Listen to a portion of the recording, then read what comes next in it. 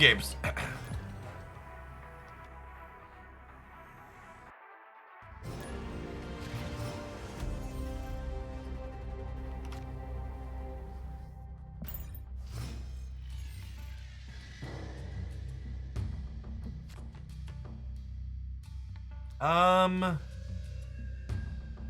Curving into a 4-shooter doesn't really do anything for this hand, so I think we just leave Black Widow. Zabu is largely here for the games where you want to go like Rock Slide into Darkhawk.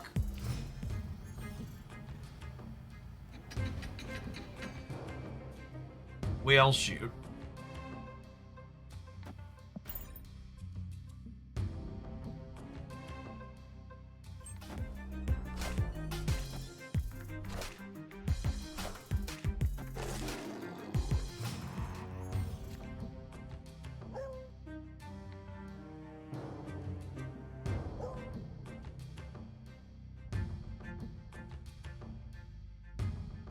Interesting thought. Would I rather...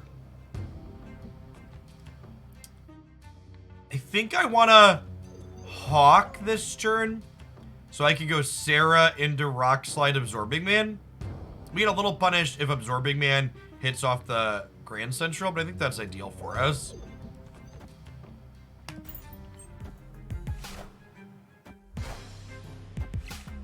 Yeah, and rewarded for putting Hawk in the middle here, if they're going to play a large thing there.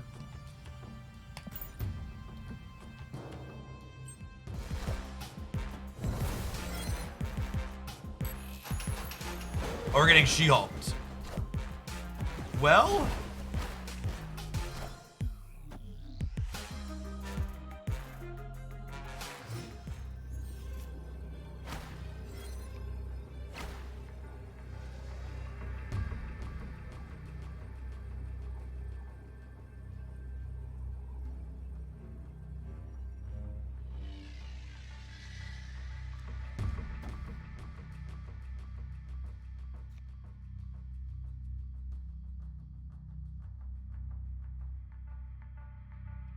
I think they end up Taskmastering left here because they won't want to Taskmaster something that's in Necrosha, and they can't Taskmaster here. So I think pulling Magneto in, or pulling Cosmo into here with Magneto potentially gets us a game here. Then I'm gonna go ahead and Rock Slide. Rock Slide gives me 6 here, and it gives me 2 or 4 more here. Although I guess I could Rock Slide here. And then this gives me enough to beat a 20 power thing here. So maybe we do that. I get a little punished if Magneto grabs these two instead of Cosmo, but he's pretty likely to grab Cosmo.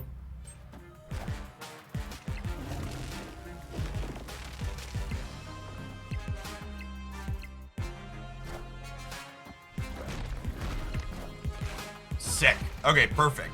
And then if they just don't play into there, we beat the She-Hulk in the middle. Yeah, that was perfect. That was perfect. I think this beat most of their setups, thanks to Magneto pulling their Cosmo around. And then, yeah, playing the Rock Slide here was definitely right. We would have ended up winning here, too. But in the event that they would have had, like, She-Hulk Taskmaster, Rock Slide here would have lost us the game. So I should definitely play the Rock Slide here so that we're above 20, because they had a Shuri trigger pending.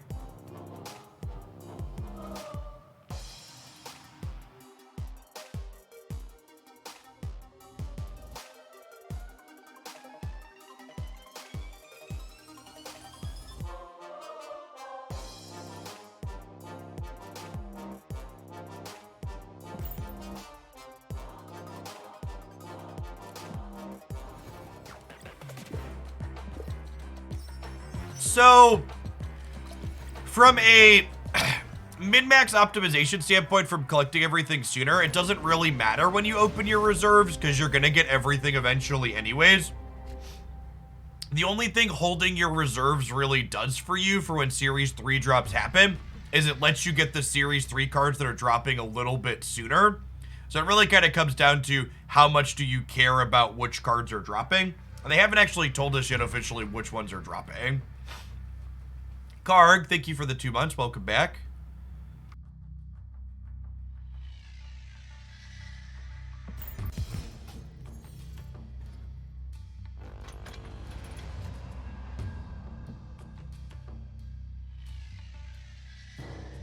I'm going to Widow here, because if we draw a Wave next turn, we could go Widow, Wave, Odin,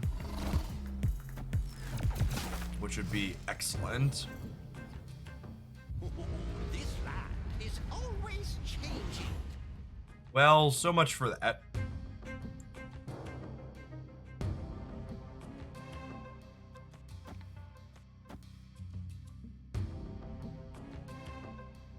Have some vibranium, friendo.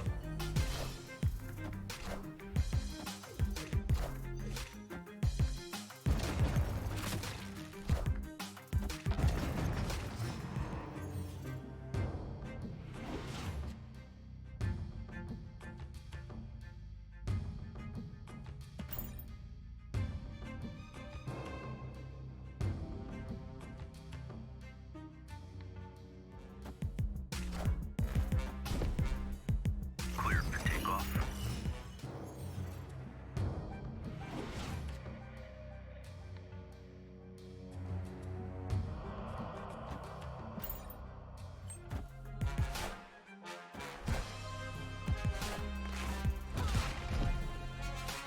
Think we're dead, Chip. World. Escaped.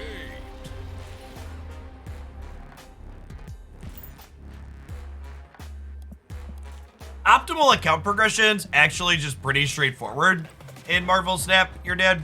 You basically just need to make sure you do all of your weekly missions and daily missions every day. There really isn't anything else to min-max other than that. It doesn't really take you much longer than that to do it.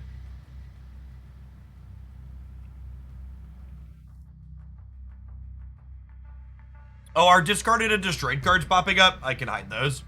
I like when cards added get put in there, but I usually don't have destroyed cards. No, it's not showing them up. Oh yeah, they're hidden. Twitch chat. Oh, Twitch chat.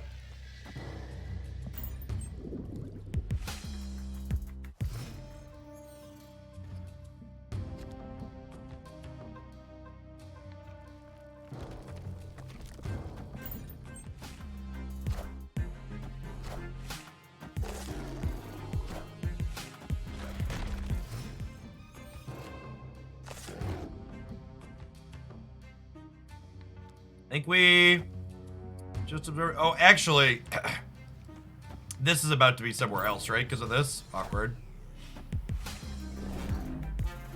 Hey, Sailor Jerry, thank you for the sub gifts. That's super generous. Happy Friday.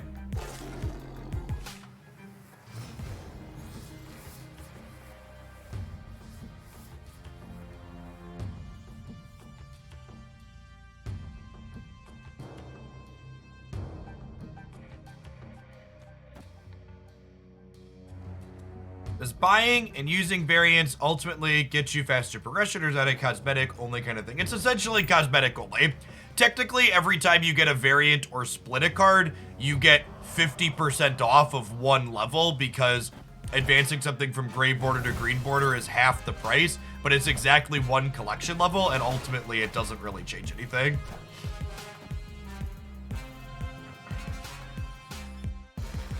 OP8, thank you for the prime, appreciate it. Well, Sarah into their wave here is excellent for us, obviously.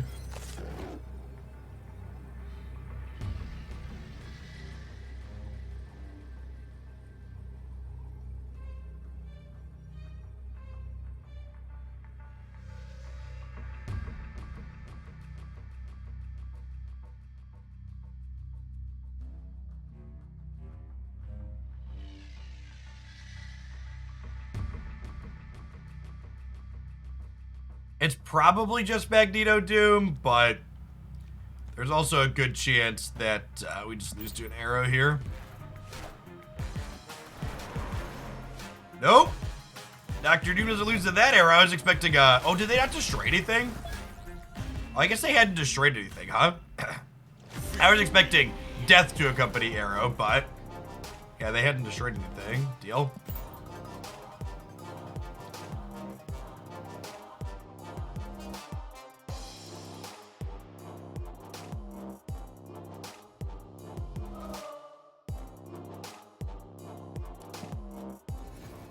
Hey, Lady Cerulean, thanks for checking out the HelloFresh sponsor. Today's the last day that you can. Today's the last day that you can check. Oh, sorry for the Jeffception there. I apologize. I was loading my Twitch stream to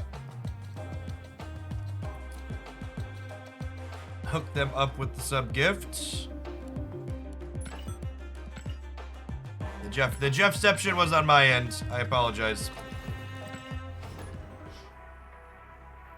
Normally, I have my audio settings toggled so you all don't hear audio that plays in my web browser, but I forgot to toggle that back off after we watched the bounty board ad the other day.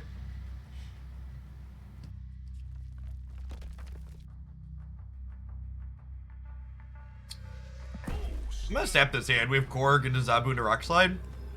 Seems strong. Victory.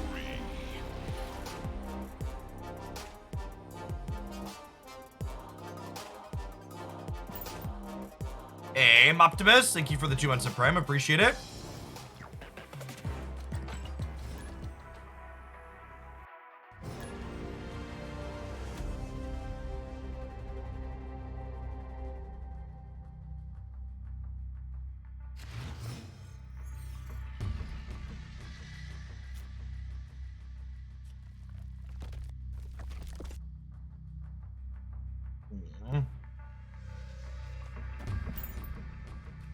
Korg the middle here. I don't like Korging the same path as Widow Wave because I don't really want to lock myself into Korg Widow Wave if we draw Odin. Although with Killed, I don't mind locking myself into it because the path's going to be locked on 4 anyways. I don't want to lock myself into only 14 power in a path my opponent can play to after. Is the TLDR.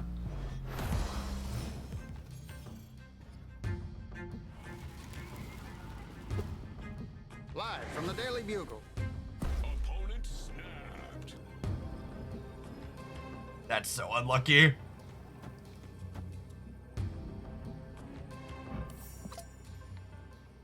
gonna snap him back. I think our hand's good.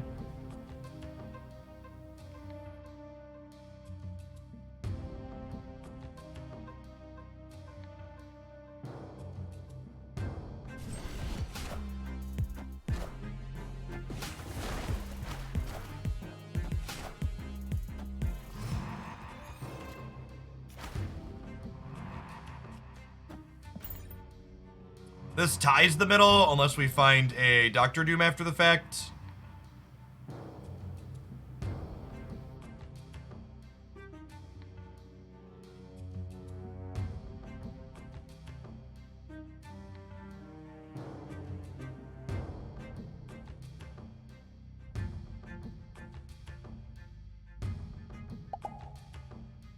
Yeah, the fact that we got Bugle our Widow's Bite was such a miserably bad beat.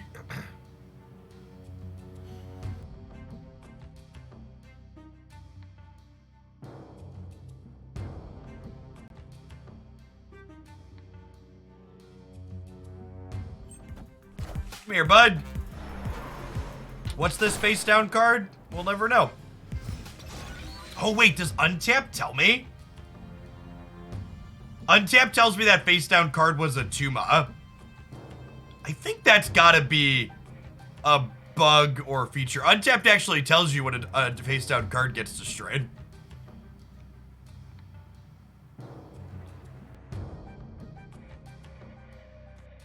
I'm gonna Darkhawk here because I want to leave myself flexibility to draw and play Doctor Doom next turn.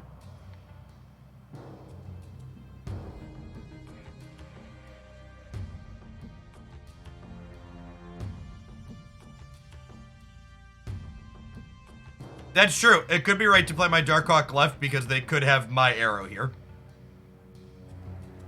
Is a good thought.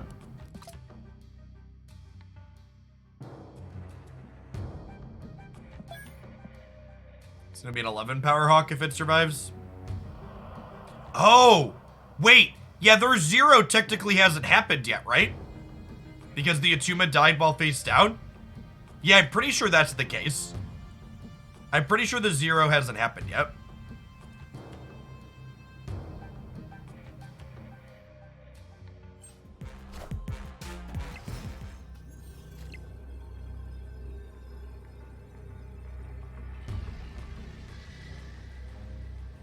Can we beat She-Hulk Taskmaster?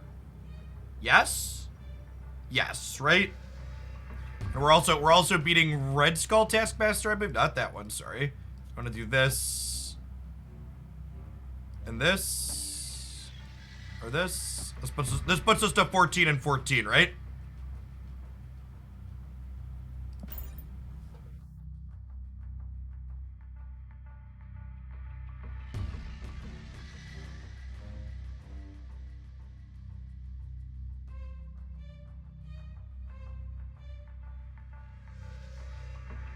We're beating zeroed Red Skull plus She-Hulk here. Because they'll win whichever side they play Red Skull on by 1, and then we'll win the other side by 4. So we're winning the breaker. Their deck definitely can't get more power into Kiln, famous last words.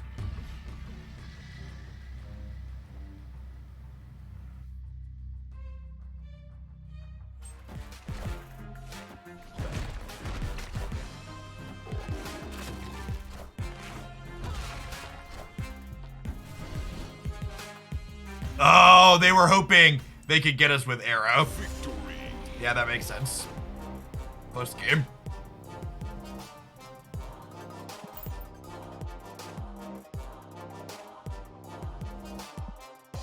That's why they snapped the bugle, because they got our Arrow. That's a good read from chat.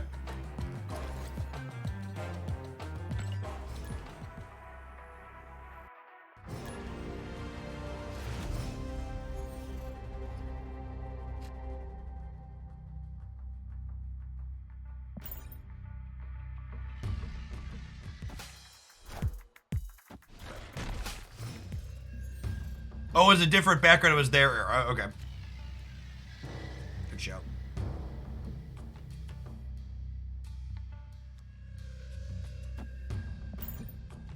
So Widow's not going to end up taking up extra space on their board because of Giltar. Surprised I didn't put Widow into here. Alrighty, well, now we're doing this, I think.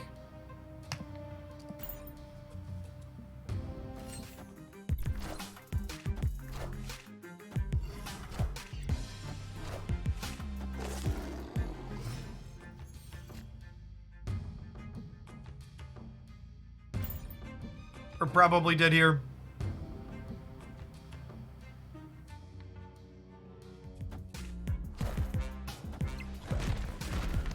And the person that commented about this, added cards I want to creep into my camera from the overlay.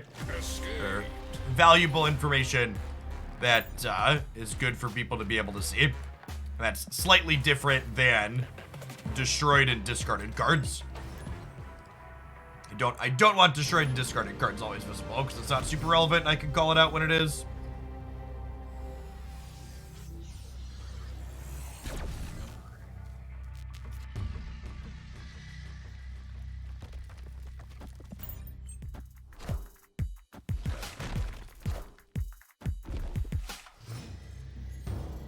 The negative deck highlight will be tomorrow, actually. I posted a Sandman deck today on the YouTube channel. Only one deck highlight per day. If you post more than that, my trick suffer.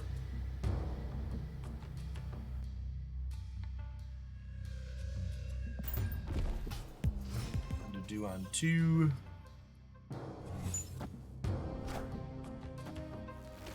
And that was easily the worst of the 4 cards in our hand we could put into play. Right on time, Zabu. Welcome to the party.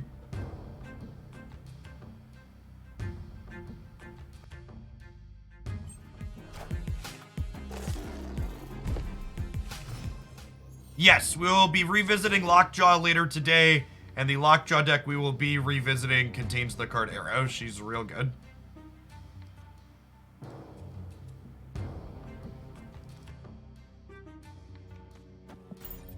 Play Rock Slide in the middle, just kind of spread out my stats here.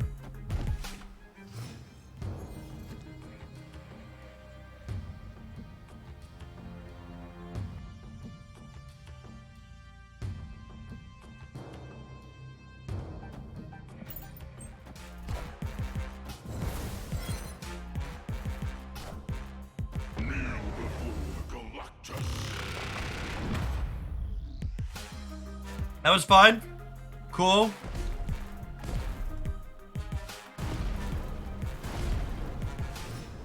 The number one thing I have learned from changing my overlay to have the gameplay on the right side is that a lot of people don't know that their Twitch mobile app is capable of showing Twitch chat to the right of the gameplay.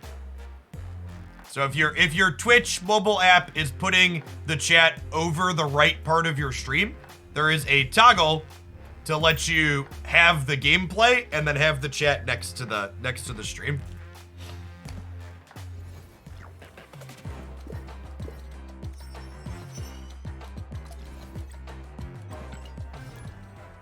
Yeah, I like the one deck, 1 hour format too. Hopefully Marvel Snap stays in a spot where we can play lots of decks for a little while.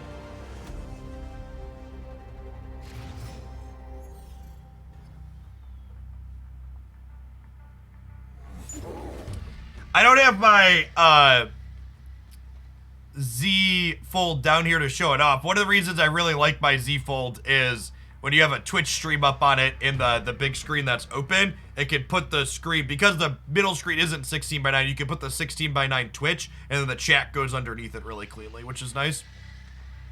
Not sponsored, but Samsung, if you're out there, it certainly could be. I love my Z Fold 4. Big Z Wine, thank you for the over 5 years. Welcome back.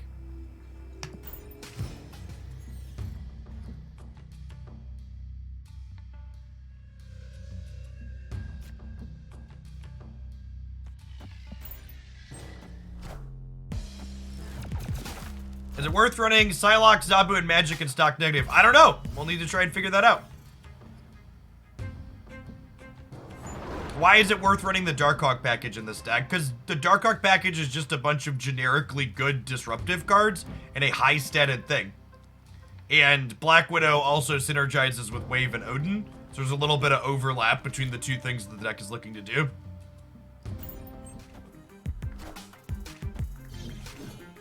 I genuinely cannot imagine using a non-foldable cell phone ever again. It is such a huge difference maker.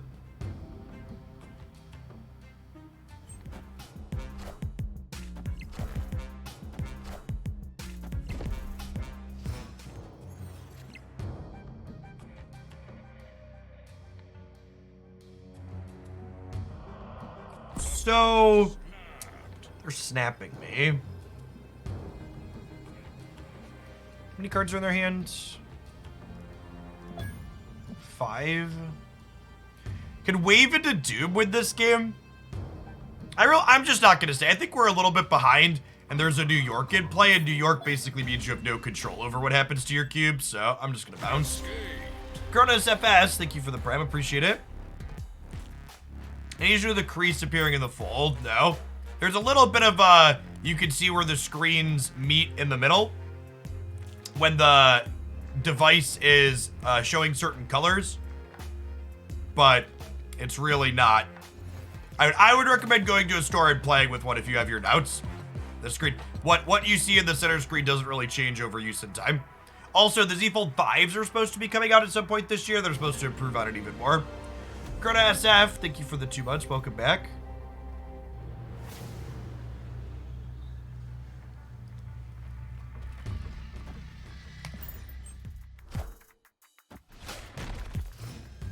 Have Rock. Putting rocks in their deck into Analan is lovely.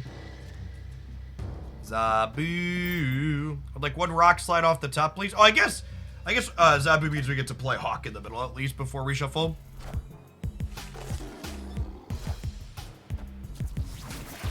Oh, that works too. Shuri's Lab is okay for us. Things like Hawk don't double there, but Magneto plays fine and Rockslide looks okay with the double up. Is there a Season 5 card you're particularly excited for this month? Honestly, I think all 3 Series 5 cards this month look great. I think Stature is the one I'm probably most personally excited for. I think she has a really sweet / unique effect that I really like the idea of, but they all look kind of great.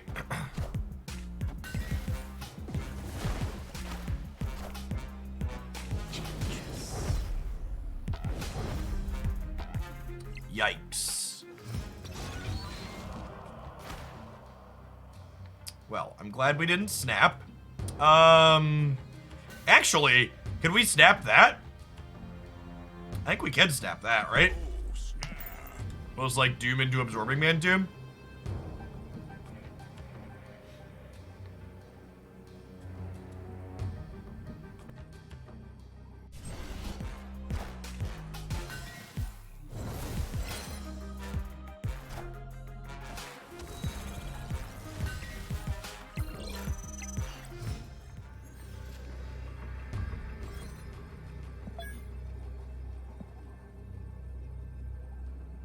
I think they probably have too many cards they can play here with Sarah to make Arrow good enough on this last turn, unfortunately. Especially because there's a chance that one of their cards is going to be, Mysteria. I think we just Absorbing Man the Doctor Doom and send some stats across the board here. And hope that playing for left and right simultaneously is good enough. It could be an Arrow angle, but I think Mysterio. I guess because Mysterio can't play to kill, maybe Arrow's good enough. It could be Shang-Chi, guys. Magneto could work as well. I don't think Magneto works because we have priority. Magneto leaves us pretty soft to Shang-Chi, plus 2 things here. Oh, Magneto to win mid. Yeah, maybe. And I like kind of playing for all 3 paths here with Doctor Doom.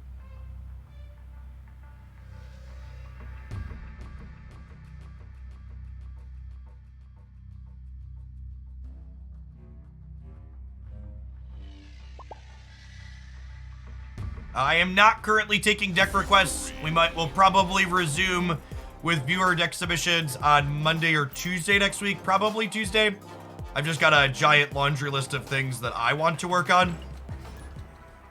I wrote out a list of things I wanted to try to play today. I've got 1, 2, 3, 4, 5, 6, 7, 8, 9, 10, 11. I've got 12 decks written down from things I just had off the cuff last night when I was sitting down to put things together. So probably gonna need today and Monday at a minimum to get through everything I want to repeat and revisit with the changes. Format basically got turned on its head.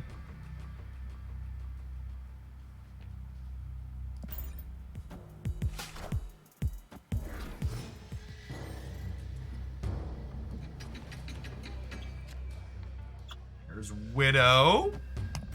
Just waiting on an Odin in our next 2 draws here to get to combo him.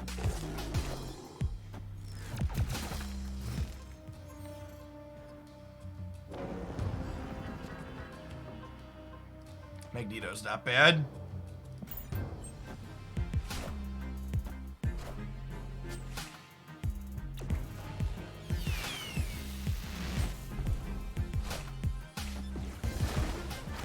Our deck doesn't really care about the Sandman. It's a shame we didn't draw. It's a shame we didn't draw, what's it called? Odin here to really lock them out with the thing.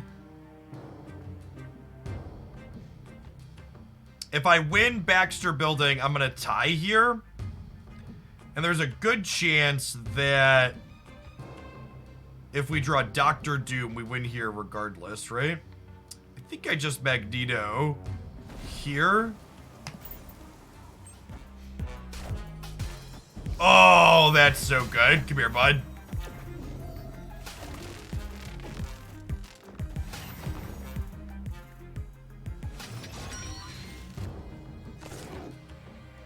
Papa Magneto is here.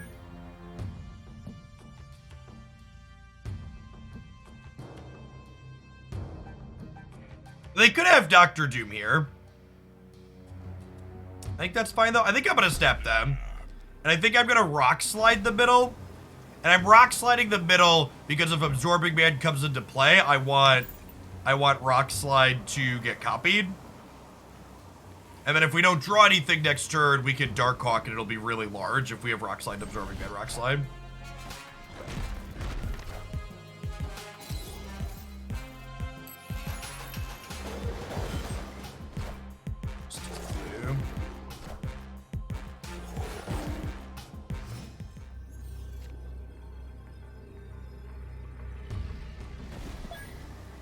Then 11 Power Hawk. We might lose this because we got Grand Central Dift. They got their best possible card, what I'd imagine, and we lost, we got our worst.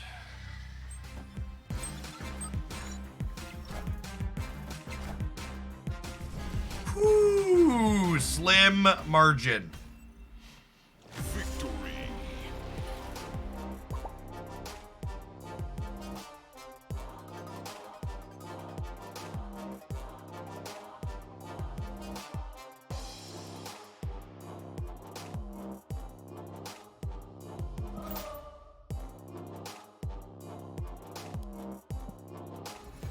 Magneto is a very powerful Marvel Snap card, agree.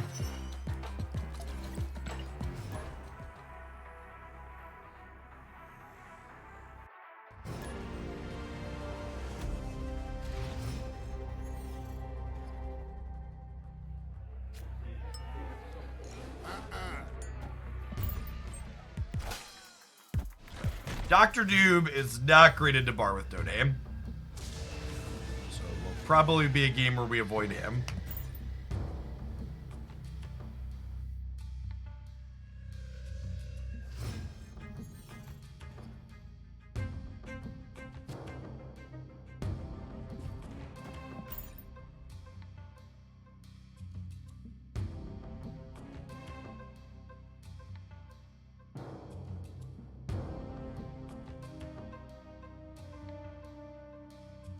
You can find my thoughts on the Zabu and Silver Surfer nerfs on my YouTube channel. Highlight there from the other day when they happened.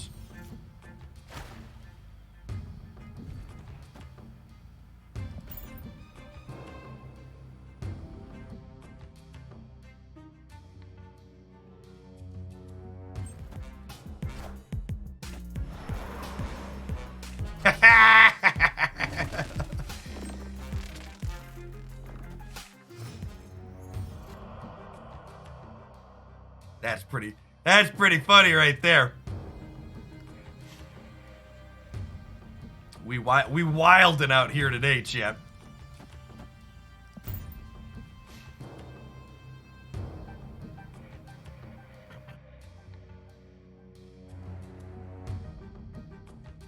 They could definitely carnage their cards to the bar with no name.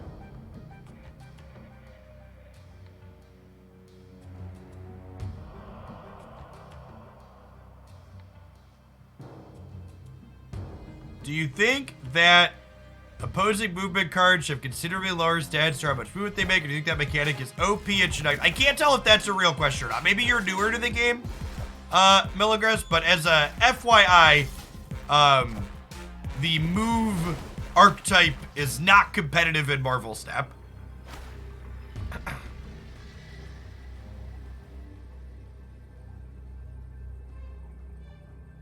It is a... At the higher levels, the only real movement cards that see play are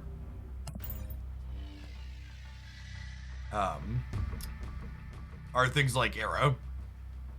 You mean cards that, are you talking about Arrow? If you're talking about Arrow, Arrow should definitely be nerfed. I think Polaris and Magneto are fine. Arrow is a real busted effect. I think Magneto and Polaris are perfect examples of powerfully balanced cards. Victory. We are gonna see a Kingpin deck today, actually. Yeah. Yeah, we're gonna play some Wave Hulk that plays Kingpin. Not the second deck today, because I don't want to play 2 Wave decks in a row. But at some point today, Wave Hulk is on the list.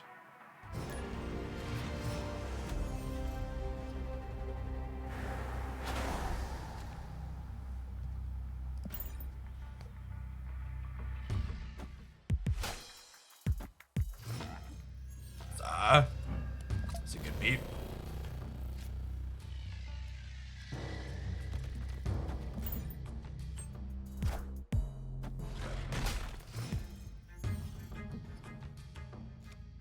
Juggernaut is the most underrated card in Marvel Snap.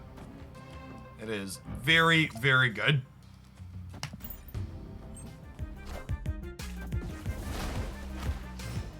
What makes something competitive in Marvel Snap? Win rate? Consistency? Question mark? Yes, is the answer to your question. All of the above.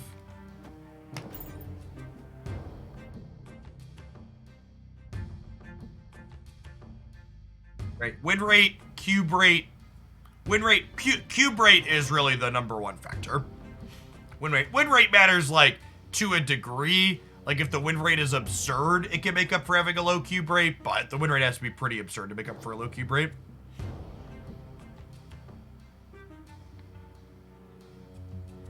A little bit of column A, a little bit of column B tank. There isn't really a you always do this or you never do this type thing.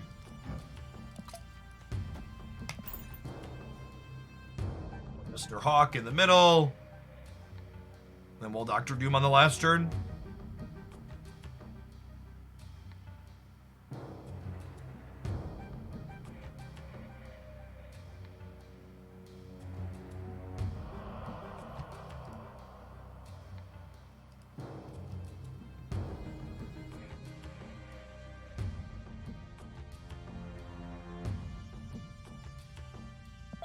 We corked them earlier, so this Hawk will be 9 power in the middle at least. Let's see what they're able to put down here, if they get Danger Room diffed or not. Have a rock! Sandman doesn't really bother us, right? Heyo, that's a W, right? We have priorities, so even if they have Odin, we're good here. I guess we could get Magneto. Magneto beats us? Question mark. We lose to Magneto. Other than Magneto, this arrow is good.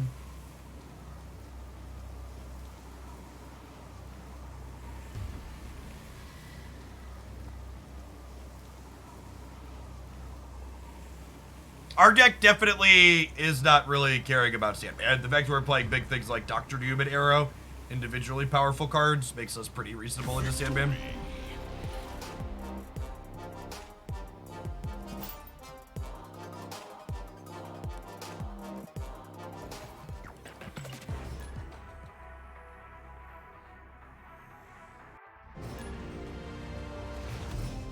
You can tell we mostly play bad decks on this stream because I don't have Inkifies for good cards like Arrow and Darkhawk.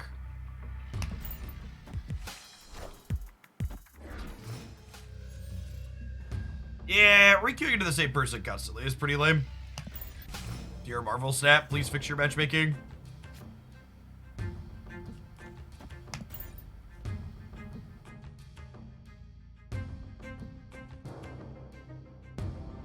If I wanted to play the same person 3 times, I would, I'd be playing battle mode.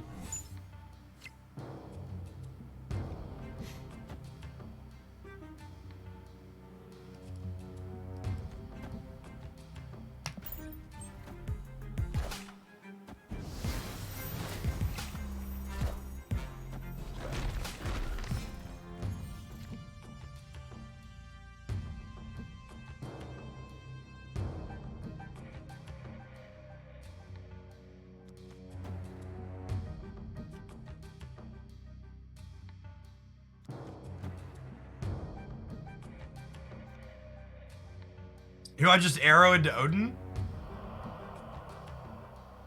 That could honestly be okay. Yeah. Might also be Arrow into Magneto angle.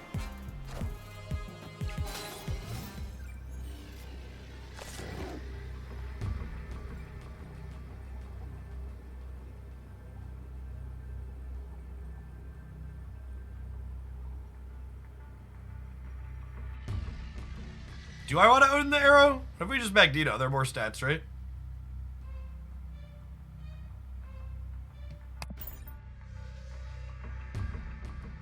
So what's 1 cube between friends, really?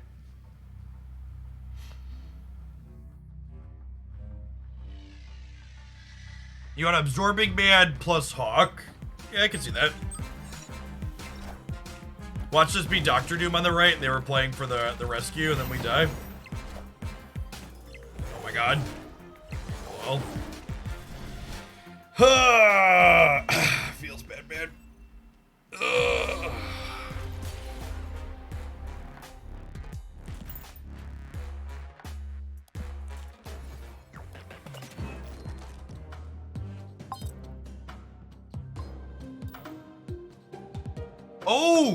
Oh, this is actually my third. Oh, we're one booster off, chat. We could get. We could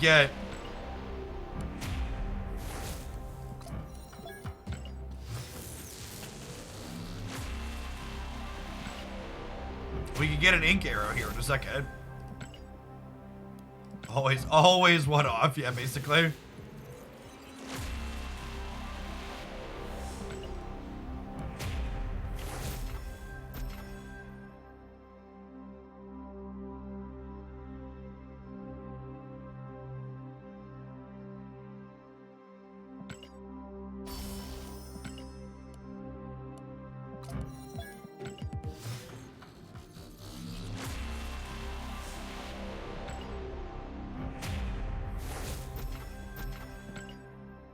I eat a lot of chickpea-based things, Malavik.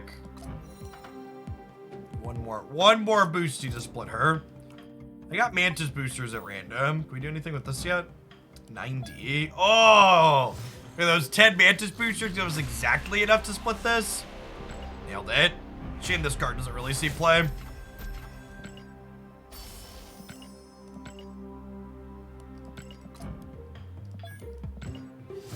It's good. Good piece of artwork, though. Adds another, I have an infinite split for this card to buy. To my list.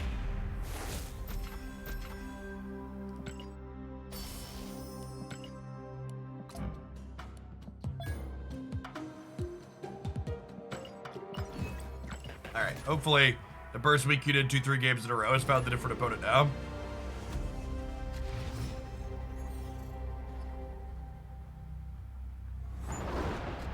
Have our only one drop in our deck in hand already when Hell's Kitchen flips up. Unlucky.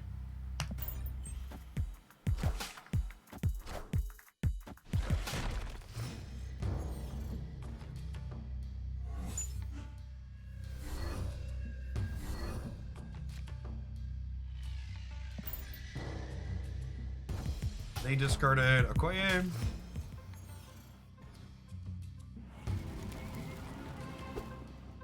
This just in. Cosno.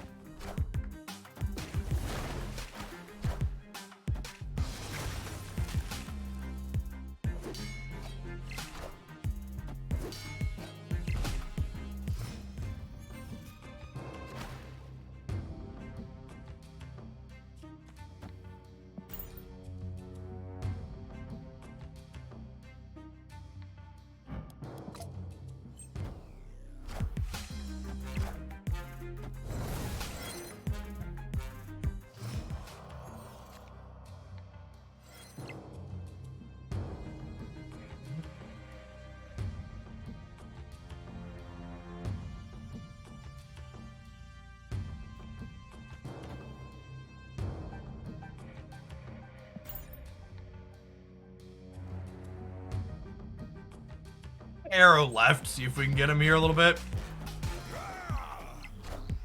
Kinda.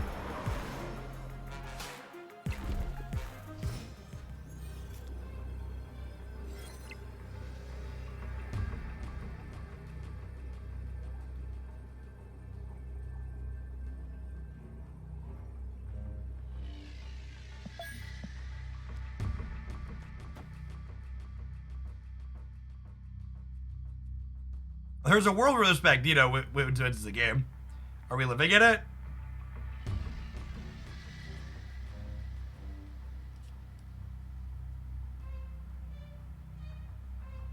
Absorbing Man mid, Hawk left. So the problem, chat, is they're a Khazar deck and they have 4 cards in their hand. So do you really think they're only gonna play 2 cards here? Oh yeah, that's true too. One of their cards is also Cosmo. Yeah, I think because we know one of their cards is Cosmo, I just leave here. I might stay to flip a coin if I don't know that Cosmo is there, but I think with the Cosmo, we just lose in most permutations here.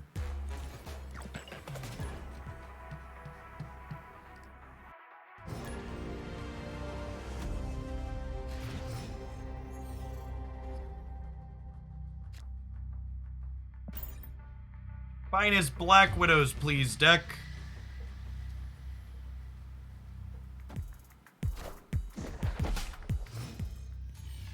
Question about the token shop. If I have 20 unowned cards, should I see all of them once a week? You aren't guaranteed to have that happen, actually, unfortunately.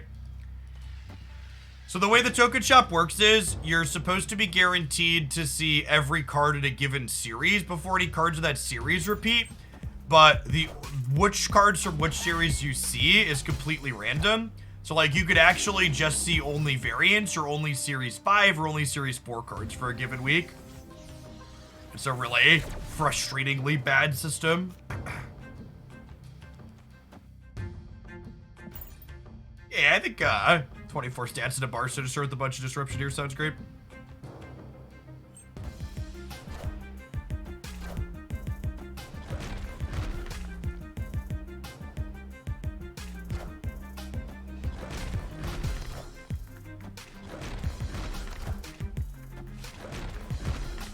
Make their Okoye a little bit worse here.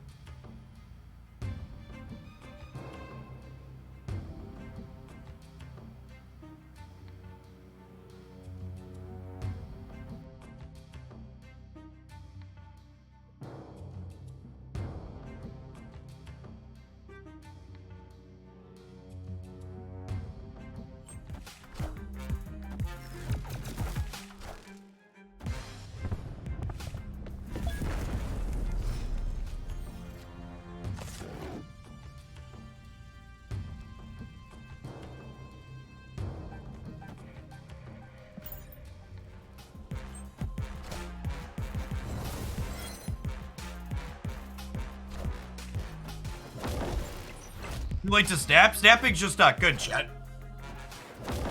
Because they can do something like this and kill us with blue marble. This is a good example of a bad time to snap. We are retreating. Escape.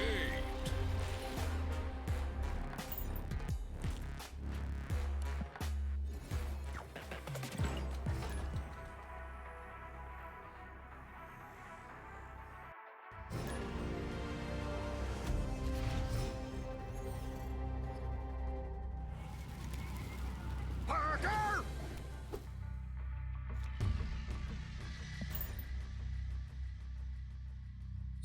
Which is a good one to know about.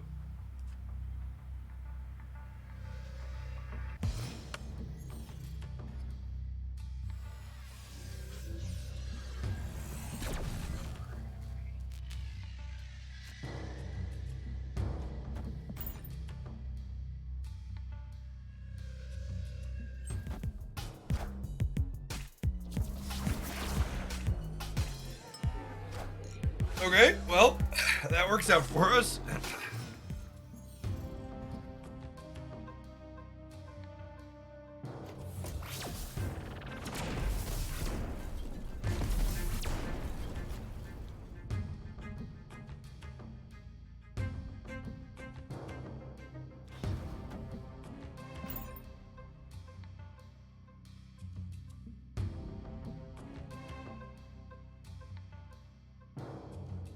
All right, Wanda, I would like one Sanctum Sanctorium, please.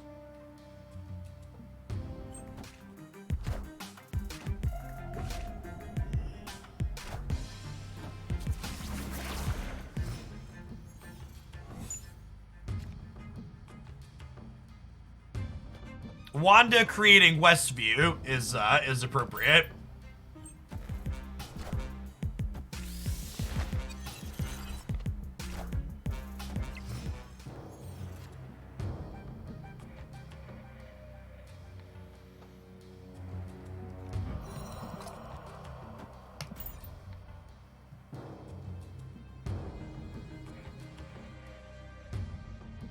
I think we're probably leaving here.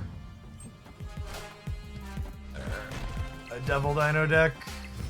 They have our Darkhawk. Gross.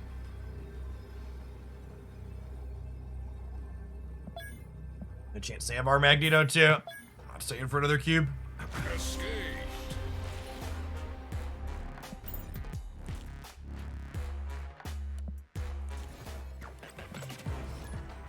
Need an arrow booster, chat.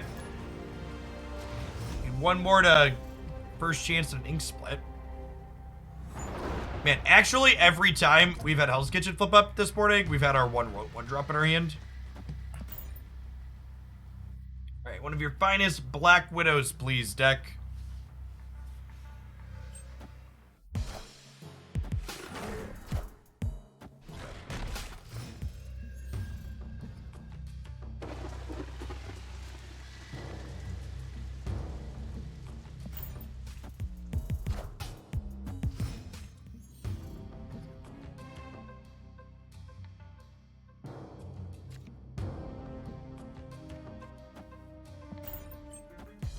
The tracker does not currently show split cosmetics. That's something they're hoping to add in the future. Yeah, opponent's probably playing a Mr. Negative deck here. I would venture, I guess.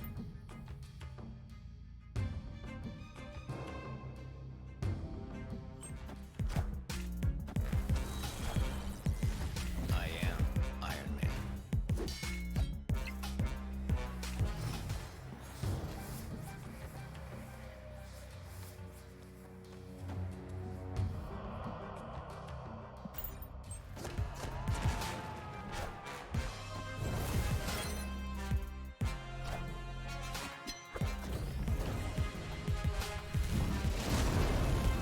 Deal.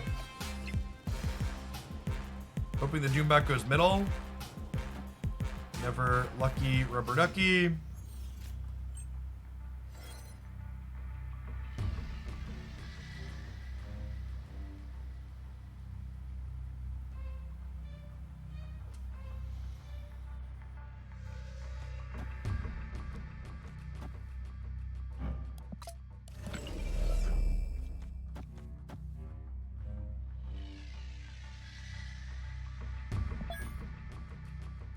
They're gonna have 2 cards a deck.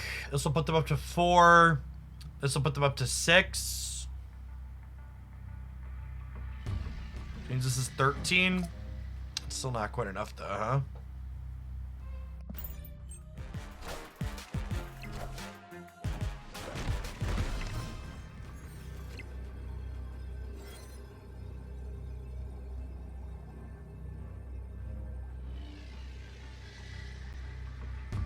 Yeah, they have a free 6 drop as well. Only time to go. Arrow boosty. Arrow boosty. Nailed it.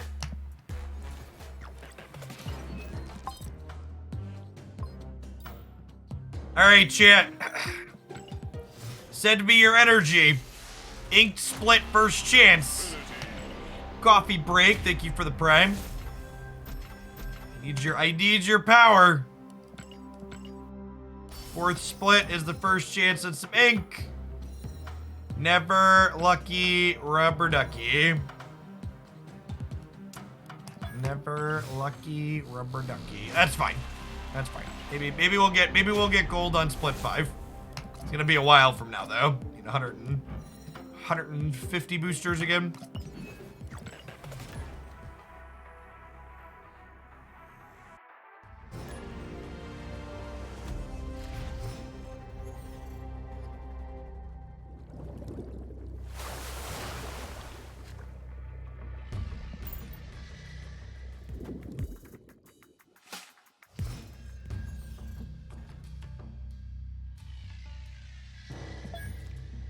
I bite, don't worry, I don't bite. I do appreciate the name changes once per month, making it so people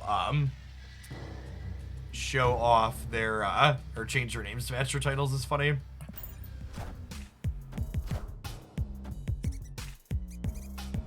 Alright, so Death Wave.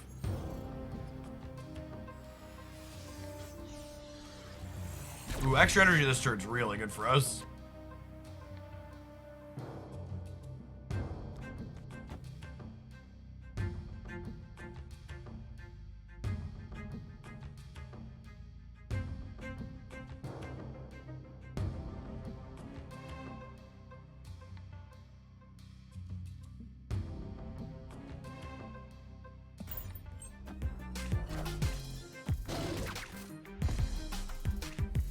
There's a HUD.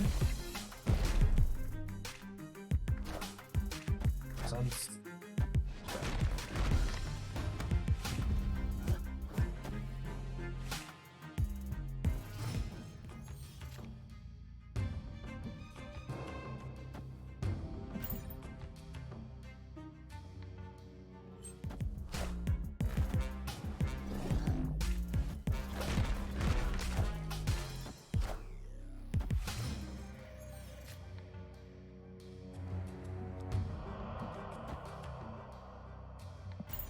I'm gonna Sarah in case they wave this turn.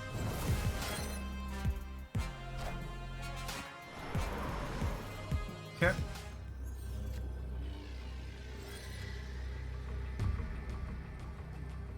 What are the odds this wins the game? Hi.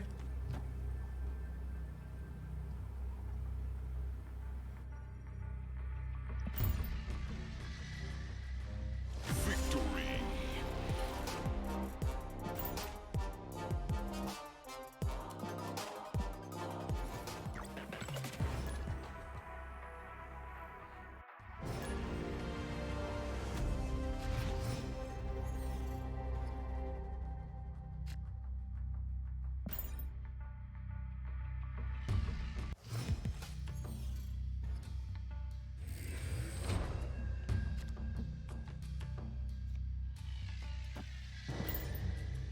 This tower is always nice to see when we're playing. The best card in Marvel Snap. I don't really need a second wave here, so we'll just go ahead and play her in the middle here.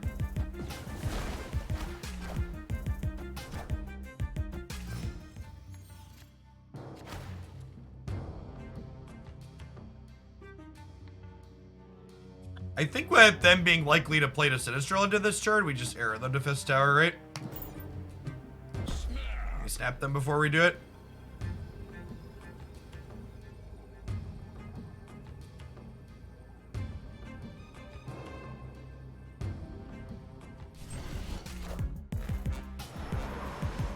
Tick, tick, boom.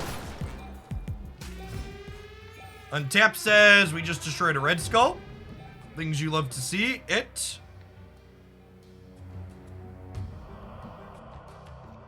I think we'll double Sarah.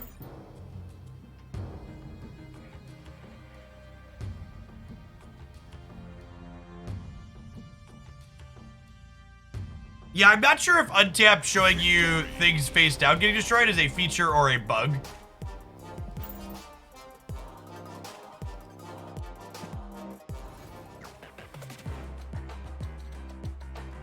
Is there a specific reason Arrow is in this deck? Yeah, Arrow has synergy with Absorbing Man and Odin, and she's just a generically good card. Play more good cards.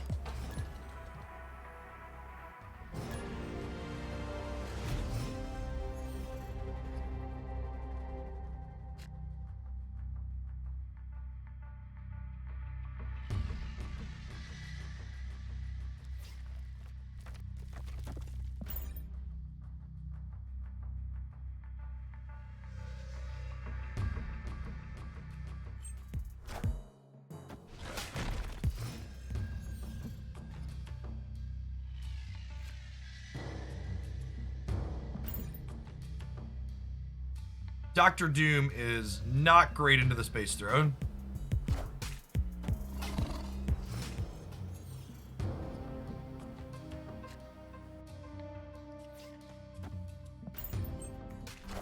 This might be a wave into Odin the Wave setup here. Opponent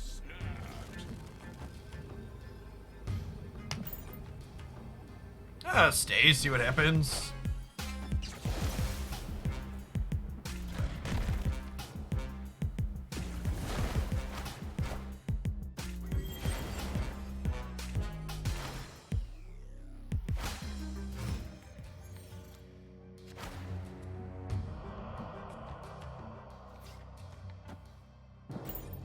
They might play into the Space turn this turn, but if they don't, we win with the Magneto.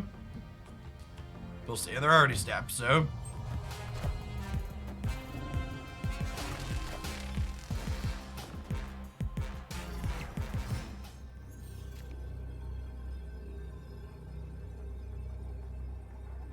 And I assume we're dead to Taskmaster. I probably just posted Magneto in the middle, but honestly, we probably died to Taskmaster either way, so it doesn't matter.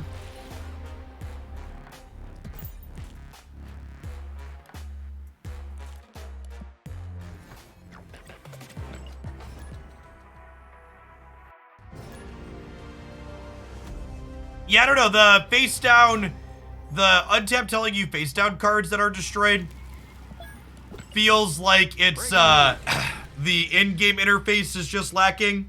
Like they would tell you when you click here and click destroyed cards someday in a far off land that it would work.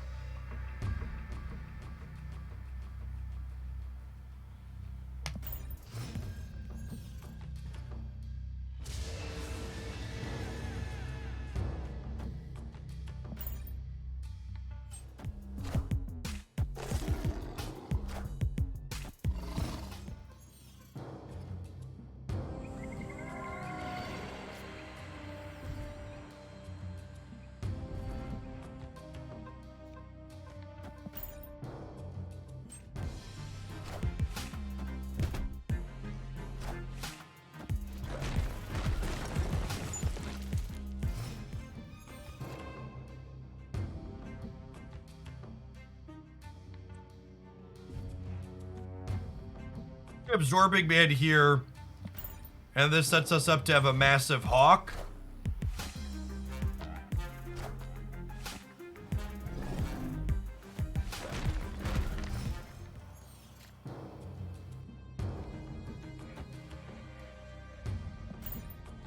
And then we hope that Odin on the right wins the right next turn.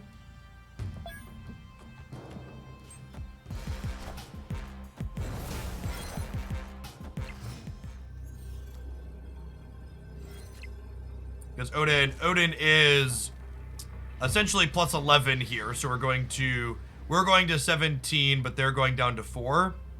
And then our Hawk in the middle is going to gain 8, right? Because Odin's triggering the Rock Slide and the Absorbing Man. Aether Spike, thank you for the quarter of year. Welcome back.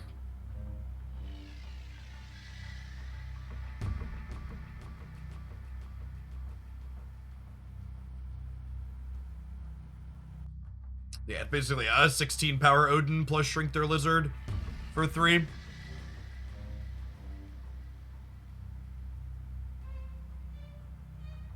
Hey, Sag. Hope the little one's doing well. Good to have you back. Good morning, good morning.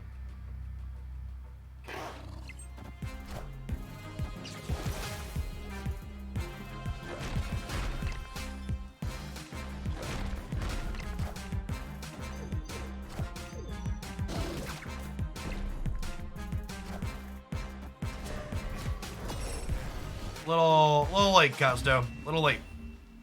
Oh, I guess the item reveals didn't matter if they weren't playing for the center. Any recommendations to climb this season? Well, the format literally just got flipped on its head, right? So nobody really knows what's good or not. We're gonna be playing a different deck every hour today, like we did yesterday. Speaking of, it's time for that hour long break. It's time for that minute break. I'll see you in 60 seconds, and I'm gonna run out of the room here for a second sub, so I'll see you in 60 seconds as well.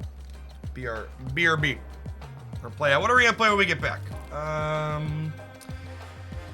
Let's do some Lockjaw. It's been a hot second.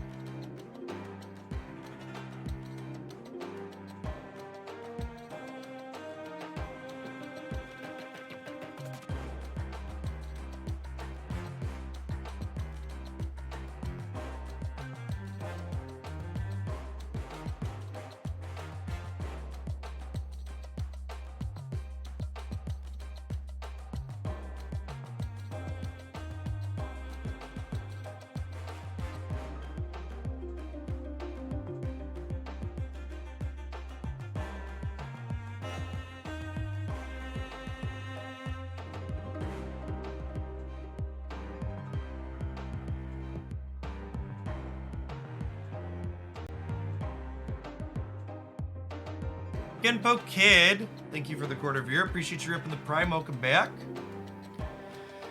Negative Shuri deck you played yesterday has been climbing with me quite a bit. Awesome. Yeah, that one's definitely going to be the highlight tomorrow morning on the Hooglandia Snap channel. There's probably a few different Mr. Negative variations that are pretty reasonable right now. We're going to try another one later today.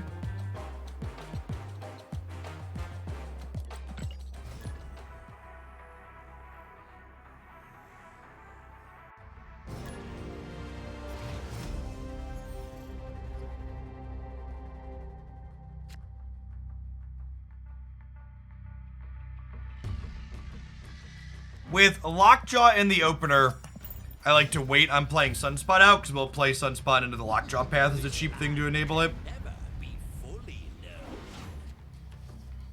Playing a brand new deck, guaranteed to be Weird World.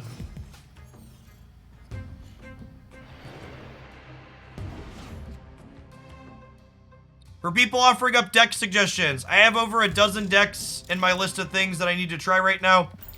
I'll be taking deck suggestions on Monday or Tuesday next week, perhaps, once I get through everything that I want to try. Currently have a big, long laundry list of things that I want to work on already.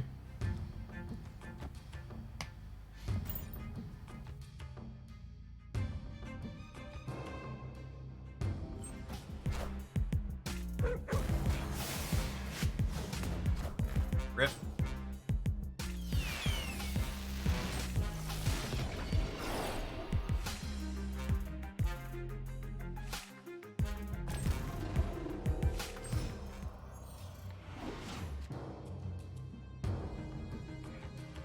So this is getting Shuried.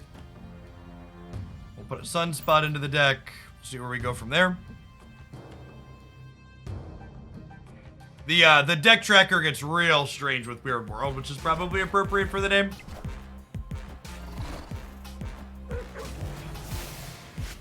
Lockjawing their cards into our deck certainly doesn't help either.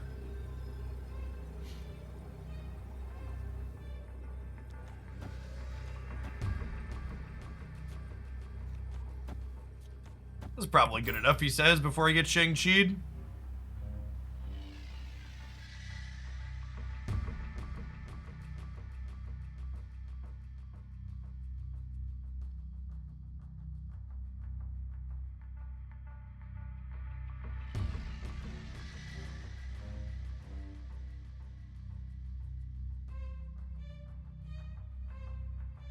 Victory.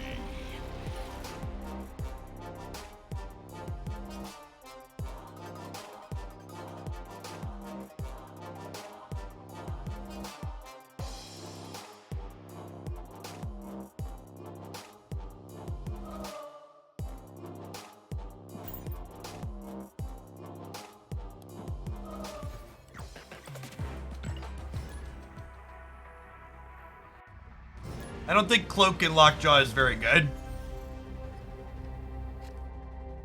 Sounds less useful than like a utility card like Armor if I was interested in playing a cheap thing like that.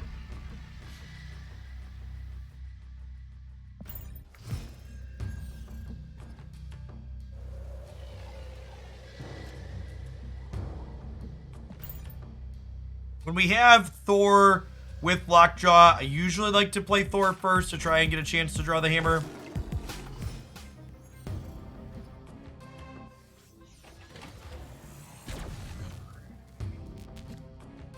Nice. Now we get to do it all. Or we could just play this. Or we could just play this. Or we could just play this. I'm not intending to play much Valkyrie. Maybe the Mr. Negative deck will have Valkyrie in it. But I think in general, Valkyrie really wants Ghost to be a competitive card. Oh, this is the Sandman person we queued into like 8 times earlier today. Got it. Our deck's not terrible into this, but...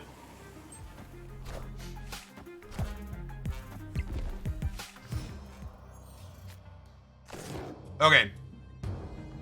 So they're about to play like a Dr. Doom or something here then, I imagine.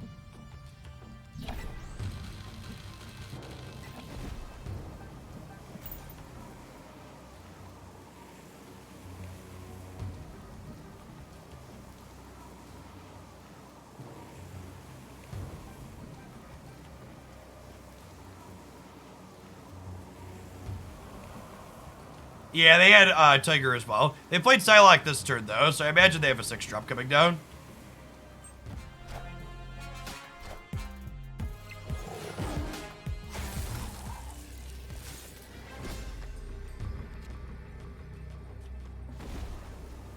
Do I snap them? I'm gonna snap them. Okay. Victory.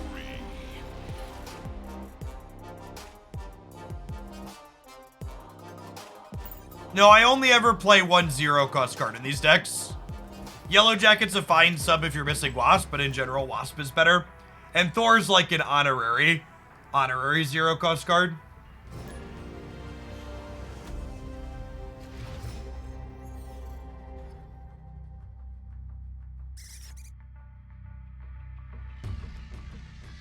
So, I often save Sunspot to put into the Lockjaw path, except in this instance, I have Jubilee for turn 4, meaning I should play Sunspot out here because my turn after Lockjaw is already spoken for, and Vision is my turn 5. So if I look at how I'm going to be curving here, my normal sequencing changes based on those considerations.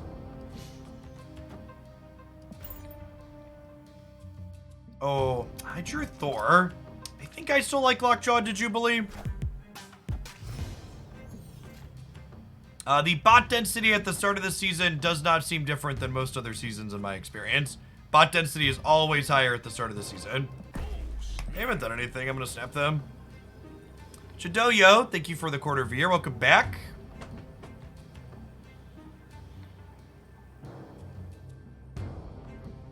Cerebro 2 is my preferred version of Cerebro still, yes. Cerebro 2 with Hobgoblin specifically.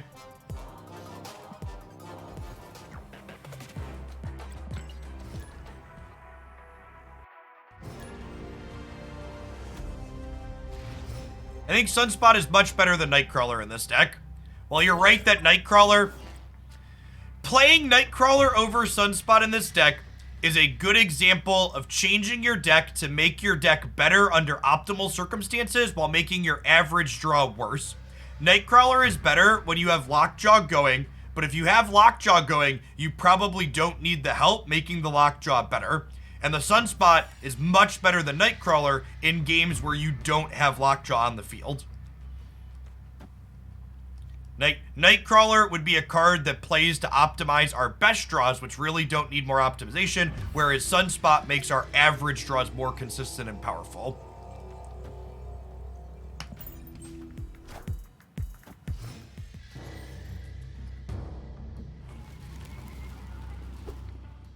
Live from the Daily Bugle. From the Daily Bugle. Rather, put 2 stats into Sunspot.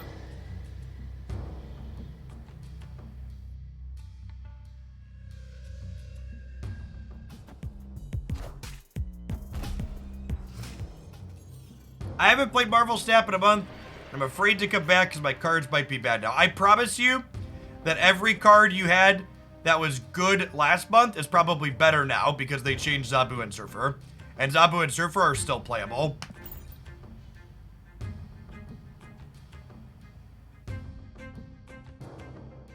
If you didn't follow my discussion on Nightcrawler versus Sunspot, that's probably why net decking is so popular in card games, because understanding concepts like that isn't easy for people.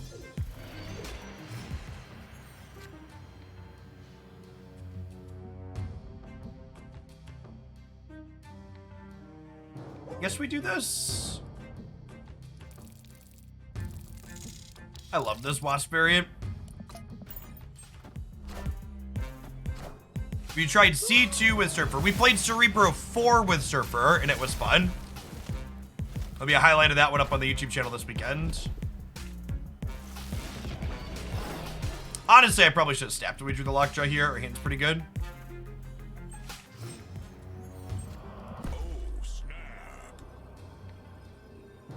What's in our deck? God, our deck is actually just 4 bangers right now. Let's go Jubilee here, Mjolnir here. Yeah, they're leaving. Victory.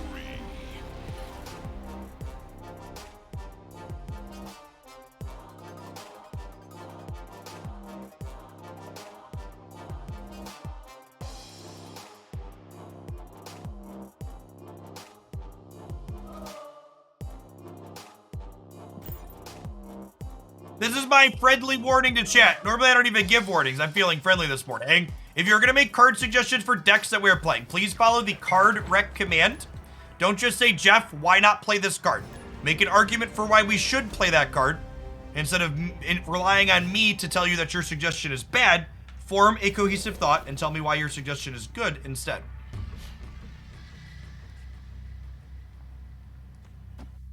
Is not having Lockjaw a retreat most of the time? No, it's just having Lockjaw means you should be snapping. They're really...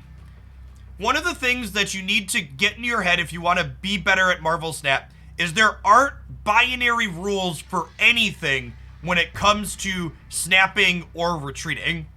It is always context dependent. It matters depending on your deck, their deck, which locations are up. Like, there's no hard and fast rules ever. Here's how what Wasp does. Wasp gets things done. She's quite good.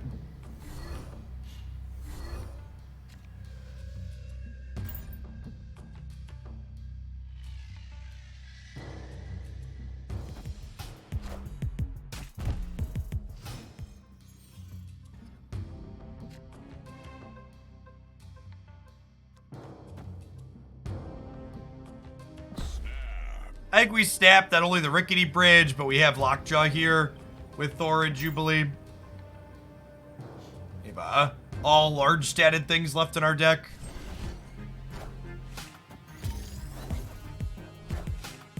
Face the might of Asgard. Mjolnir. That's actually useful for us because now we can Lockjaw into this path. I think Marvel Snap is a game that I'll be playing for years. I think if I could predict the future, I would use it for something more useful than that.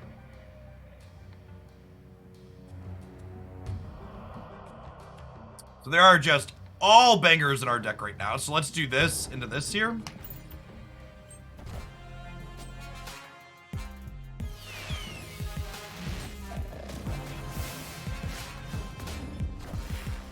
We want to not hit Jubilee on the reswing here. To me. Honestly, Arrow's probably a great hit to pull whatever they played here that they didn't want to play here. Ooh, we'll take that too, though. Okay. Oh my gosh. Get wrecked. Brutal. Savage. We were winning this game even without the Danger Room trigger there, chat, but it was quite the Danger Room trigger.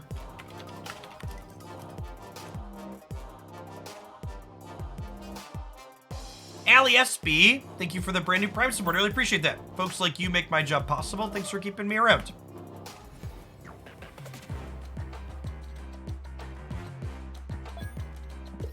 I think adding Magic and She-Hulk to this deck is too much clutter that dilutes from the deck's primary game plan. I'm not really interested in it. Ungolas, thanks for shipping over some of Jeff Bezos' money. Appreciate the Prime.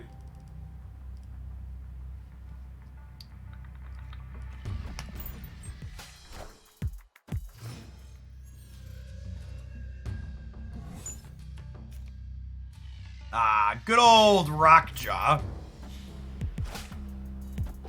Good old-fashioned Rockjaw.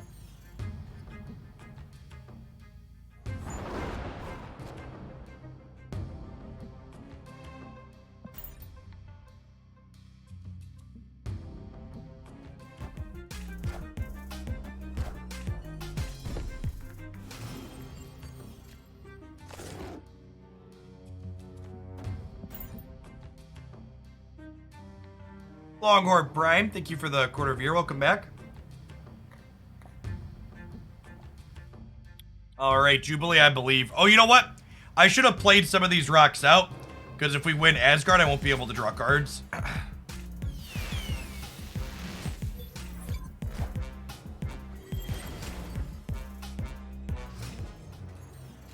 Yeah, that's on me. I think we just soak an Infinite here. I'll snap them. I think we're in a good spot.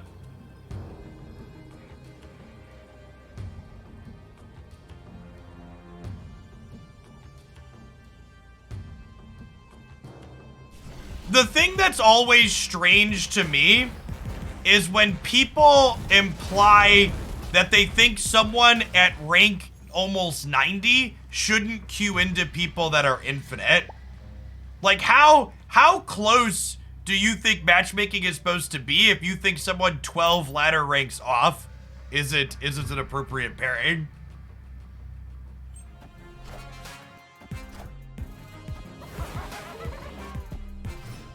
Like, them at infinite and me at where we're at is a perfectly reasonable pairing. For snapping me back? What's beating us here? I mean, we're beating Galactus, right? Oh, are we beating Galactus, right? Oh, we're not because of the Wolverine and the Nova, right?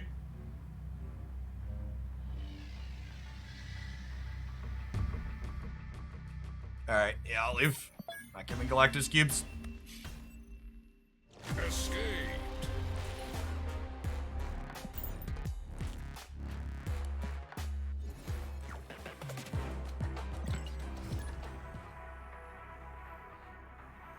One, your internal MMR matters more than your given ladder rank, seems to be the case. Two, even if ladder rank was the primary thing that determined matchmaking, I think a plus or minus of probably 20 to 30 is likely reasonable.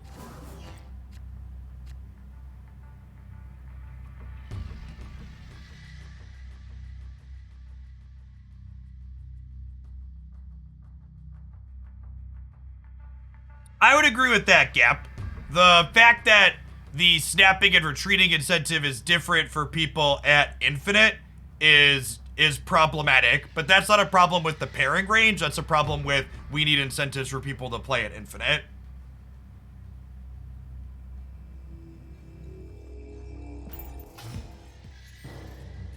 You could maybe argue that we should step this hand. Injured Vision. Our deck is pretty good hits for this Lockjaw. Press the button.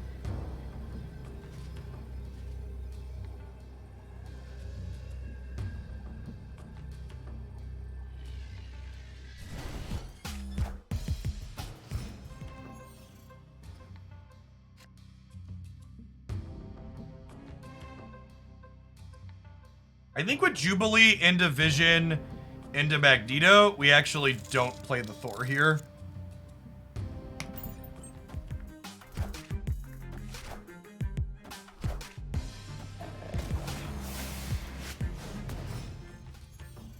Actually, the only bad hit in my deck. Never lucky.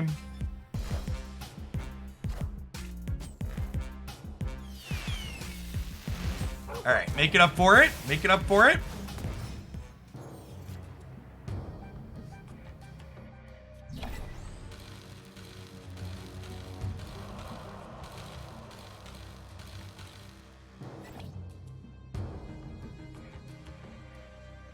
This is just like Jane and Hulk on the right?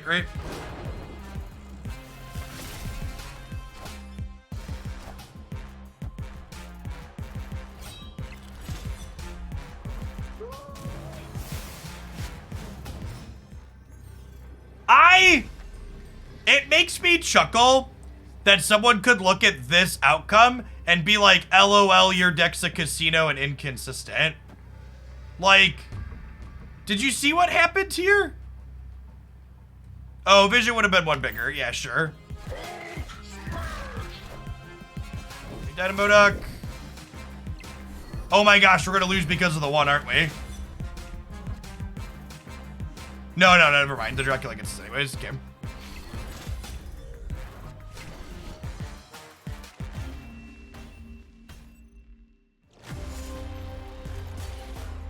We just had a really big balance patch, Cortez, so it's probably going to be a week or two before I put out anything on anything metagame related. I really like to let things settle so I can give an informed take on that rather than trying to make stuff up. Anybody posting strong metagame takes in like the next week or so is like mostly clickbaiting people. They don't know better than anybody else. In fact, I'd argue they probably don't know what they don't know, and they're less likely to know.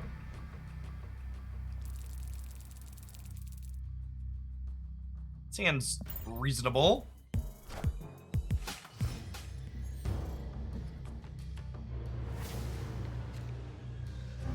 That's a little annoying, but probably fine.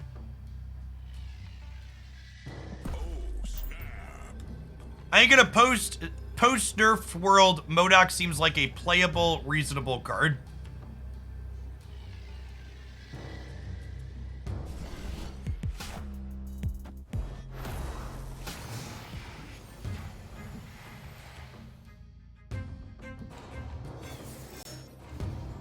Sunspot. Sunspot. Never lucky. We'll get Sunspot out of the lockjaw here. We have 4 good hits, 1 okay hit, 1 bad hit here. Got the okay hit.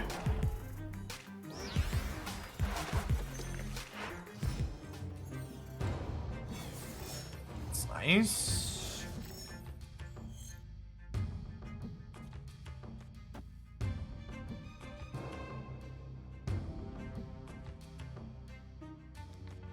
I'm gonna arrow whatever their big play is into the center path, because I think our Lockjaw is likely to help us contest it. Oh, and it's the Red Skull. That's great. Mjolnir, to me. So we have 4 things here.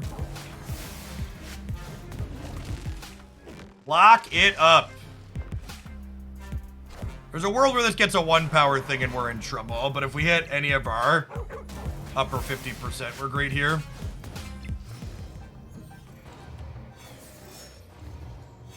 Oh.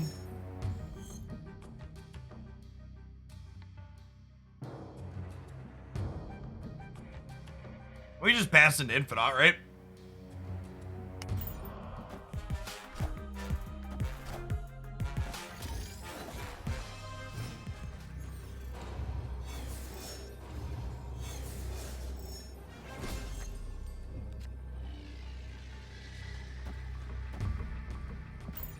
And they have priority, so I think we're good here.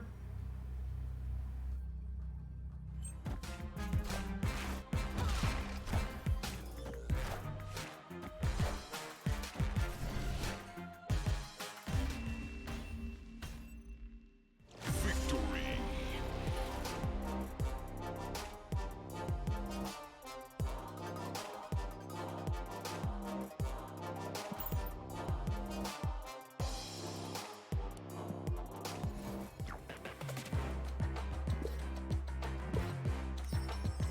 We have Hulk over Giganto because Hulk is typically big enough when it flips out randomly. And I'd like more control over the games where it doesn't flip out randomly.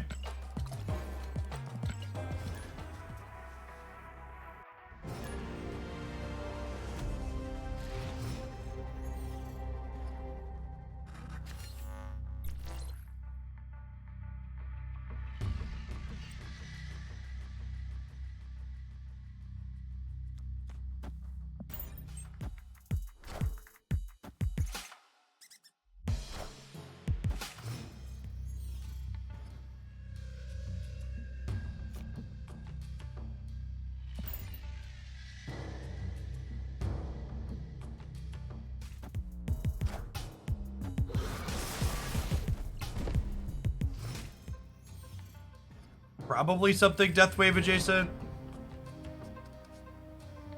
Our draw is falling very flat here, likely a retreat angle. They're also almost assuredly a Killmonger deck, which doesn't make our Sunspot good. Escape.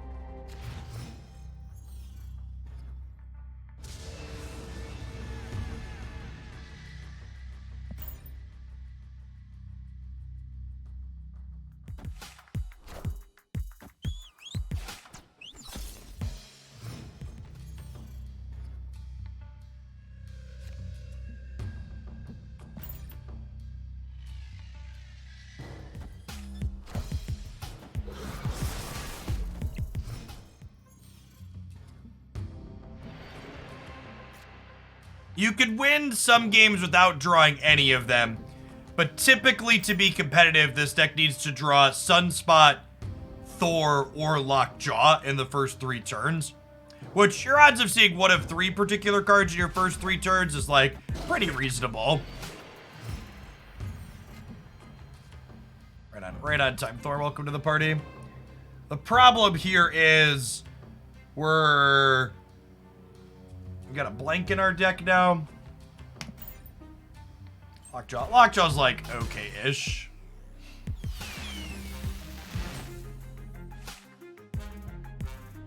Hulk is ready to smash. Yeah, and we're a Chavez deck at that, right? So like being a Chavez deck helps you find those things consistently. Is accurate.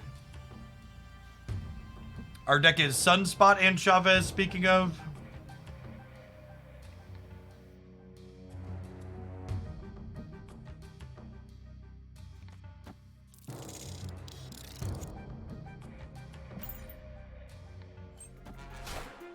Hey, friends. I played Wasp this turn because they're probably Deathwave.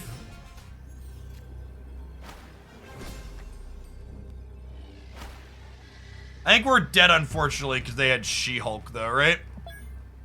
Because they destroyed one card and Yondu killed another.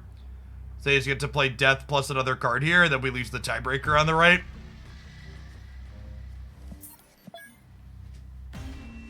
And I mean, honestly, our draw was pretty mediocre that game, right?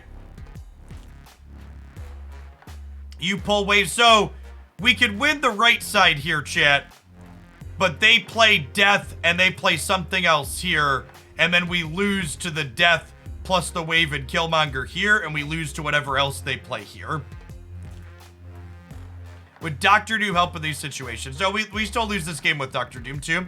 They just play Death and they play other big thing.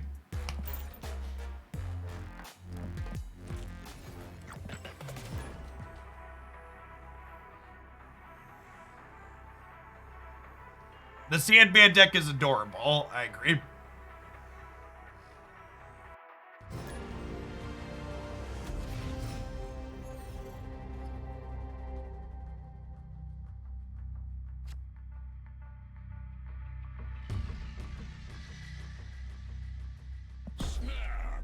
Listen, chat, we snap Thor into Bar Sinister around these parts, okay?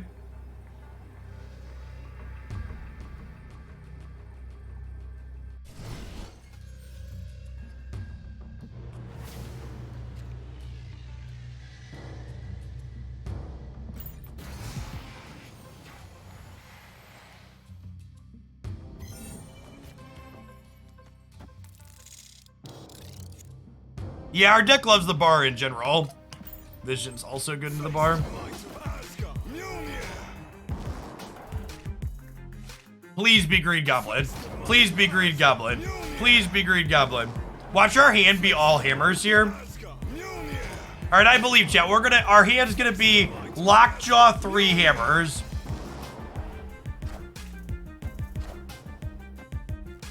Ooh, that's kind of scary. We're gonna get Galactus. Snap a generically good hand, Q into Galactus where our deck doesn't work. Name a more iconic Marvel Snap duo.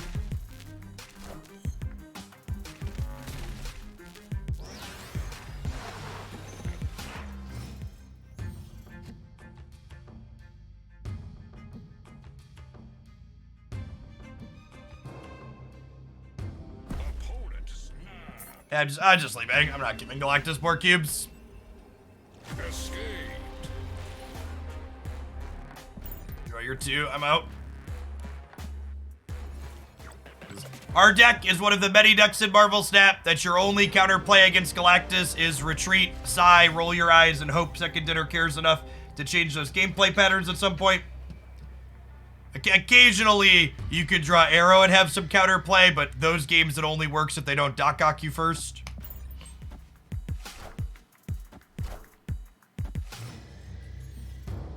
The Galactus decks really became a step up with how competitive they are when they started leeching and Dr. Octopusing before they Galactus. because Dr. Octopus and Leech effectively both stopped the counterplay that people generally had to the Galactus archetype.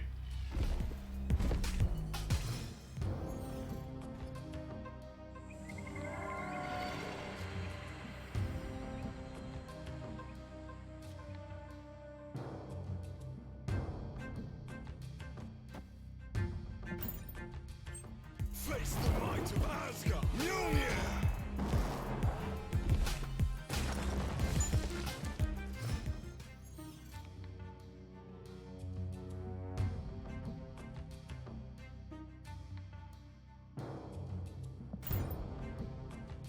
Chat, this isn't the Marvel Snap subreddit. If you want to spread lazy, brainless conspiracy theories that the Marvel Snap team only balances cards after free-to-play players have access to them, fuck off to somewhere else that's gonna tolerate that. Round these parts, we know the Earth is round and that masks stop the spread of germs. So please put your bullshit into other places.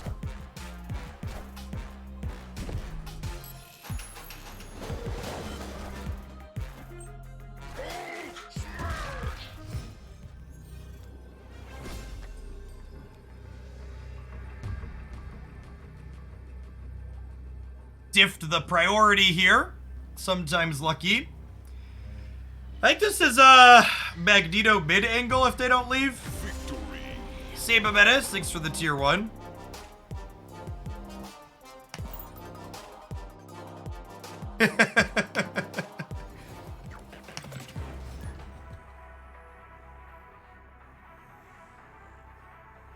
Why did Grand Central bring in their card first? I'm pretty sure Grand Central is random. I think if you go back and check, we had priority there, right? I'm pretty sure Grand Central flip up is pure random.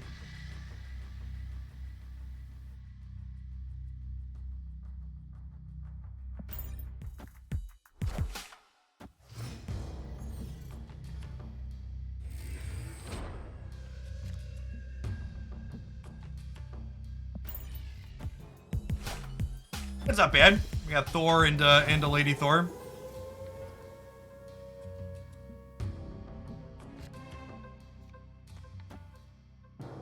See where the Diablo space lands. I wanna put Thor into this path though to give us the best chance to contest their Ant-Man and Sunspot. Face the might of Asgard. Lost that coin flip part. Although I guess we want this for the next turn.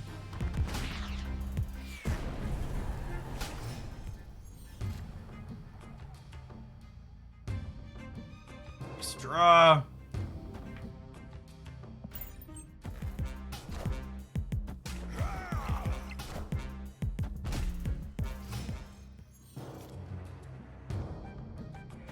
That's a fun pickup too, gives us some flexibility on the last turn. We'll draw Wasp and Hammer, and then we're drawing Chavez next turn. So, oh, actually not drawing Chavez to our hand is full. But that's also good, because like our deck is like stacked, right? Our deck is Chavez, Vision, Arrow.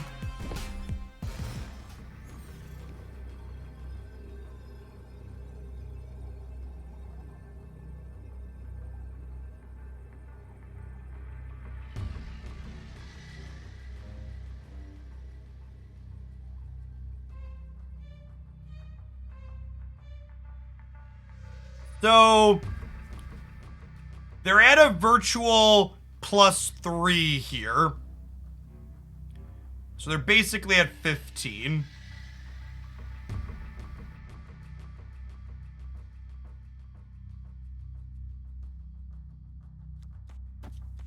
Is there a world where this wins the game? We're adding 9 here, and there's a chance the hammer flips back out to give us another 6. 17, they're at 15. They might play for Morag too here. We could hit Arrow here on either of these flips here too and pull this into here and potentially win the game. Mjolnir, to me.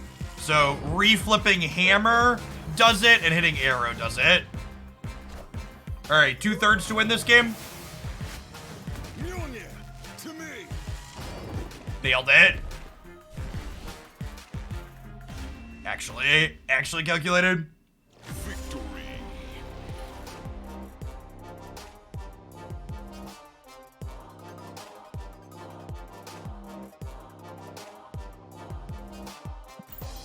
My favorite location is Sinister London. My least favorite location is New York. Having the deck tracker makes playing this deck much easier. And remember, if you want an easy way to support my content while also checking out a great piece of software, be sure to check out Untapped here using my affiliate link. I get a little bit of something if you install that for the first time that way, and you get an excellent deck tracker. It's a good exchange.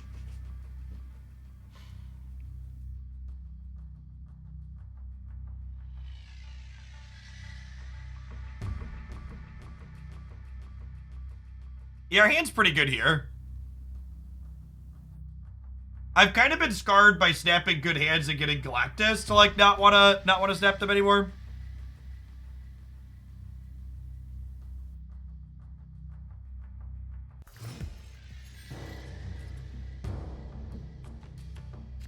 Honestly, after seeing how they changed leader, I have actual zero desire to ever work on another this is how they could change cards again, because their design team is just very original and unique, and I'm very unlikely to hit any big changes they're gonna make to a card.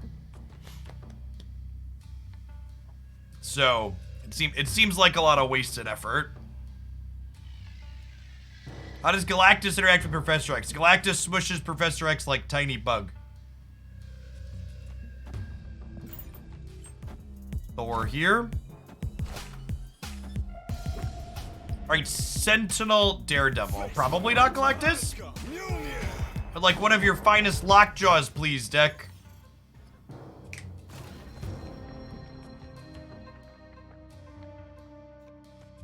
Sunspot over here.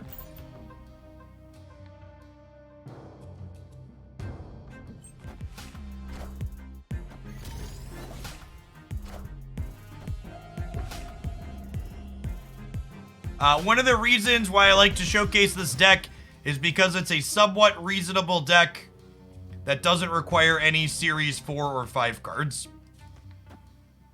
And that is something I get a request for quite frequently. So if there is a chance this archetype is competitive in a given season, I like to make sure I cover it to give people some more budget options.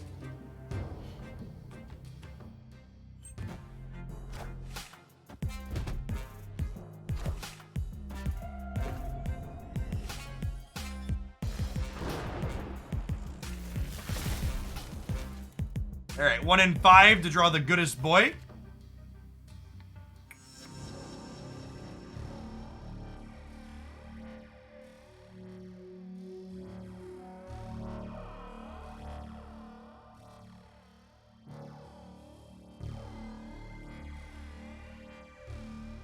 Huh. I kind of want a Vision. I could also just Magneto here and play for the right.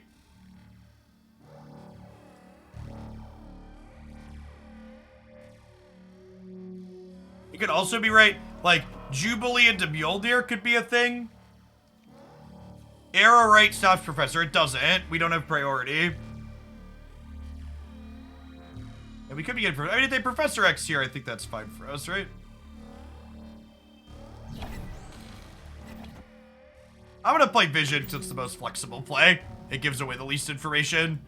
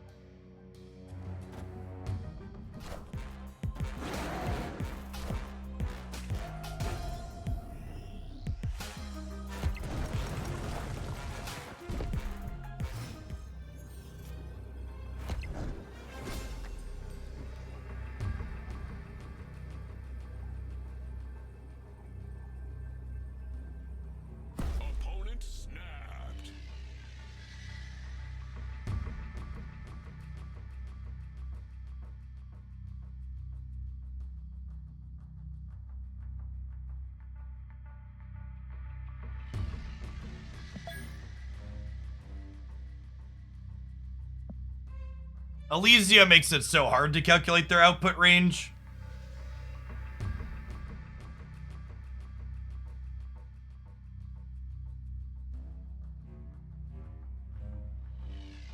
They're just gonna arrow me? I mean, can I beat their arrow? Can they beat our arrow? Is this one the game? This is how much over here? 15 on the right? I only need to go plus 10?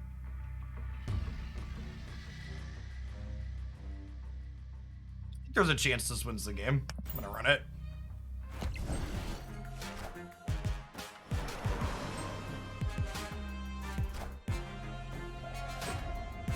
Is this Wasp?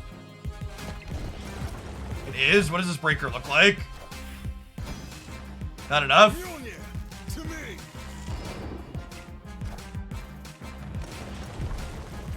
Game. Let's game.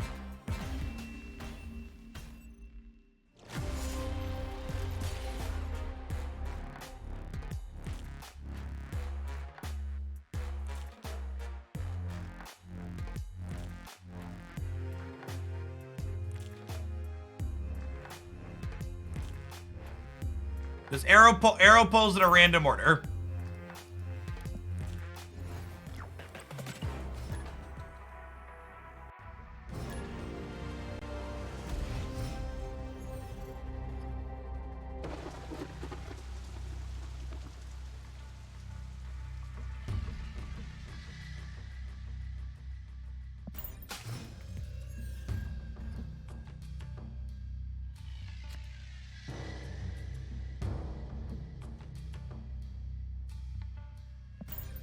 Probably not good for us, believe it or not.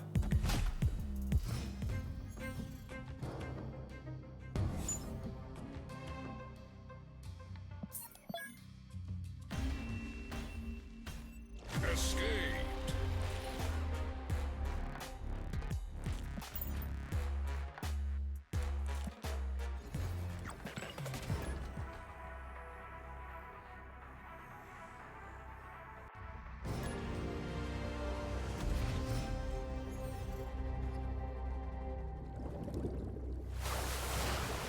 Okay, start. Lovely.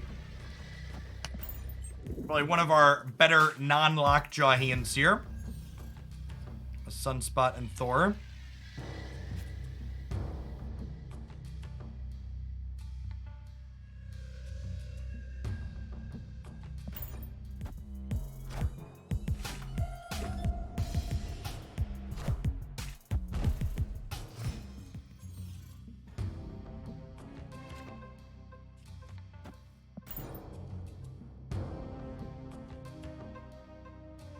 Can 10 power Thor win the middle? I believe. I believe. Face the might of Asgard. Mjolnir. As a fun history lesson for people that are new to Marvel Snap, there's been a lot of complaining from folks that the season pass cards are too busted and pushed. Fun fact, Thor was a season pass card, and he was so bad when they released him in his season pass that they actually buffed him later to the stats that he currently has today.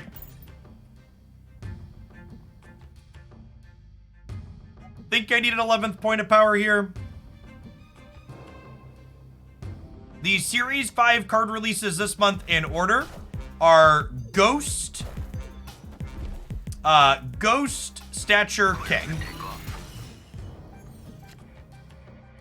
Thor in a previous life was a 4/5, if I recall correctly.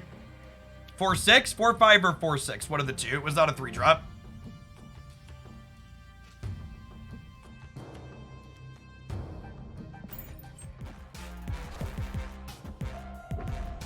Yes, Jane Foster existed.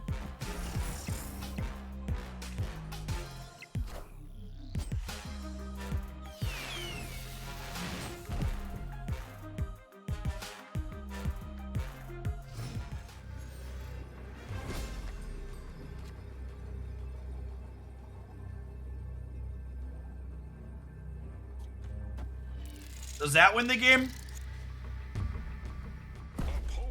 16 on the left. I believe. Have some cubes.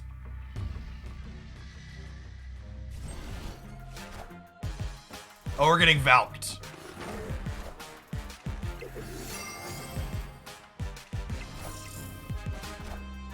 Oh, we'd have won if I would have played the Hulk, chat. We'd have won if I would have played the Hulk.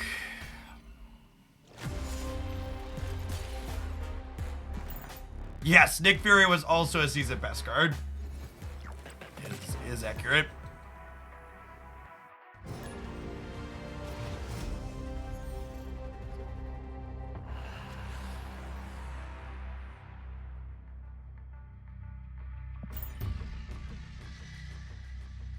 Sometimes I take viewer deck submissions.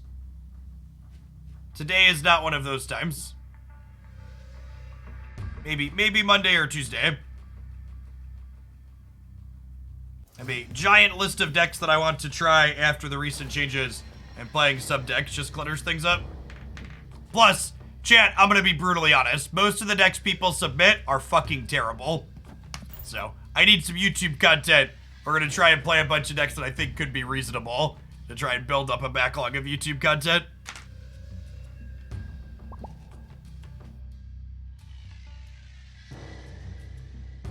I'm gonna let you in on a deck building secret, chat.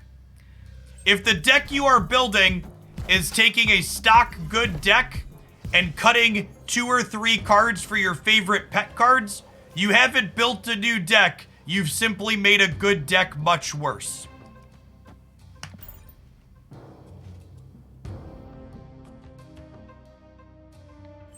Face the might of Asgard. Mjolnir.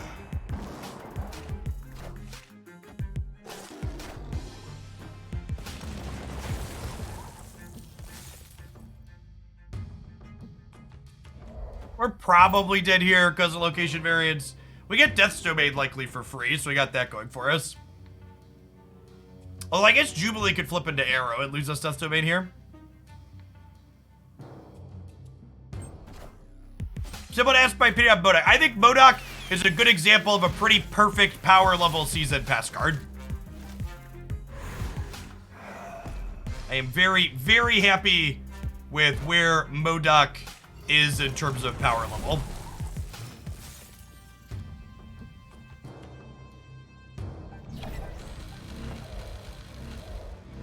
Do we snap them? I don't think they can get into Death's Domain. And I have Vision here into play Hulk here plus Mjolnir.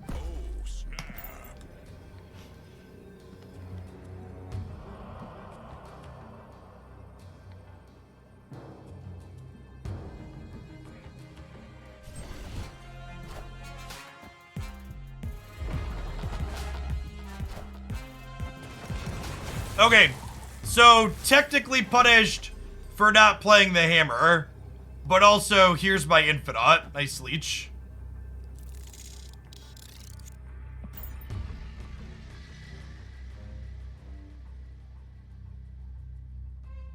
We should technically play around a leech there and play the hammer, because the rocks don't matter because we're guaranteed drawing Chavez, or play the hammer into Death's Domain or whatever. If we lose by. If 6 would have won us the game right, it's a mistake on my part.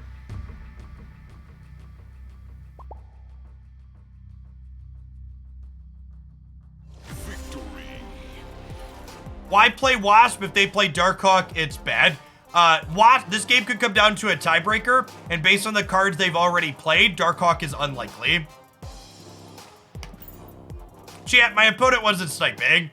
If my opponent was sniping, they wouldn't have played Leech into my Infinite. Come on.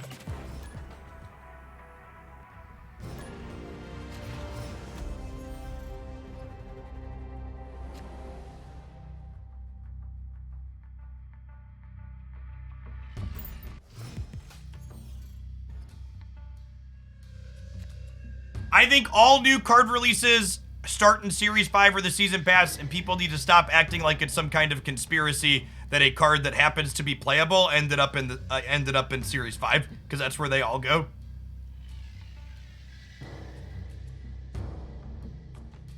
That's not terrible for an unlocked draw hand. We got Thor into Jubilee into Jane. Jubilee can sneak on into the bar. Oh my god, they just zombied into the space throne. All right, I'll take my cube. Good shit. I wonder what their line is here that they didn't play Zabu into the Metropolis. It's a pretty neutral location to play something into. Oh gosh, they stayed. Deal. Or are they Hela? Hela could make this a real game, because it means that Luke's bar isn't free for us.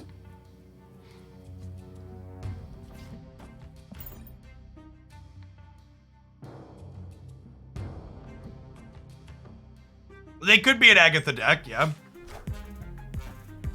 The thought.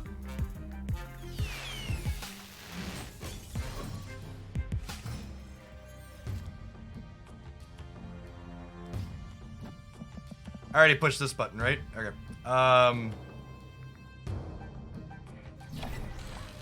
Well, now I can play Vision here, because I don't need to draw the hammer, right? Give myself some flexibility.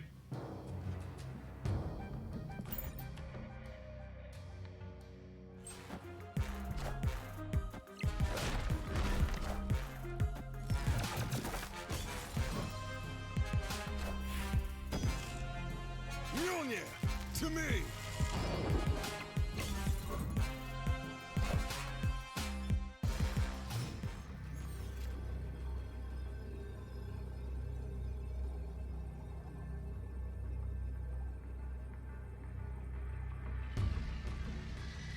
Yeah, good job.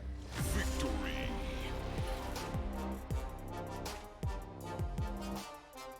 I think it would actually be incredibly detrimental for the game and an actively bad thing if Second Dinner assigned new cards to card series based on perceived initial power level.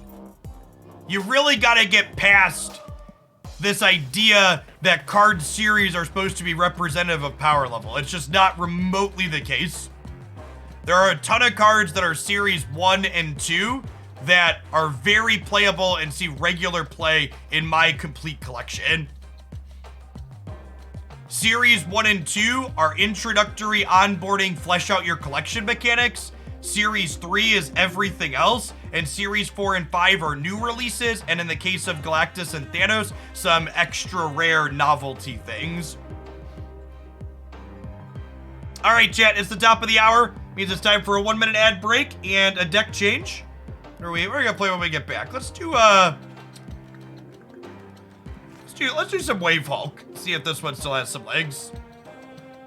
Yeah, it's definitely the series should determine power level as big PTSD from people coming from games like Magic the Gathering. Yeah, where half your deck is rares and mythics.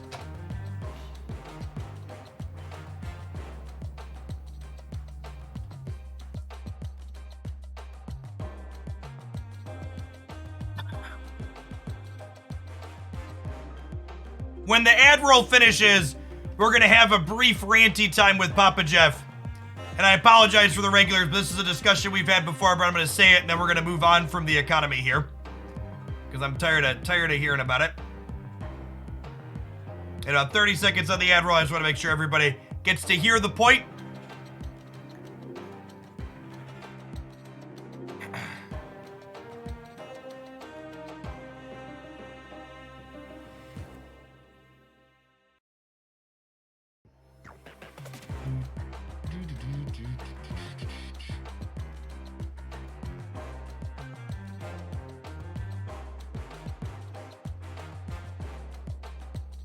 So, a very common complaint that shows a fundamental misunderstanding of Marvel Snap's collection system is that most players will never have access to Series 4 and 5 cards, and that just shows a misunderstanding of Marvel Snap's economy. I'd like to start this explanation with an anecdote. When I first started making Marvel Snap content in when Marvel Snap first released in October of 2022, there was a lot of complaining from new Marvel Snap players that creators like me, who have been playing since the closed beta, should only make or primarily focus on Series 1 and Series 2 only content, because new players that were coming in at the release only had access to Series 1 and Series 2 cards. As Marvel Snap matured, though, and players that started playing at release moved out of that initial gap, suddenly the demand for Series 1 and Series 2 only content is disappeared. And in fact, when I've made content in the last month or so focused on Series 1 and Series 2 only stuff, that content actually performs worse than content focused on Series 3. Because a majority of people that are invested in Snap are no longer at that point. And I would wager a very similar thing is going to happen with Series 4 and 5 cards in these releases. So currently, free-to-play players that started playing Marvel Snap at release aren't in the end game. They aren't Series 3 complete, so they don't have access to Series 4 and 5 cards at the moment. But long-term, that's not going to be the case. Eventually, these players, and by eventually I mean people that started free to play in October, they're going to be Series 3 complete in like March or April, depending on the exact timeline. The numbers are fuzzy-ish, depending on some variants. Once those people get Series 3 complete, suddenly they have access to Series 4 and 5 cards, right? And people that have spent a little bit of money, like people that are like season pass buyers, a lot of people like in my Discord, for example, they've been hitting Series 3 complete in the last week or two, just spending very small amounts of money. So eventually, the average really invested Marvel Snap player is going to get to a point where the Series 4 and 5 cards are reasonable and accessible for them because they'll be in the end game where you get access to those cards every single month because you get more tokens once you're Series 3 complete. And that's what a lot of people don't seem to get, is like we're in this awkward transitionary period where there aren't a lot of end game players, but that's going to change as the game has existed for more. And I think a reasonable argument to perhaps make is maybe the process to get Series 3 complete could be a little faster. And I think I'd agree with that. I think 6 months to get Series 3 complete fully free to play is probably a little on the long side, and maybe they should consider speeding that up. But what I would wager from a business side, Marvel Snap and Second Dinner don't know, is they don't know what their attrition rate is going to be like for endgame players. They don't know if when people get to the end game, are they going to be happy with only 4 card releases per month? If I was a gambling man, and I play card games, I would bet that if their attrition rate isn't terrible in the end game, we'll see them accelerate people getting to the end game faster. But there's currently a gambler unknown on their side right now of will the end game model work or be successful and retain players' engagement and them playing the game. Would you support cards moving down to Series 2? No, I think moving cards down to Series 2 would be completely disastrous. Series 2 is supposed to be key tech cards, which it currently is, and then Series 3 is everything else. So cards moving down to Series 3 makes sense because Series 3 is the everything series. Series 1 and 2 are the introductory series, and then the you need these cards to be competitive series. Stuff like, Enchantress, Cosmo, Shang-Chi, etc. All right, this has been discussion time and understanding of the Marvel Snap economy with someone that actually understands it, as opposed to someone that's just complaining about it on Reddit.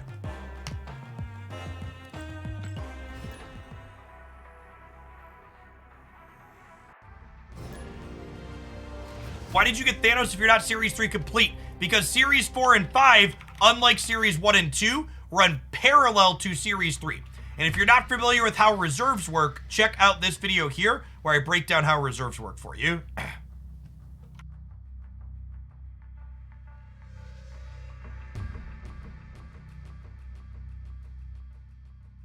Yes, this deck is entirely Series 3 now. She-Hulk is a Series 3 card. She was downgraded at the end of last month.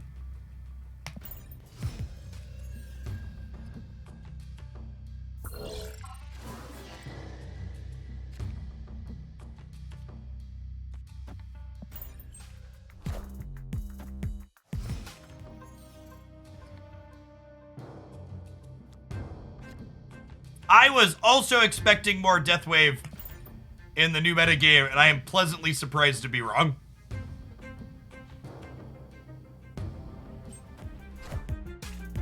When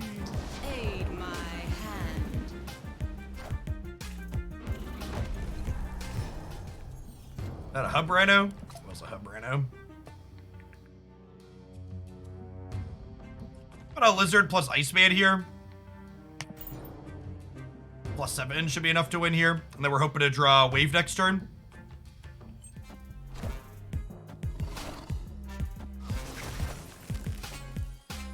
Ooh, might not be enough. Mjolnir. Bunka.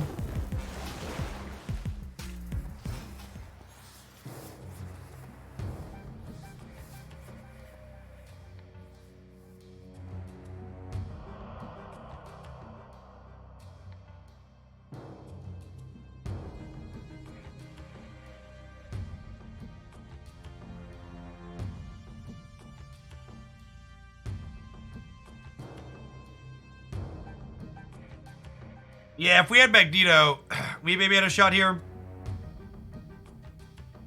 No wave is awkward for us. I think we're just passing.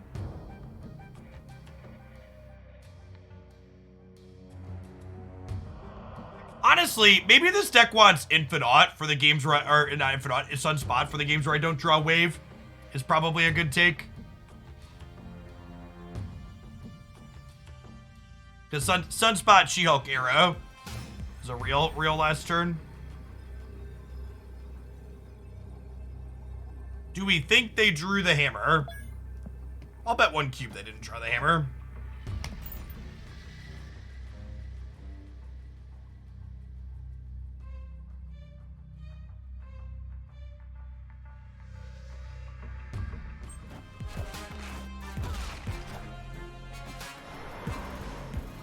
This is a hammer, chat. Never lucky.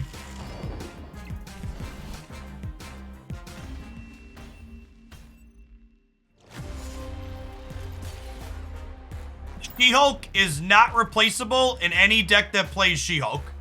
She-Hulk is a powerful and unique effect, and if you're looking at a deck and you don't have her, you simply can't play that deck without her.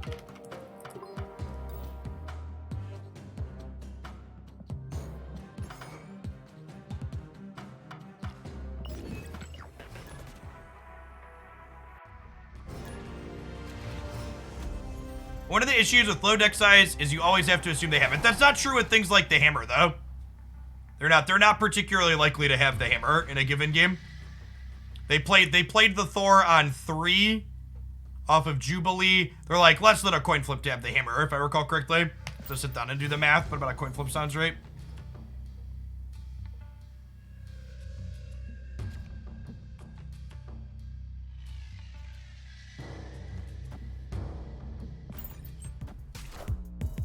The Isle of Silence.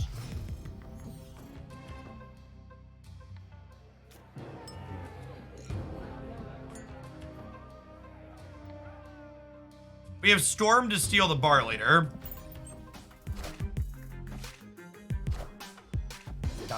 Cosmoing the Angela path is good value. Do we snap now?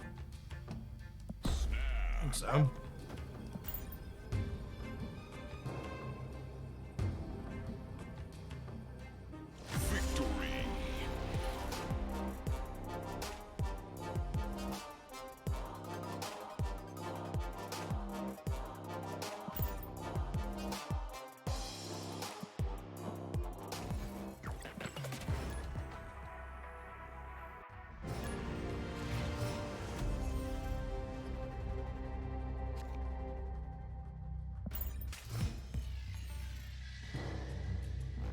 He plans to join tournaments and Snap. No, unfortunately, playing in a tournament versus just streaming my regular content, it tends to lose me money on average, so.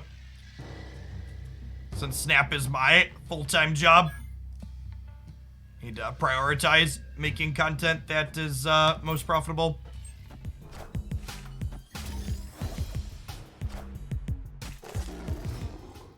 But if it's a streamer tournament, I mean, it doesn't matter if it's a streamer tournament or a random tournament. It mostly comes down to, is there a prize pool? Like a lot of the things around Marvel Snap in terms of prize pools have been very small amounts of money. The prize pool would need to probably be into the 4 to 5 digits to make it be worth not just making regular content for me. Wind, aid my hand.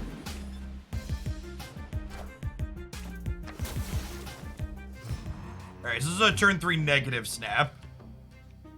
I think we just Jones here to try and lock up the flooding, and then we have Arrow plus She-Hulk on the last turn to maybe get a win.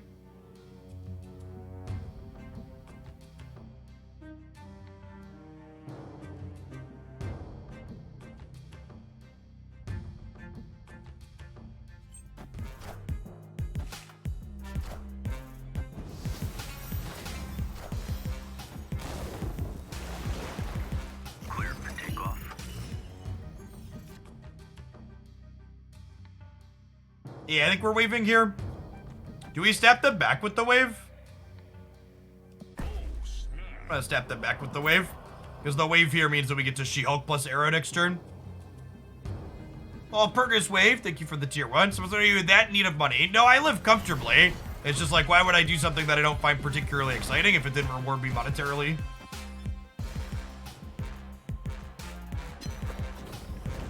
That's unfortunate. Makes our snap bad.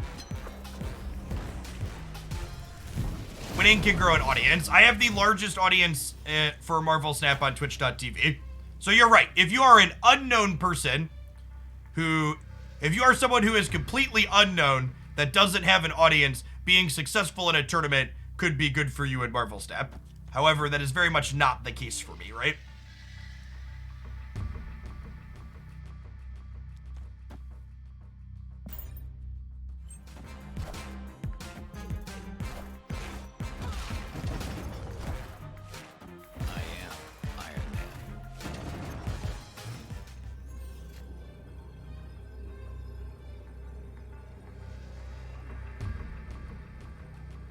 Think Marvel Snap will lead a rotation. I hope not. I think it'll be a better game with that one.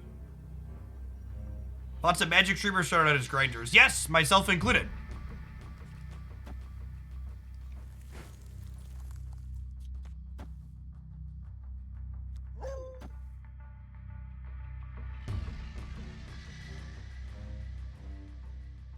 Puts us to 11 here, meaning we're beating Blue Marvel, but we're not beating double Blue Marvel.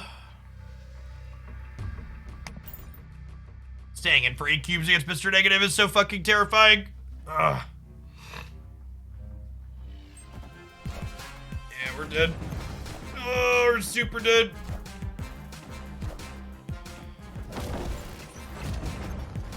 But they have the Mystique too, so it didn't matter. God bless. Mr. Negative is probably one of the best decks right now.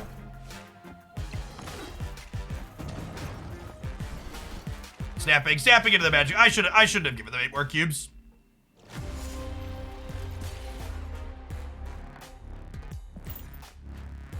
Yes, that's a good take in chat. Card games with rotations tend to release hundreds of cards per year. Marvel Snap is releasing 52 per year.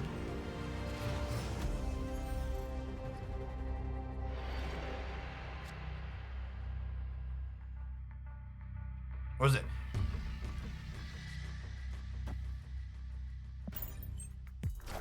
Is it worth having Zabu and Psylocke in the negative deck? I would wager it is, but that's also a question we almost assuredly don't know the answer to. It needs to be figured out. I don't think anybody knows what the ideal Mr. Negative deck looks like, chat. The format's existed for like less than 2 days. Try some stuff, try and figure it out.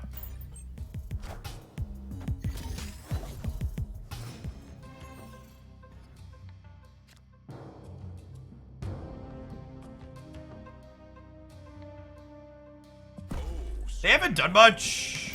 I have Jessica Jones into Wave with She-Hulk plus something else. Like we snap here.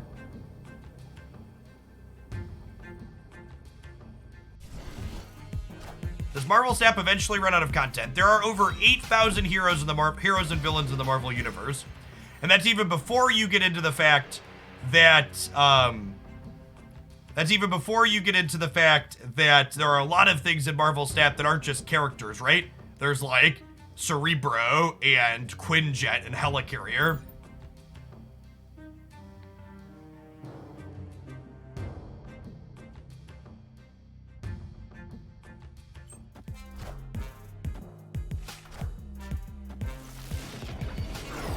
Double Bifrost, meaning all my cards are locked into here, might actually be bad for us. Hey, Lars Bird, thank you for the quarter of year. Welcome back. I think having a mulligan would make Marvel Snap better or worse. You do have a mulligan. There's this red button over here in the corner. Lets you mulligan the entire game you are currently playing.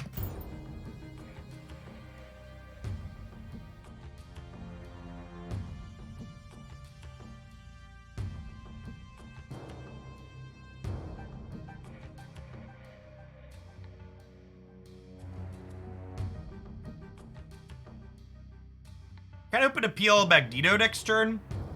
1 in 4 to do that.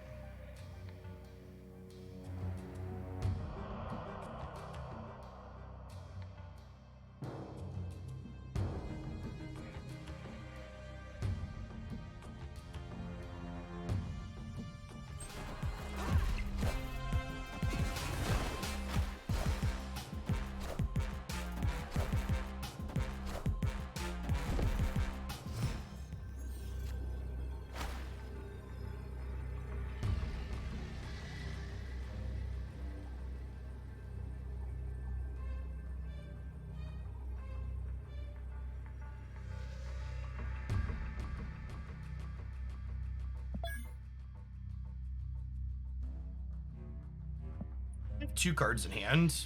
They haven't discarded Apocalypse at all yet, right?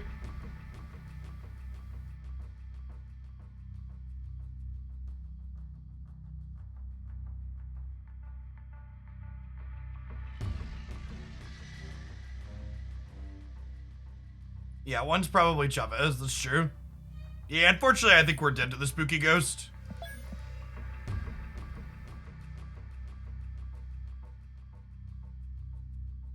They're either ghosting or there's someone that was hanging out in chat and closed the stream and they knew there were a wave deck. Because we don't look like a wave deck at all going into this last turn. So the fact they got their swarms for free is rough.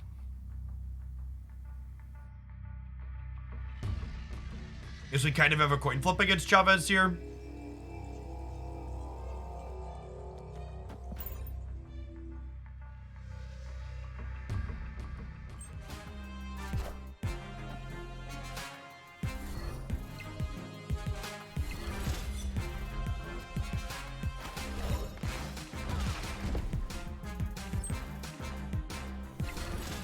Oh, we lose the breaker, right? Fuck.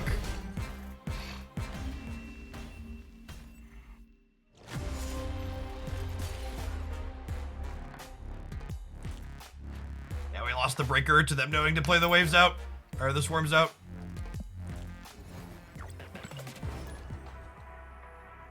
Needed Magneto there at the end, huh?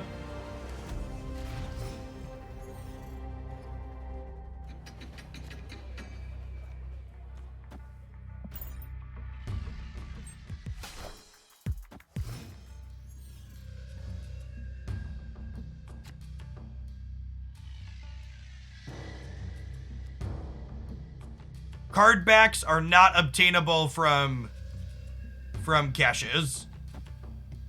You currently can only get card backs from season passes and the ladder rewards.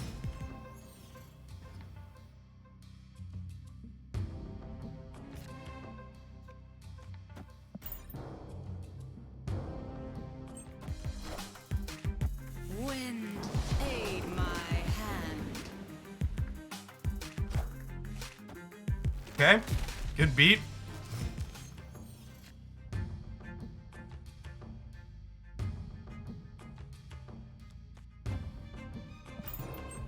Cosno the flooding, stop their leech or something. Yeah, have a big old cup and get fucked.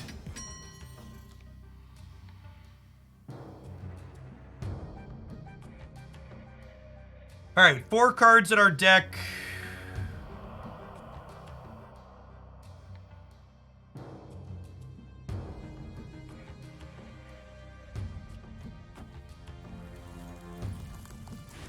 You want an arrow for Galactus? I mean, do we think they're Galactus? I guess they could be. Most of these decks are Galactus. I mean, I can't, well... No, I can't arrow for Galactus, right? Because they don't have any, they're so blown up regardless. I guess I could arrow the middle here, but... I don't know. We're probably dead to Galactus. Yeah, I can't Magneto this turn.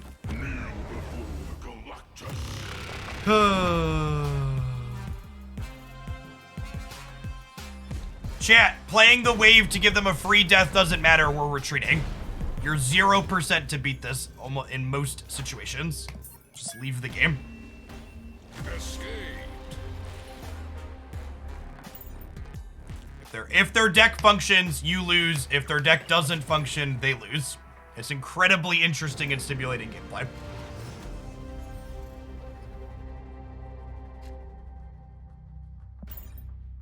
Protagonist, thanks for the 3.5 years. Welcome back.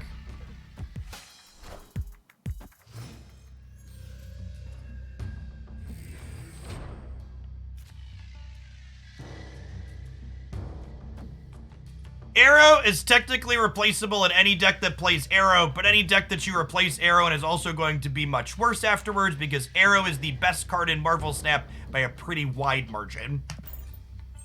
Alex, thank you for the prime. Appreciate it. Contract, thanks for the over 2 years. Welcome back.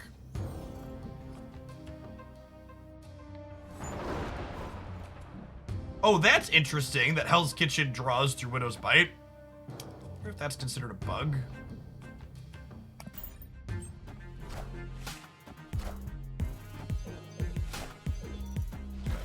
Yes, completely agree, Edman.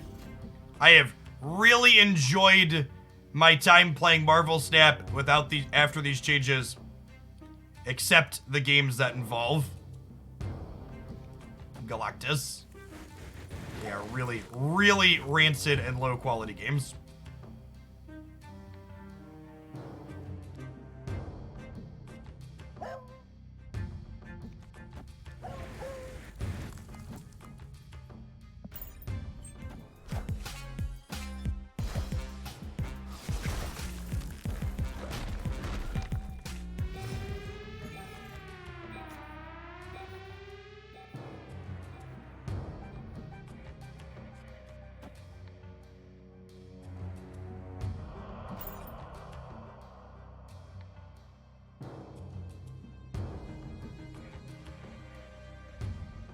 Probably should have played the Iceman in the middle, actually.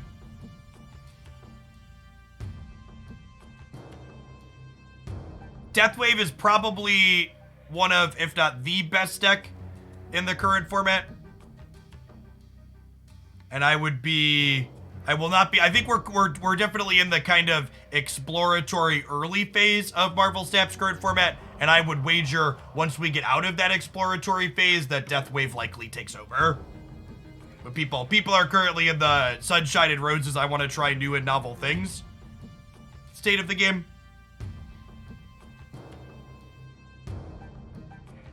If you just want to bully people, playing Deathwave is probably the way to do it. I think Shuri does pretty well against Deathwave. I don't think that's true when they're playing Arrow like they're supposed to. Arrow is very good into the Shuri decks.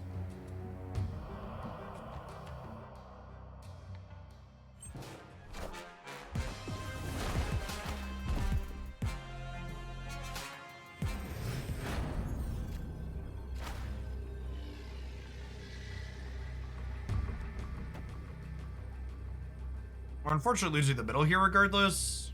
Would have been losing with Iceman too. Yeah, I should have waved here. We know we're winning here. The question is, does 14 win the left? Their Darkhawk is only... We do die to a She-Hulk here. We're beating a single card. I guess we're losing to We're losing to Doctor Doom. But their Darkhawk is only 13. We have 14 here with the Iceman.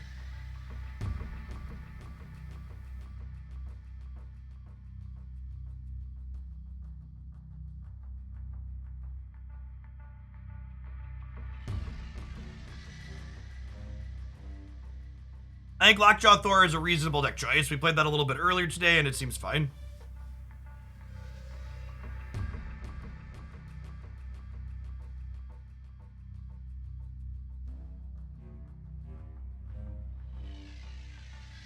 Are not so many shiny gold cards in a chat? It's lovely.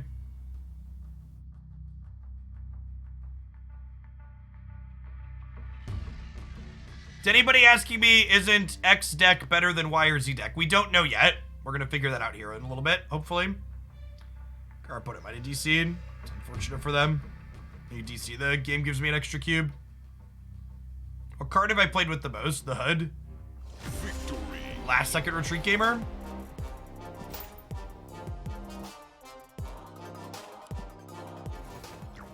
Think leader goes into Deathwave? No.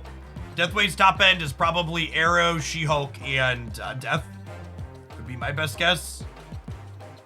But again, chat, everything. People asking me for finer details on archetypes. We don't know yet. You need to put in the work and figure it out. The format basically got reset. 2 of the best decks got significant changes. Wait a second and see. Iceman into Goose and Shuri's Lab is probably pretty good here. I don't know if it's quite sappable. If we draw a wave, we'll probably sap this hand.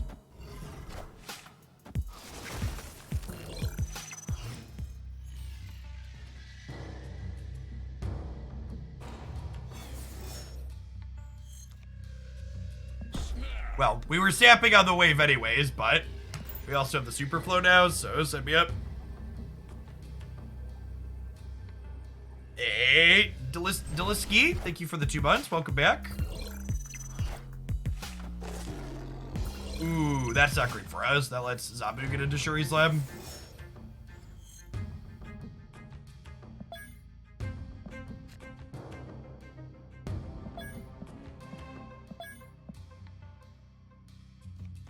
Not a fan of New York. Let's get rid of it. Wind, aid my hand.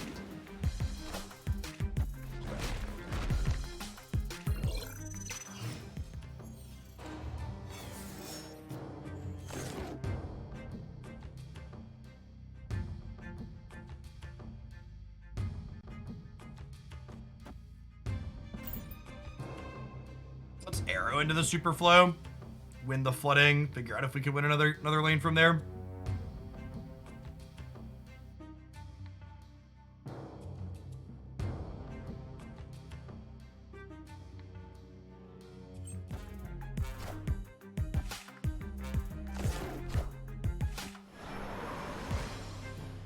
Okay.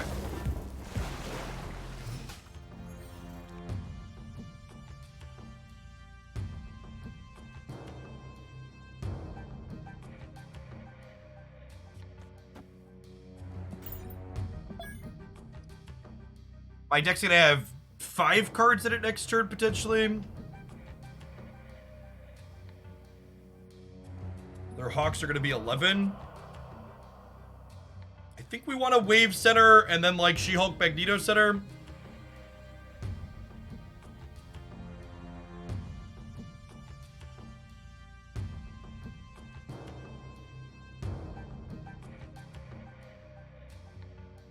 They're definitely playing 2 cards next turn, chat, between Quinjet and Zabu. They could theoretically play 3, but it's unlikely. But they will. They will likely also be playing 2 cards.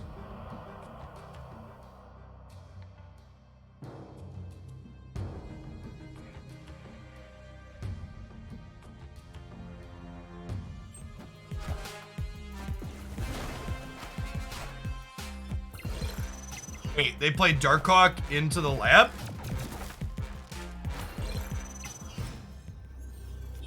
Sure. Okay, so we know they have another Darkhawk. They cut us off a draw, so their Darkhawk is 13. I think this wins, and I think they're playing 2 cards, so I don't have to worry about Magneto pulling. They get Shang-Chi and die.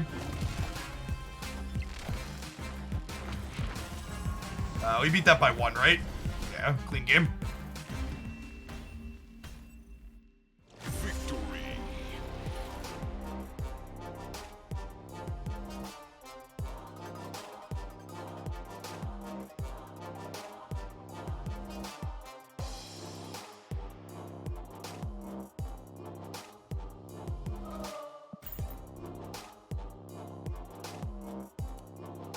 I think streaming and talking about your plays out loud helped you become a more competitive player. No, I think being a good competitive player that has a clear thought process for playing the game made me a better streamer. Me articulating what I'm doing is simply my internal monologue when I'm playing other games. When I would be playing competitively. I'm just saying the things out loud that you all should be doing in your heads in terms of computations for figuring out your positioning in a given game. For people that aren't familiar with me, I started doing content because I was traveling to play Magic the Gathering competitively for a long time. And I top-8'd over a dozen tournaments that range from hundreds to thousands of players here in the Midwestern and Eastern United States on the Independent Star City Game Series. That was a number of years back. That was like 2012 to 2017.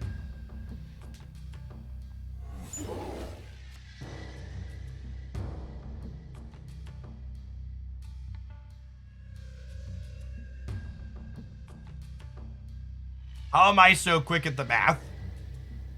Because I've been doing math in card games since I was 7 years old playing Pokemon.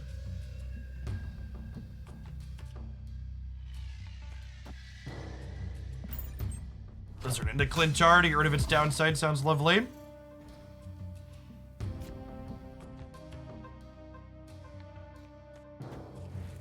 Push the middle, Iceman the left.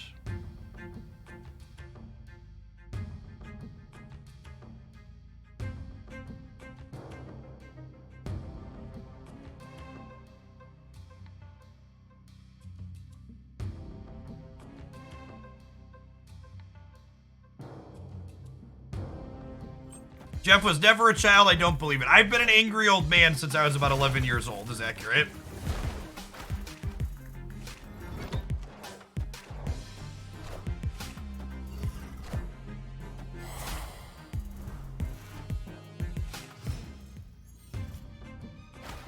Oh my god. Them vipering the wave across means I can't Magneto to disrupt Galactus if they're Galactus. Man, that's frustrating.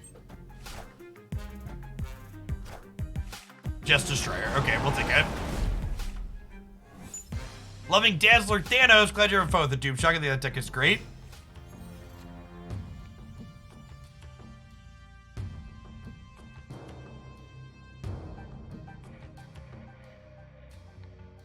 I'm of the opinion that trans rights are human rights, so I will not be touching the Harry Potter game. Plenty of other really good video games out there made by less shitty people that I could play instead.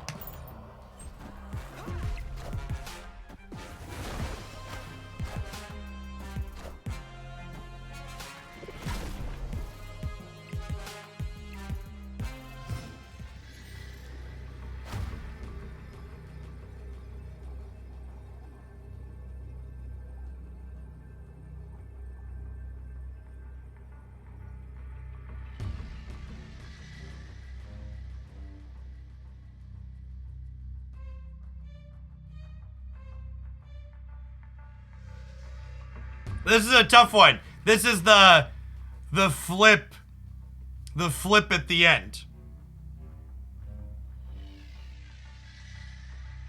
You think everybody that worked on the Harry Potter game was shitty? I think J.K. Rowling said point fucking blank that she makes money from that game and that giving money to her through that game justifies her warped and bigoted fucking view on the world. I think she said that point blank on Twitter. I was on the fence about whether or not I wanted to play it because there are lots of other people involved in the game, but she said that shit point fucking blank, and I was like, no, not even close. Not a second thought.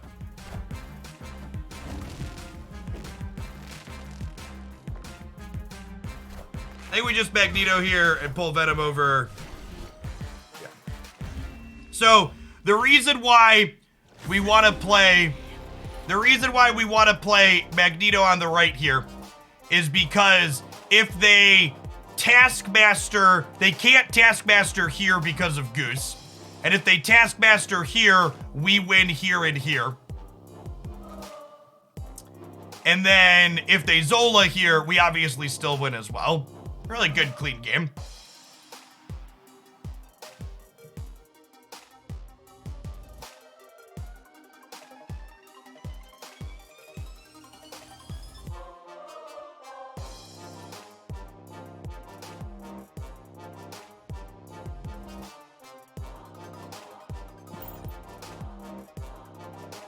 You can't Magneto mid either, though. Why would I want a Magneto mid?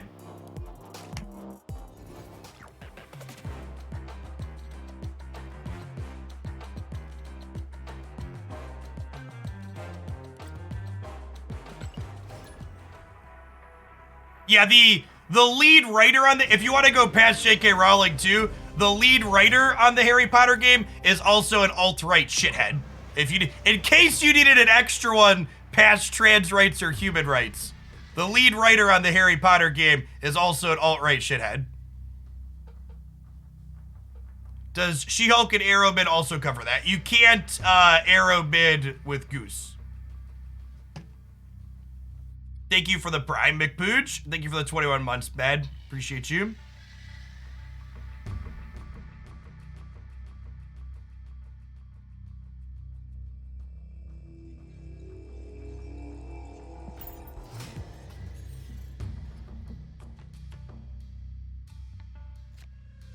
We're gonna move on from the Harry Potter topic at this point.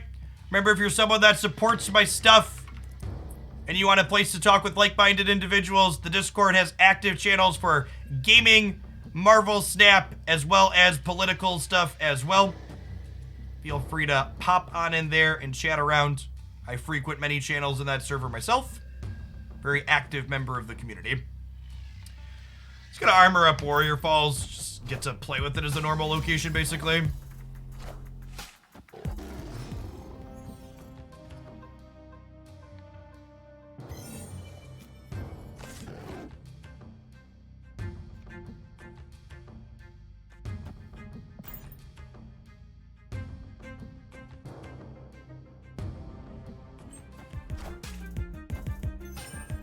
Wind, aid my hand.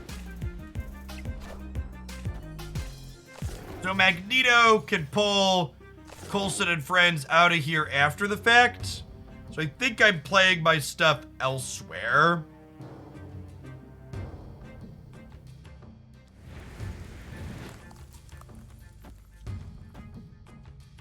Do this.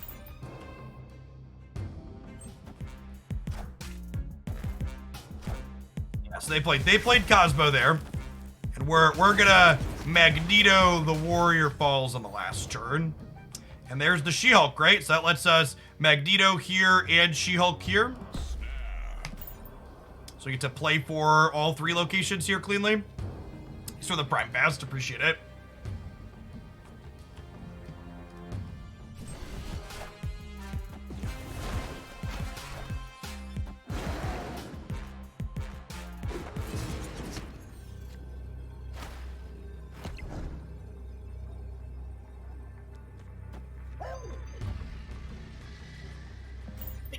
Think this is enough. I don't know. We are pulling 7 more stats into here. Is a little scary. Kind of wish I would have put Iceman in the middle to leave me room to draw She-Hulk. Was probably a missequence on my part.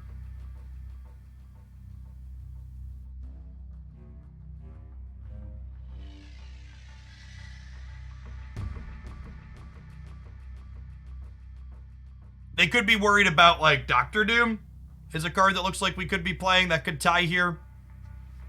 We also just, like, didn't play her. Got him.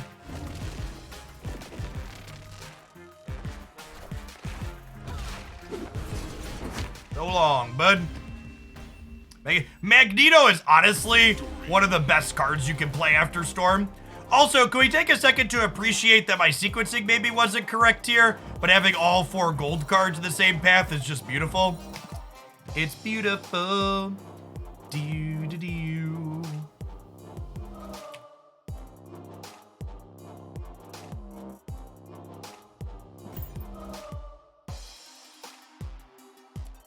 We need a gold Cosmo, yeah.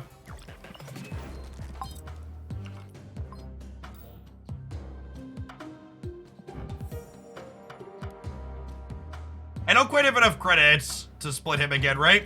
At some point I'll split this C-based Cosmo.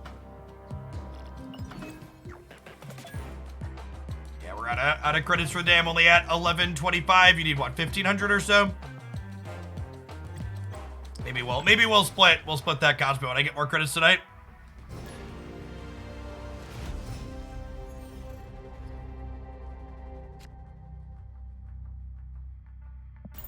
She-Hulk is kinda gold. Yeah, her default background's a little goldish.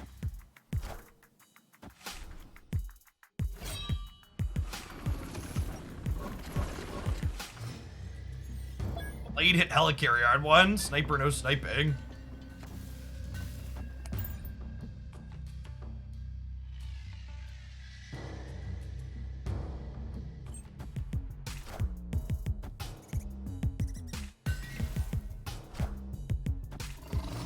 Your first chance to get an ink split is the 4th time you split a card.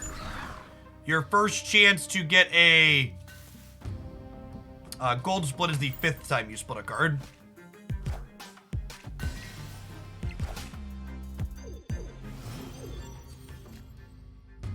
This is probably big kazoo stuff. I'd assume they're, what's it called, right? They're the discard deck.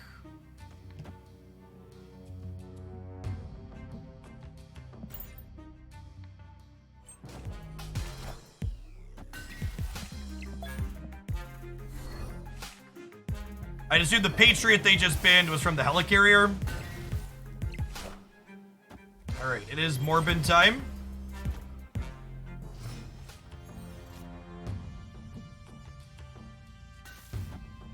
And then we'll wave in the center. And we'll go She-Hulk here into Magneto here and probably win the game. Guess we could do those backwards too. We'll see what they do.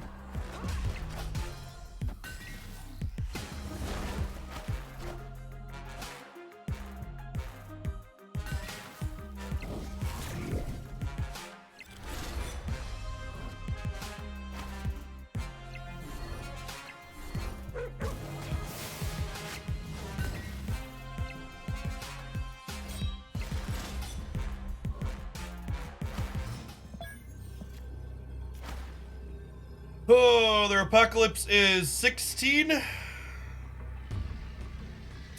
Meaning... Damn, we're one short, right?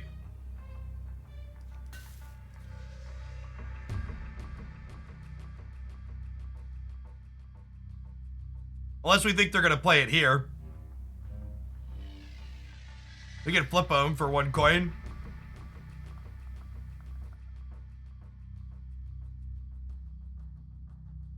Of course, they could think we only have 1 play, and then they play here, because they're down by less over here.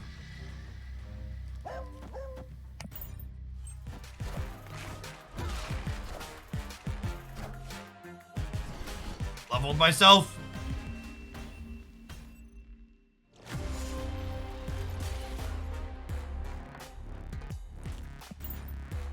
I mean, if they think we can each only make 1 play, they should play the Apocalypse left.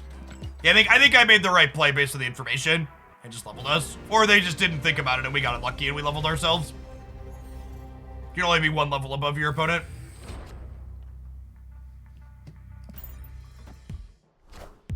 Arrow Hulk left. I had a Cosmo on the left, so Arrow didn't work.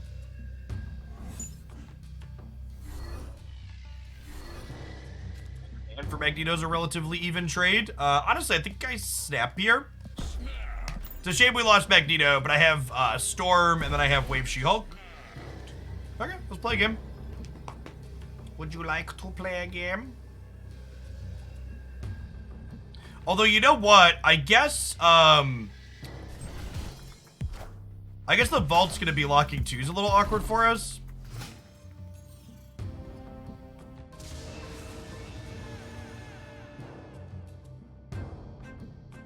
Supremely punished.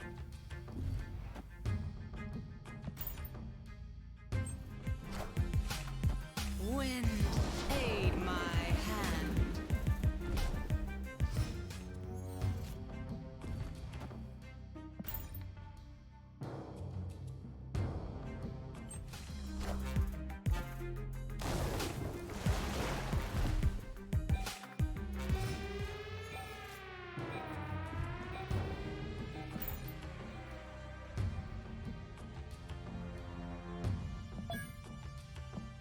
We'll just knock them together.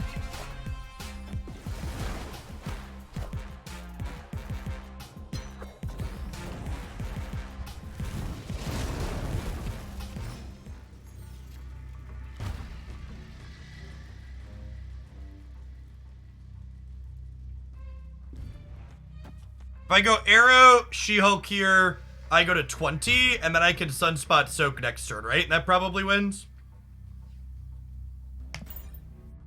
They get got by like, I would say we get got by Iron Man, but they actually discarded Iron Man on the Scar here that we flooded. Come here, bud.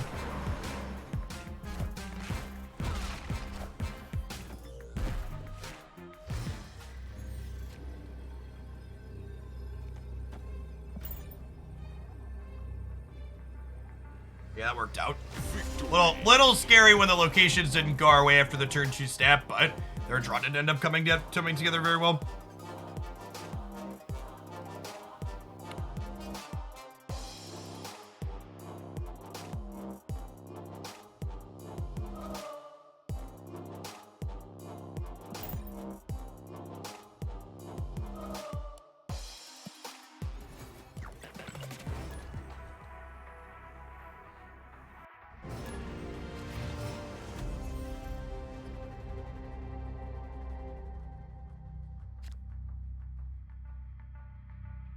The second's kind of like a different take on Deathwave. It's kind of applying the same idea Deathwave does, but with just She-Hulk and forgoing the Destroy package for other disruptive cards. It's like the TLDR. But yeah, similar-ish concept is what I built it off of.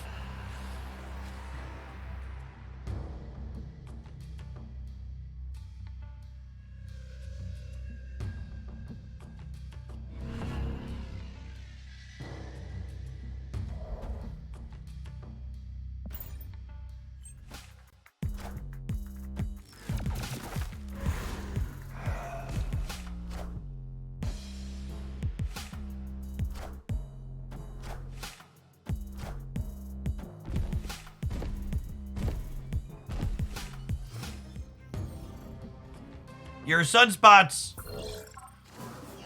is basically a communist, chat.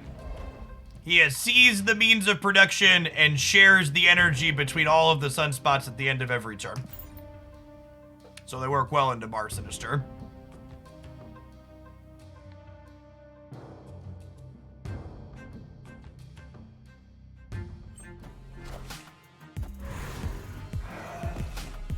It is our energy. Yes, exactly.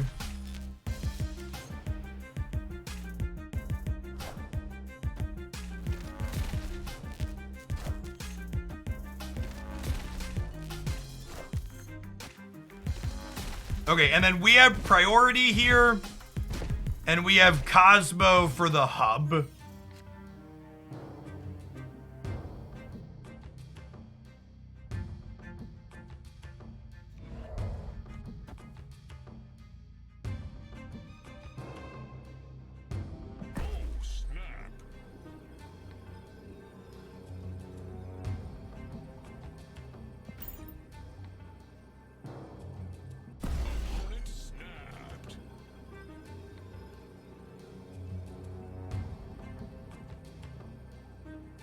Very quiet.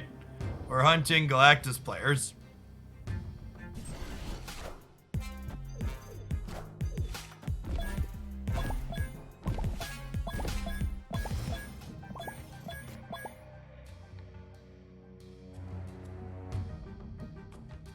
It's not my fault. Galactus makes me toxic.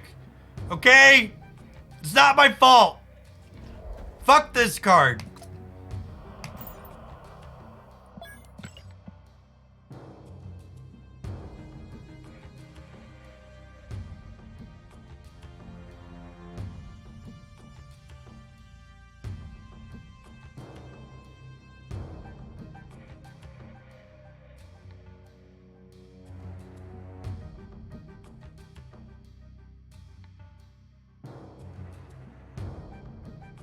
Use your anger to it.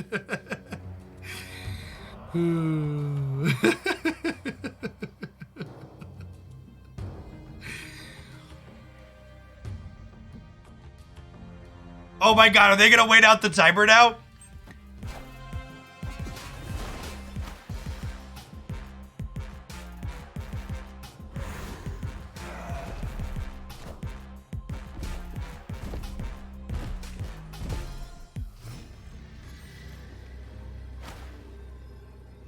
Okay, and then...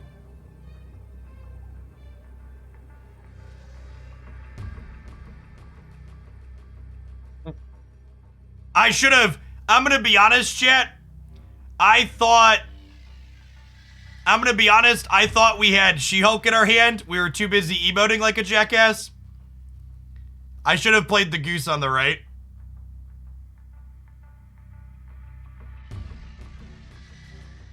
Are we dead? We might be dead.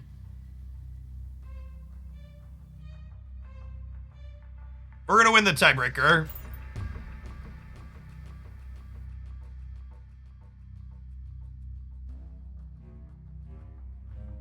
Soaking 24 into the sunspots is more tiebreaker than playing Magneto, chat. Magneto is 12 plus 8, which is 20. Soaking on sunspots is 24. Arrow mid doesn't work how you want it to work, chat. You should watch my video talking about weird interactions in Marvel Snap that will lose you games.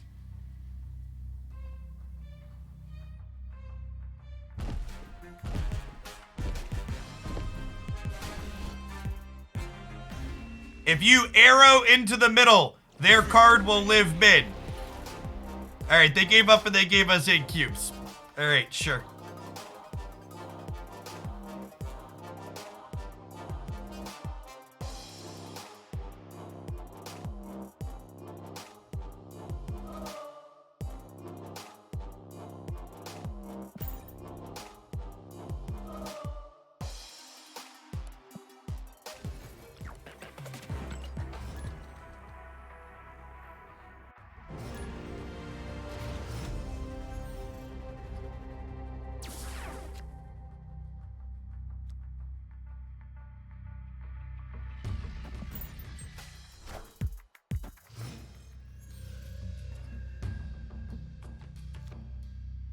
Ooh, a free goose. That's exciting. This is probably a Storm the Game Alive angle.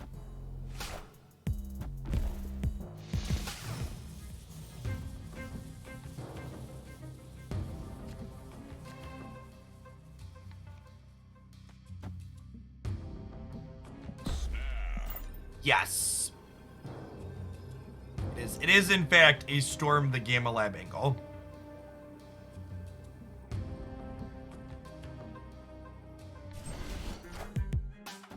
Wind aid my hand.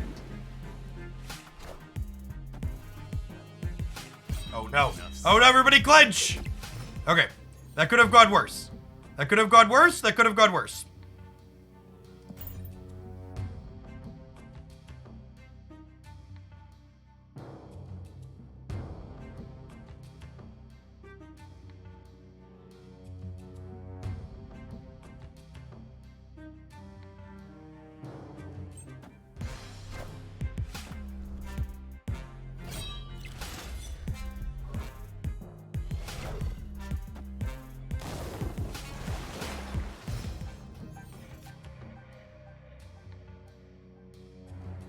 So passing here adds 9 on the left.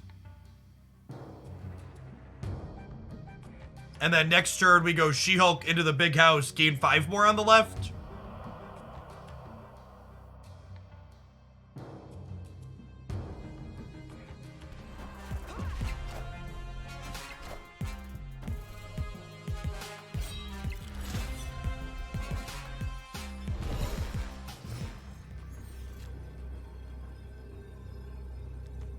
I think adding 15 power wins the breaker. I guess it depends on what they have. They have a lot of cards their deck just can't play in the center, right? I'll bet 2 cubes on this, I think. I guess this is technically 1 more power, right? It's trading 1 stat on the Sunspot for 2 stats on the Iceman.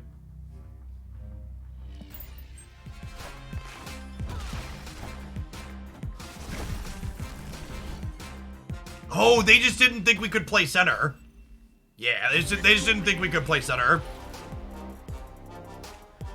Got him.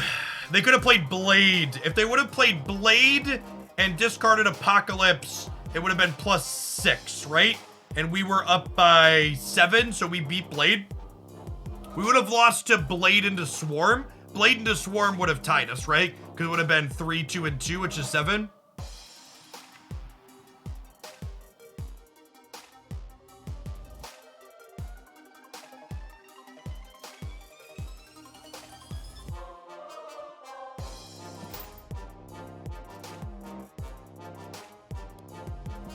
Is Cosmo never the answer there? We didn't have priority.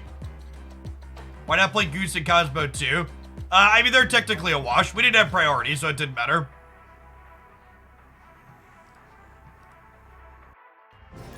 They were the same. They were the same. We had Sunspot, so they were all. We only played the Iceman because it was a better energy to power ratio. The rest of them were a wash.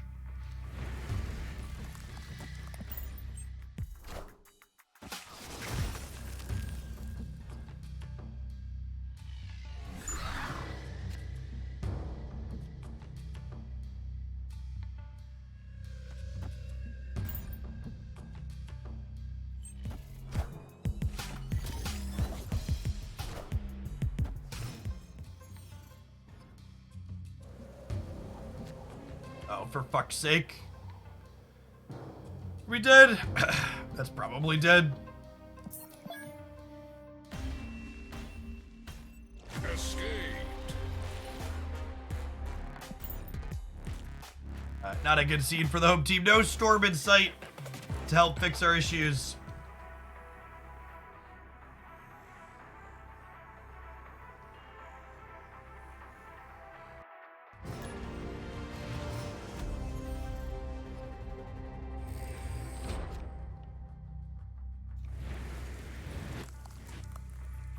Having a conversation with slow mode is not fun. If you want to get around slow mode, you can sub to support the channel. If you want to have a back and forth one-on-one conversation with someone that's not me, you should take it to DMs. Having 2,600 people have cross conversations back and forth in chat would make chat pretty unusable for me as the content creator.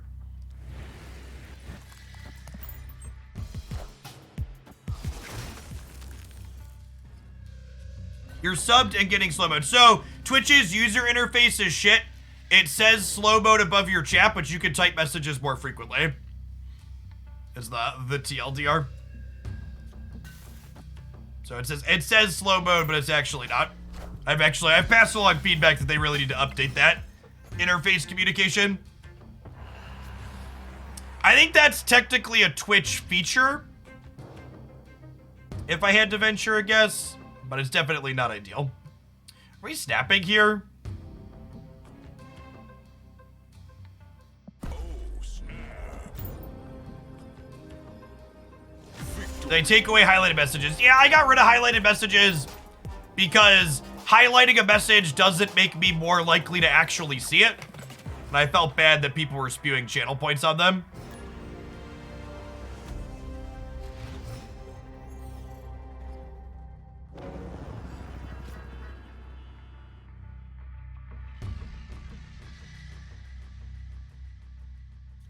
It's definitely poor UX and not a bug. That is accurate.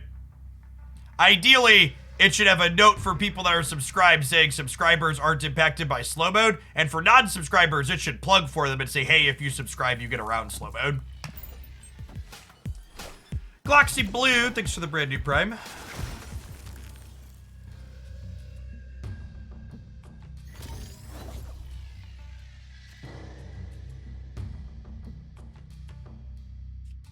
Stats into the Baxter building. It's a fun sunspot. It's got the white shimmer on it too. Looks good.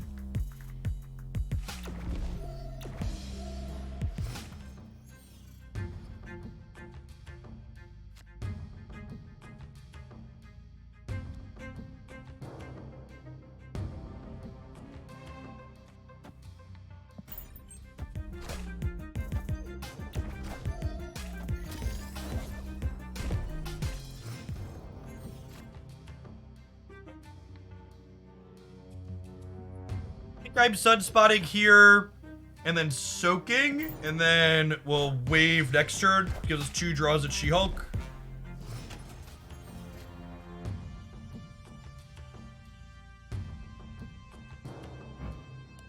Shuri's scary as always.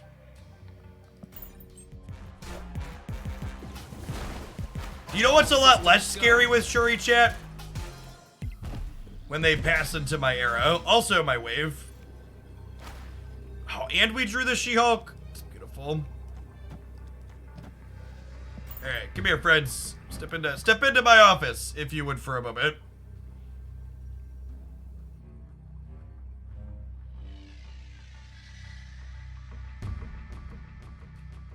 The game board is very safe, chat.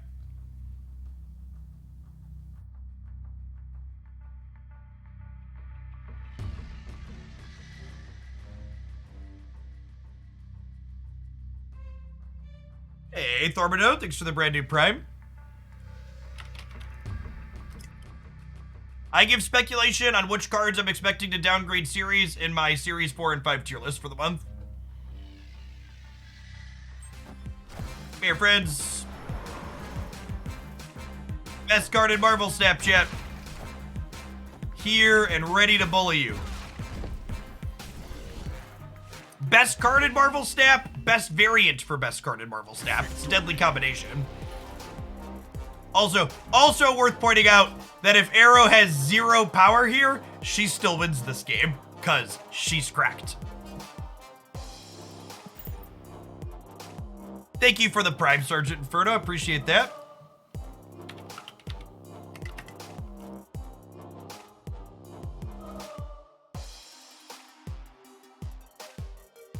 All right, chat, it is the top of the hour. That means it is time for our 1-minute ad break, which subs also don't get impacted by. But I'm stepping away. You're not going to miss any gameplay. We're going to play a different deck when we get back. What do we want to do? What do we want to do? We haven't played Shuri yet today. Should we play some Shuri ourselves? I think I want to try this. Speaking of Shuri, let's do this when we get back.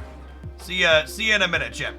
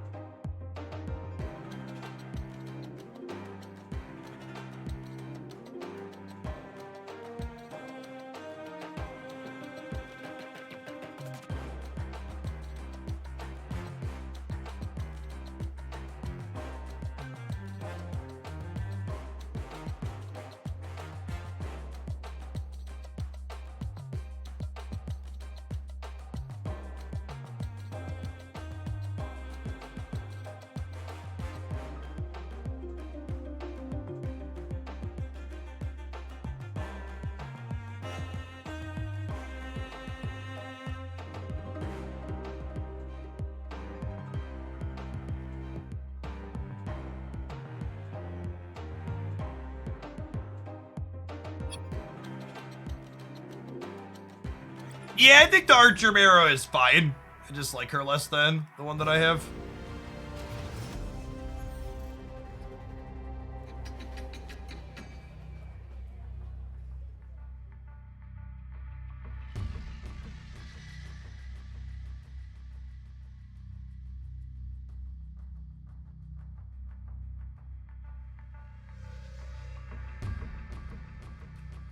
Yeah, Level, when I tag you in a post in chat, it means I'm referencing a bot command. So you see how the bot command popped up with a link to the tier list video underneath where I tagged you? Sir, man, thanks for the 2/3 of a year. Welcome back.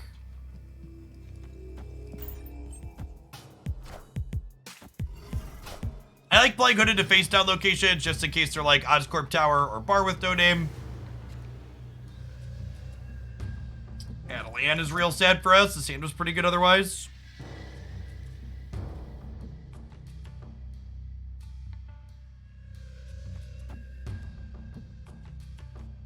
I don't want to play into the center because if we draw Viper, I want to be able to Viper the Hood across. I think Hood is my most played card. I'm pretty sure Angela is my most played card, but Hood is the second most played. If I recall. I don't want to play her out. I'm just sad because she's going back in my deck now. Hey, Cabal, thanks for the 7 months. Welcome back. Is Viper in this deck just for Hood? Viper is a generically good card. She has synergy with Hood, but she also is good against like random locations that put crap onto the board, and she's good at sending back things like opposing goblins.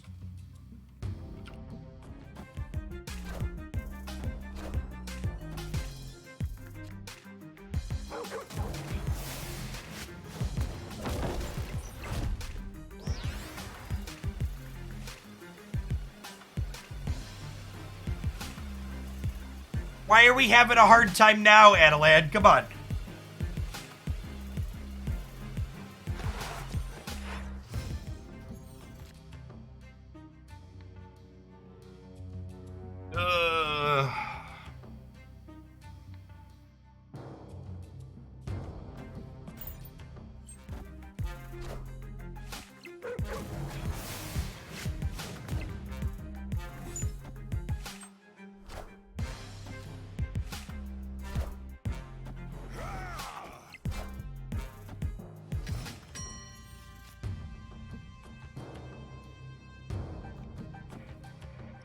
Right? Well.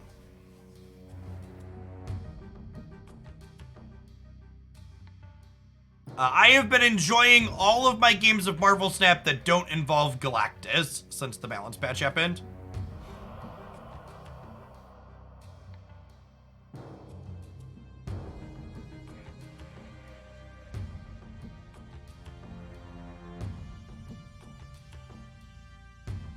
I think Shuri would be unplayable with her current cost and stat line if she doubled the stats of the next card that you drew instead of played.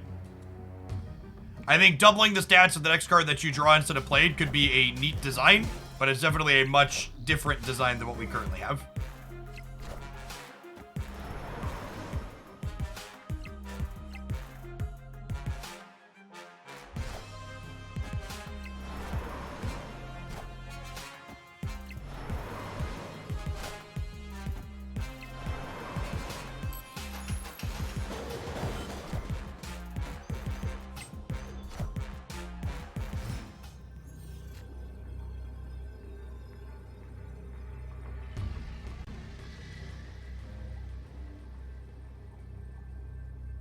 The odds 24 holds on the right. We lose to Spectrum and stuff.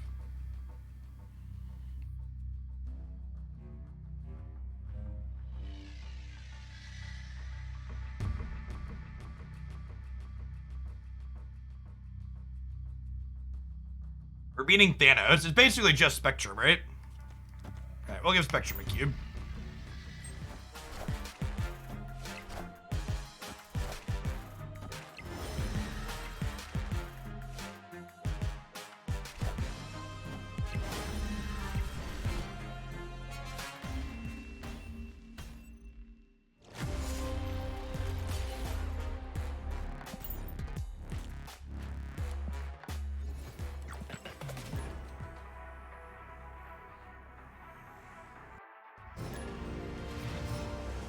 To the person that said Galactus is so fun just now in my chat, I'm gonna give you a little anecdotal story. The other day, I was buckling Haley into her car seat on the way to take her to daycare, and she was picking her nose. And I said, Haley, don't pick your nose. And she looked me in the eye and she goes, but Daddy, boogers are yummy. And you know what? That's just her prerogative. And different people like different things. So, like, if you find Galactus fun, like, that's cool. You're allowed to find Galactus fun, and I'm not going to dissuade you otherwise. But just understand that I don't enjoy Galactus, much like I don't like eating my own boogers.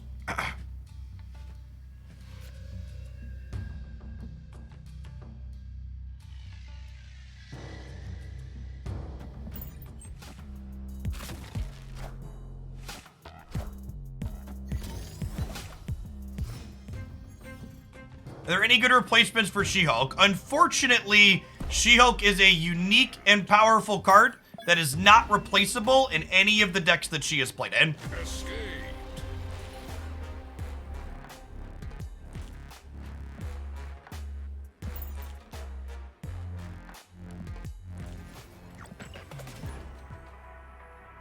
The only thing you can replace She-Hulk with is 1,000 Collector's Tokens. She's a Series 3 card now.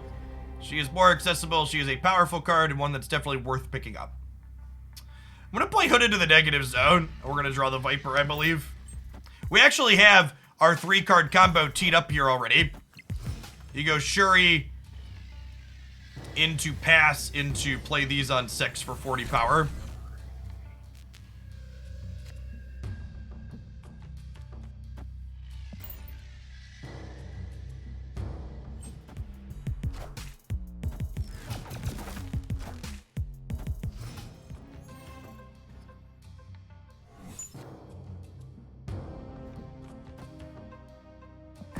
I think we snap on the District X because our good cards are in our hand, right? Like, we're set to combo with the cards we already have.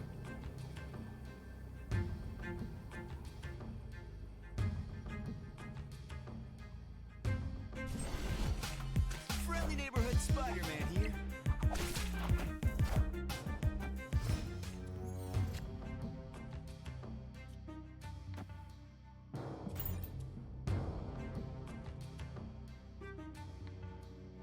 What's the best arrow deck? All of them. There aren't bad arrow decks.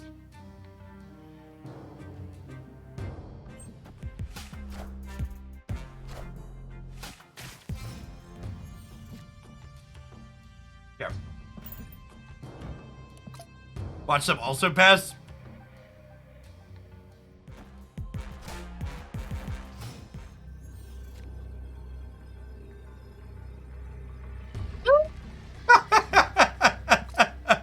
That's a sick fucking beat right there.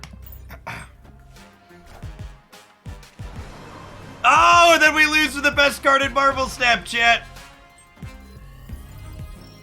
Like I said, there are no bad arrow decks. There are no bad arrow decks. If you take whatever the worst card is in whatever Marvel Snap deck you are playing and you cut it for arrow, your win rate in that deck will probably go up.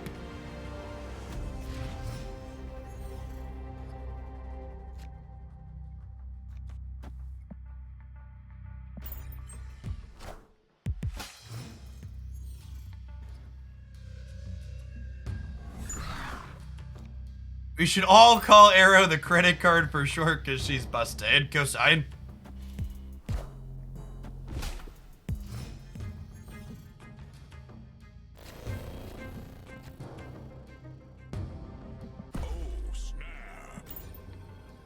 I have assembled 4 cards to win the game, chat, I believe.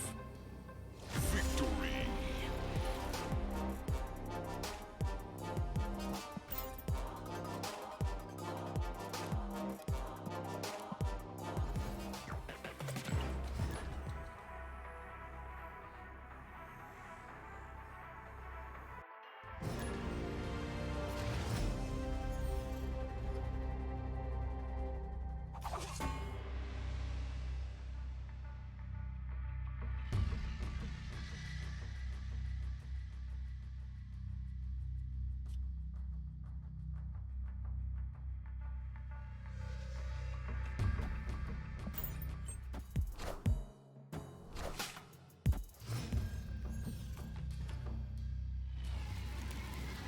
Breaking news. Game news.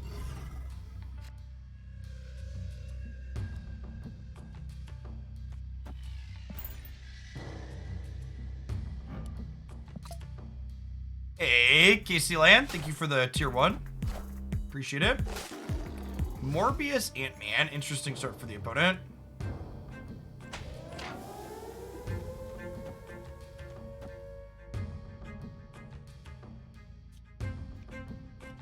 Vibe on the demon for now because it'll be free once the Quinjet flips up.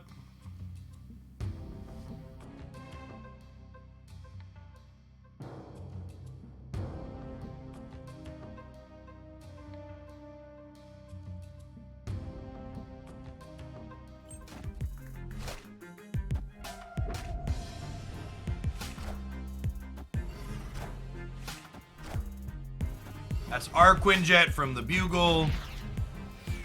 You can tell because it's sweet.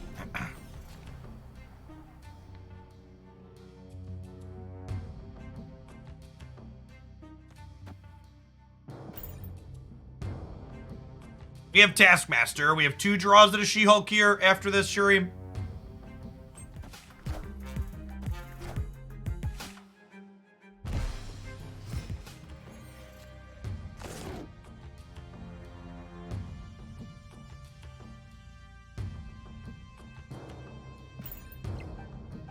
If we brick on the Hulk, we have 12 power demon into Taskmaster at least.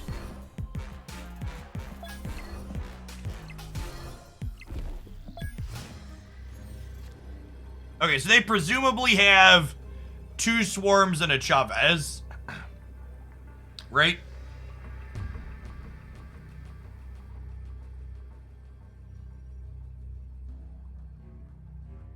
And the strong guy is +6.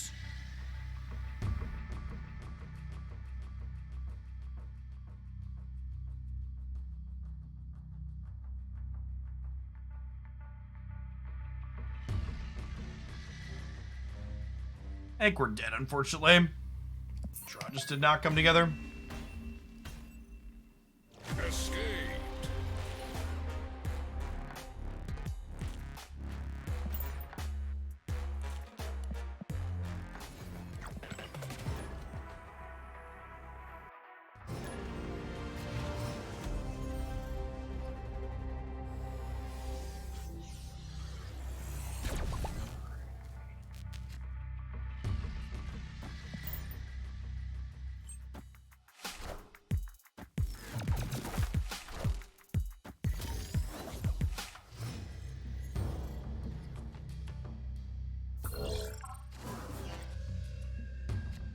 Not a terrible one.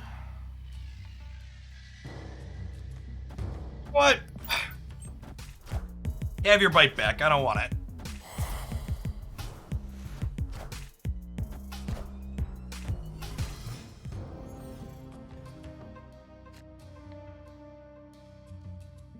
Immediately punished.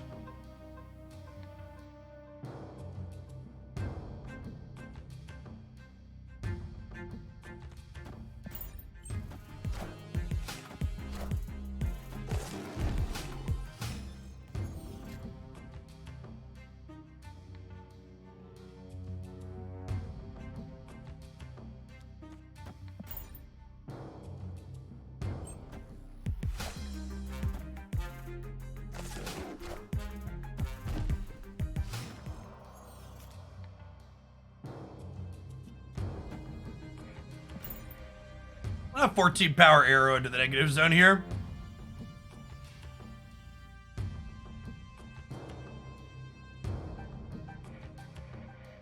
They could also just be passing here too, though.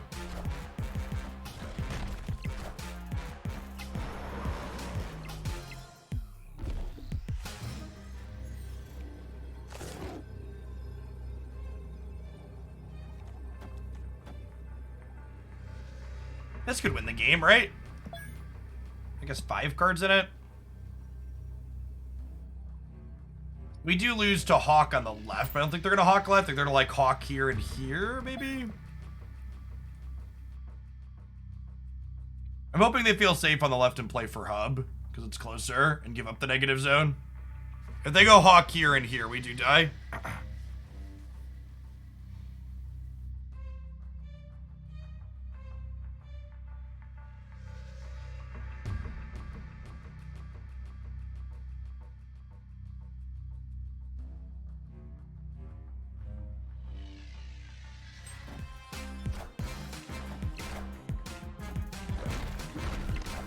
Now that read them like a book there in terms of where they felt safe or not.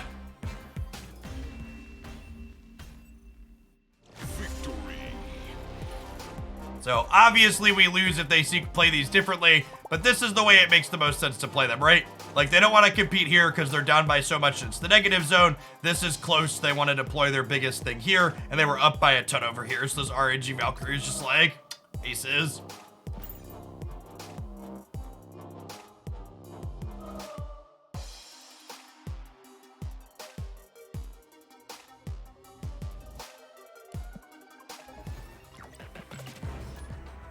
I think Shuri needs a nerf. I think it's a little bit too early to know that. I think you need to see, can Arrows and Shang-Chi's and others keep her in check? Shuri would be at the top of my list of these are cards you want to watch as the format develops.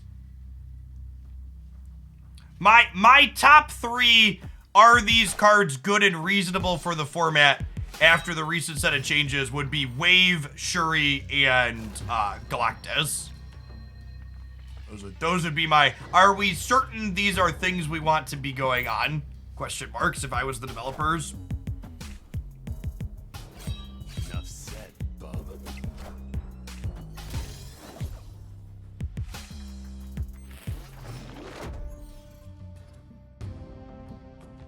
Not Arrow. Oh, Arrow's the one card that it's not too early to say about, chat. Arrow's fucked up and needs to lose points of power.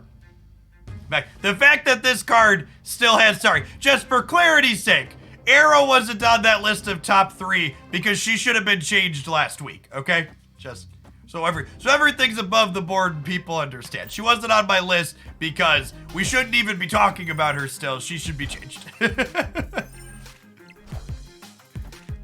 You should be like a 5-4 or a 5-5, less than 7.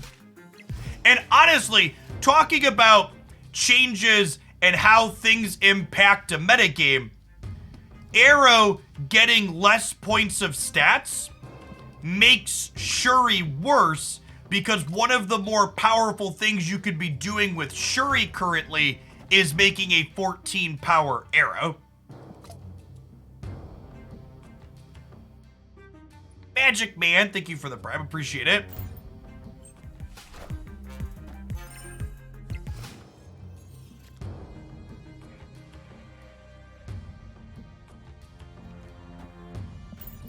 Not that I think they're playing into the rocks, but I'll just spend my energy this turn. We don't have a She-Hulk in sight.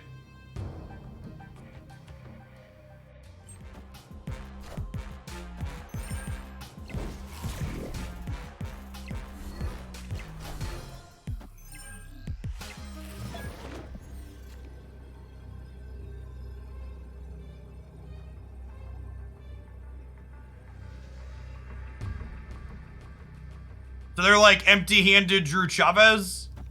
We put 11 stats here. We put Moon Girl here. We win the game. Yeah, yep.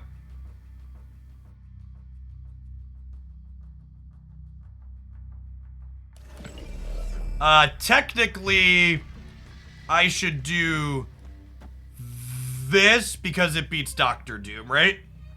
No, it doesn't. No, we lose to Doctor Doom. It probably doesn't matter. We just need to win the left and then also win the middle.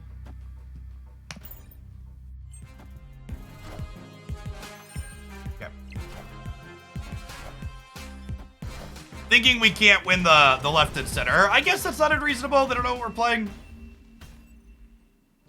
They were up by a bit on the left. They're like, oh, they make one big play to catch up here, then they win the breaker.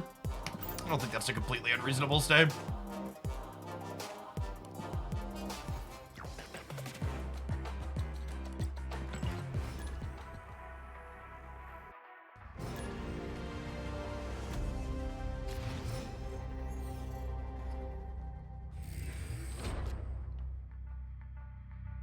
Superflow, thank you for the quarter of a year. Welcome back. His hand's not terrible.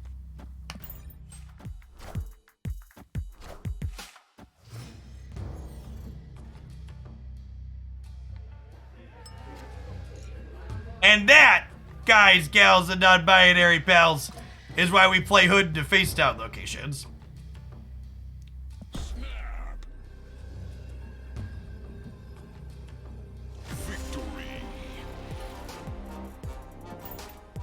There are way more locations that is great to have Hood flip up into than there are bad. Like, the ones that you don't want Hood to be in are, like, basically Sanctum and Space Throne are the two that punish you.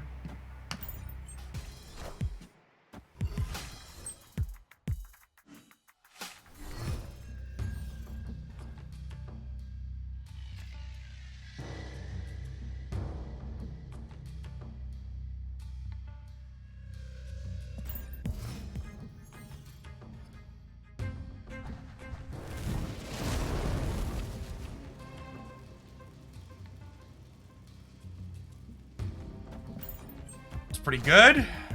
Draw Moon Girl next turn. We're close to best possible.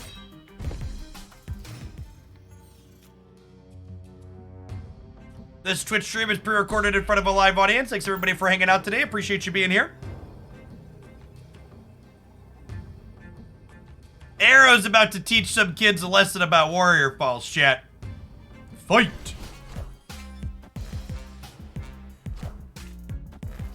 Uh-oh. Uh-oh! Maybe not that one a lesson, though. Monka Shuri, chat. Monka Shuri. Ooh.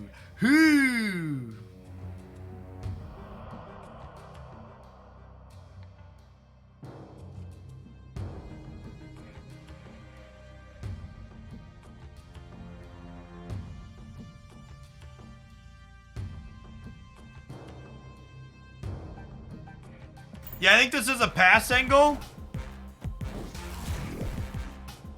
And then it's going to be a pull things into Warrior Falls 2 turns in a row angle. So we pass here. You already snapped, right? Yeah, so we arrow into She-Hulk, And then we'll arrow here again next turn. Come here, friends.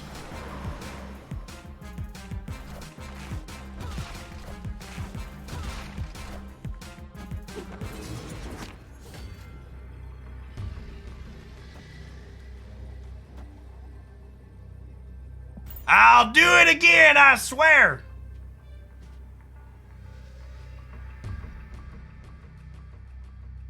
They do have copies of Swarm. Copies of Swarm could mess us up here.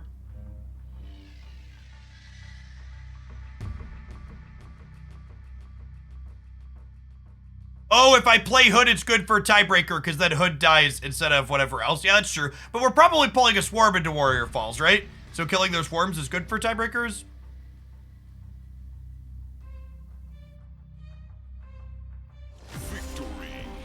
And they don't know we have the arrow, but it's likely, so they're leaving. She's such a bully, chat. Another game where the actual stats that Arrow has just don't matter. And again, they could nerf her power a significant amount, and she's still just very, very good.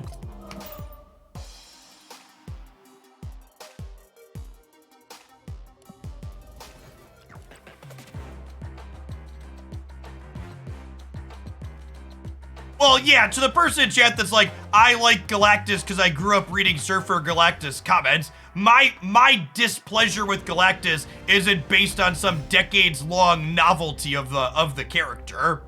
My dislike of Galactus is based on taking a step back and thinking about how the card impacts the game that I play every day and the types of gameplay patterns it produces.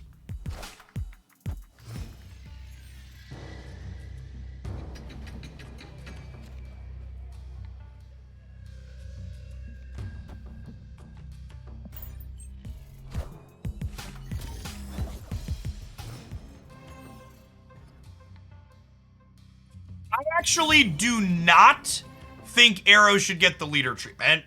I think Arrow's text box is reasonable as is. She just has too many stats for her effect, and the fact that she has too many stats for her effect is compounded by the fact that Shuri exists.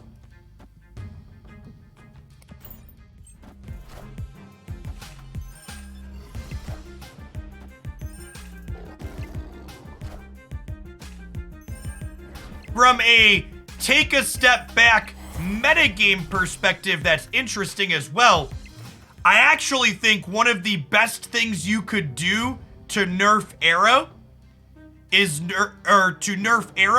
make Killmonger worse. Because a lot of the decks that would typically prey on Arrow get really messed up by Killmonger. Friendly neighborhood Spider-Man here. Or Spider-Manning me out of Grand Central?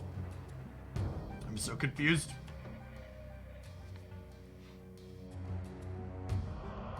Opponent snapped.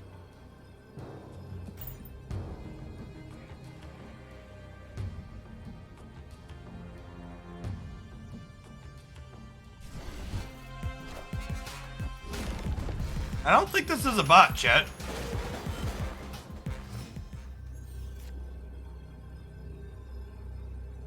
Oh, snap. Is it? It might be. Greatest lad, thank you for the quarter of a year.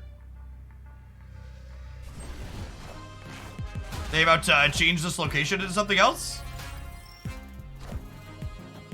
Wind, aid my hand. Into Killmonger?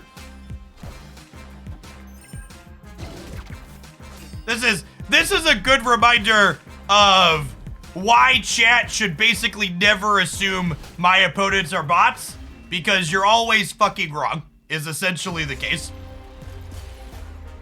None of this seemed like bot play. This is why you don't get it. Content may be hot. Thank you for the third of a year. Welcome back. And the opponent played that really well. And chat's over here just like drooling on themselves, thinking they're a bot because they just like aren't on friends level. Worth noting that Arrow would have beaten them there. Would she? No, Arrow would have lost 2, right? Because they would have been 4-3. Yeah, Arrow would have won. Or Arrow would have lost still. Thanks for the biddies, Jace.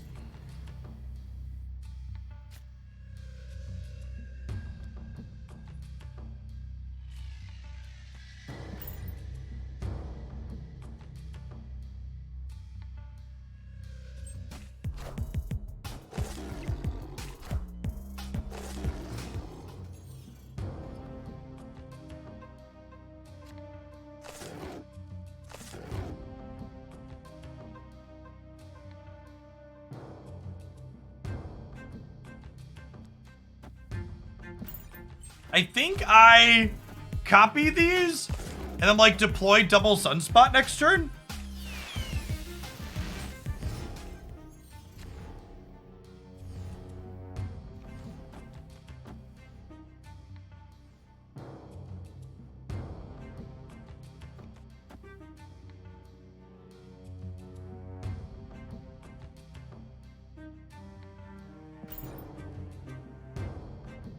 And then we'll pass on 5.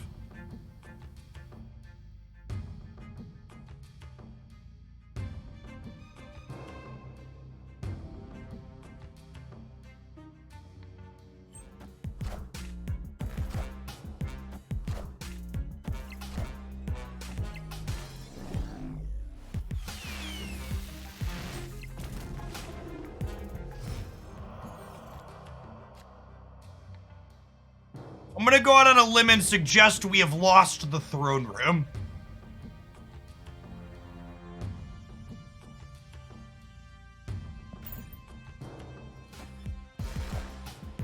Hot take. I believe the throne room has been lost.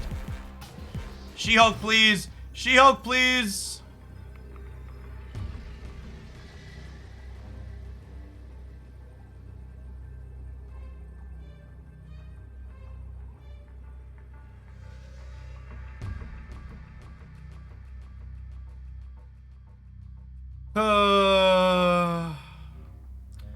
I don't know that Arrow is good enough, right? They could be a Hella deck, right? I guess she's doubled. That's probably good enough, right?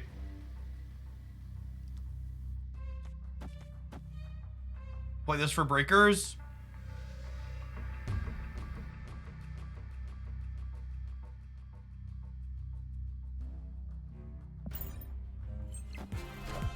All right, come here, friends.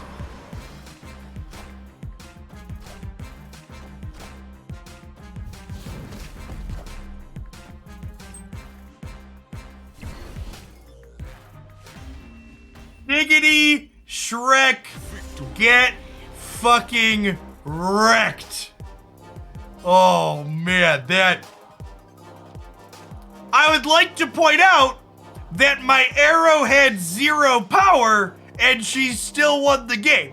Just, I would like to submit it to evidence that my arrow had 0 power and she still resoundingly won the game.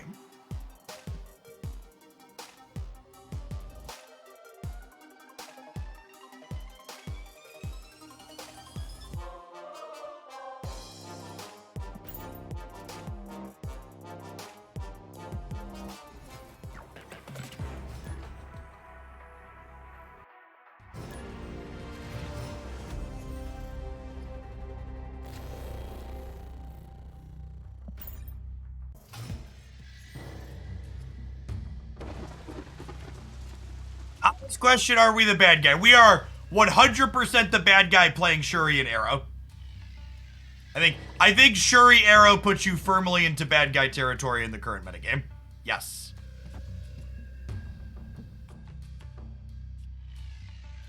I think we're filling the raft of this deck. I'm just gonna play to the danger room.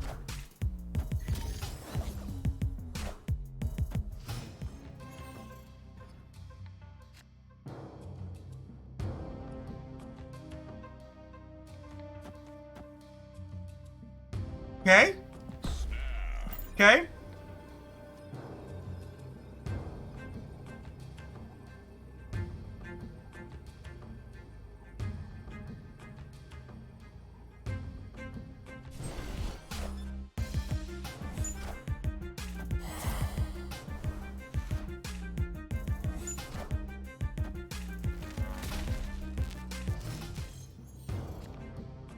Okay, and then because I'm a giver, I'm gonna go ahead and give them a card over here so they can't Galactus anywhere.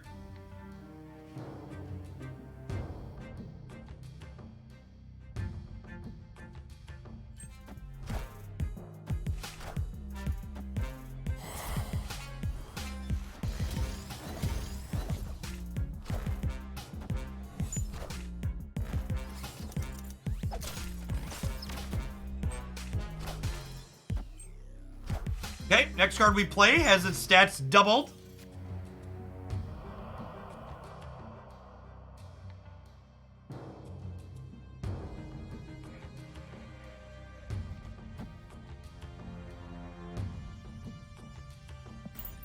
But I have 14 power Taskmaster plus Demon next turn.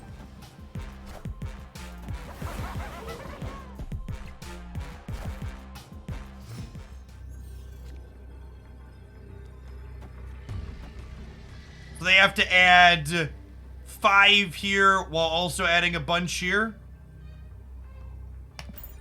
Should be good to go.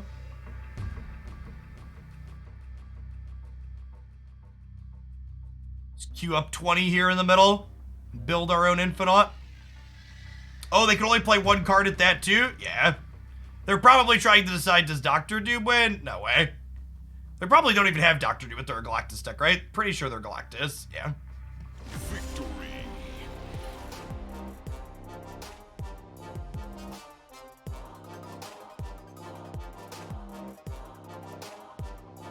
Also, people always ask me why I play a lot of Viper chat. I fucking despise Galactus, and she's a reasonable card that gives you some counterplay there.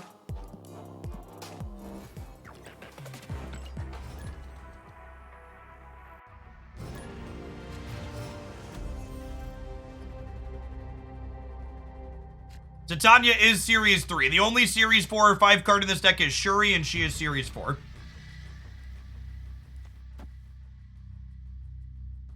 Is Thanos worth buying? Thanos is one of the most interesting and unique gameplay experiences in Marvel Snap.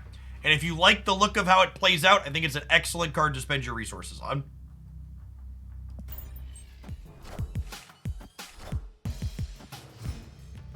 Opponent and I both subscribe to the school of play hood in the face down location thought. Look at that, chat. Nothing but professionalism here. Watch them also have Viper, and they get to Karmatage back both the hoods. Okay, just Black Widow. It's fine. That's fine.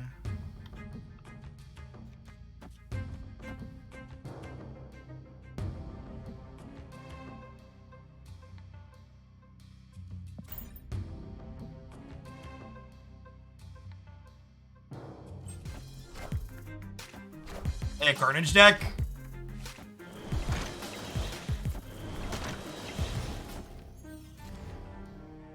Well,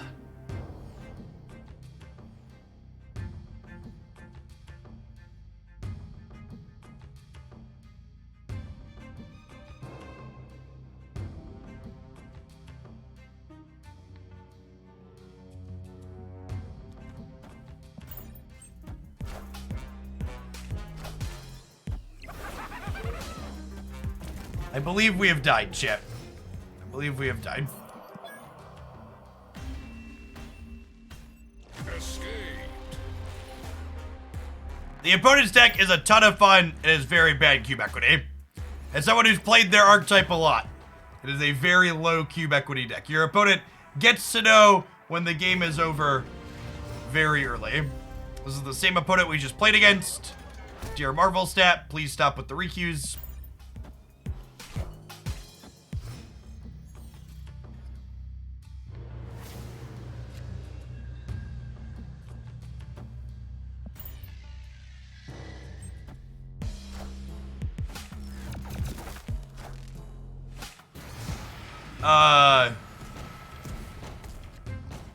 The bites never bothered us anyways. It's a Viper, the Hood across, player Demon. These cards back into our hand. I would love some armor on the right.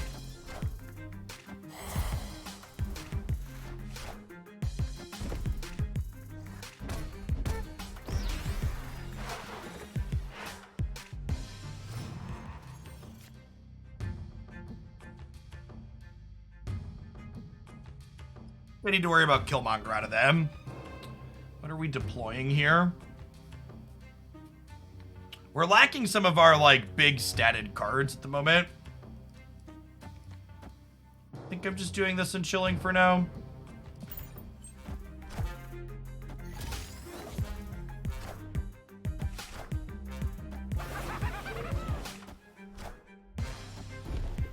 Kind of surprised they didn't hood on the left.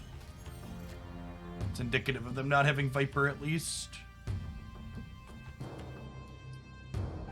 I think we just pass here, because if we draw She-Hulk next turn, I'm happy to have passed into Shuri She-Hulk.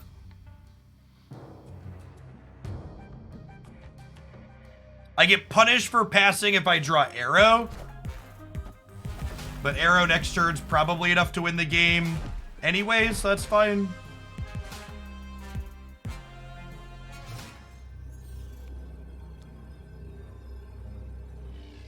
Swish. All right, so we'll go Shuri here, She-Hulk here, Quinjet here.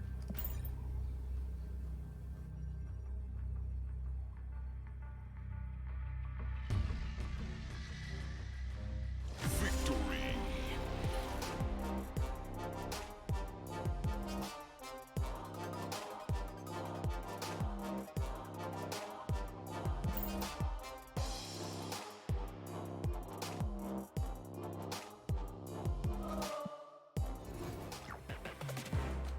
Yes, I agree with that. I think changing Arrow so she pulls cards in order they were played instead of randomly would be a good power level change while keeping the effect very similar, giving people player agency to play around her. This is one of the many locations that's really reasonable into Viper. This opponent, if I recall earlier, they were playing the Sandman deck, right? So it's probably going to impact our sequencing knowing that.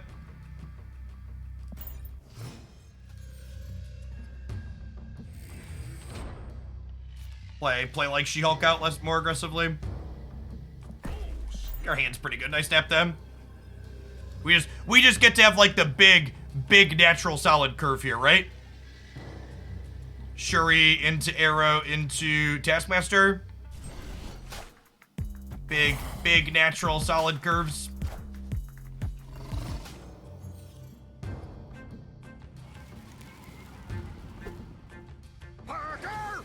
Parker!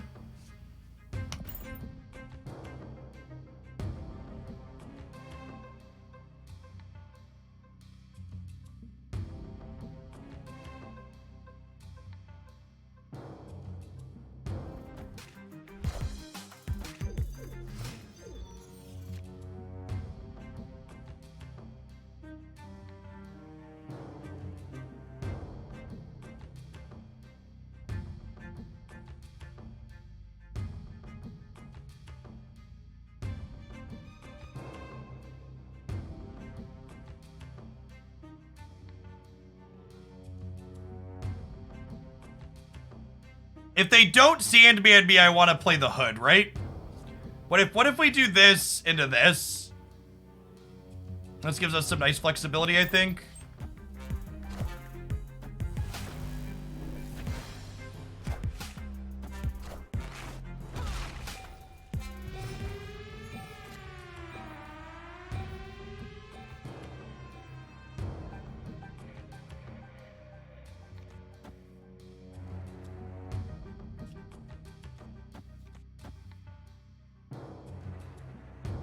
We do this.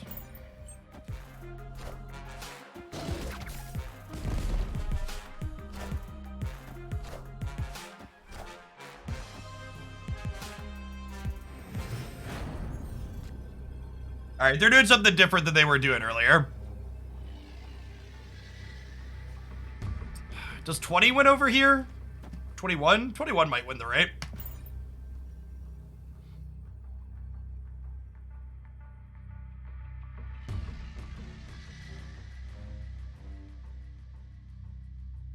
They have Shang-Chi. Yeah, that's true. They can Shang the left. This was the Bugle card, right?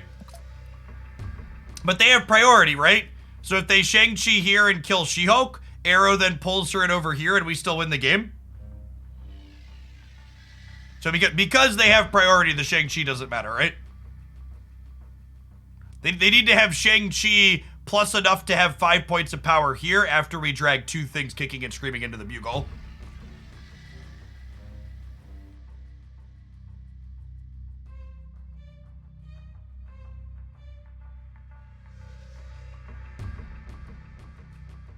Oh, is this the deck Mogwai was playing earlier today? I had him on before I went live. It's like this weird 1-2 card combo deck. It's got like Iron Fist and Vulture.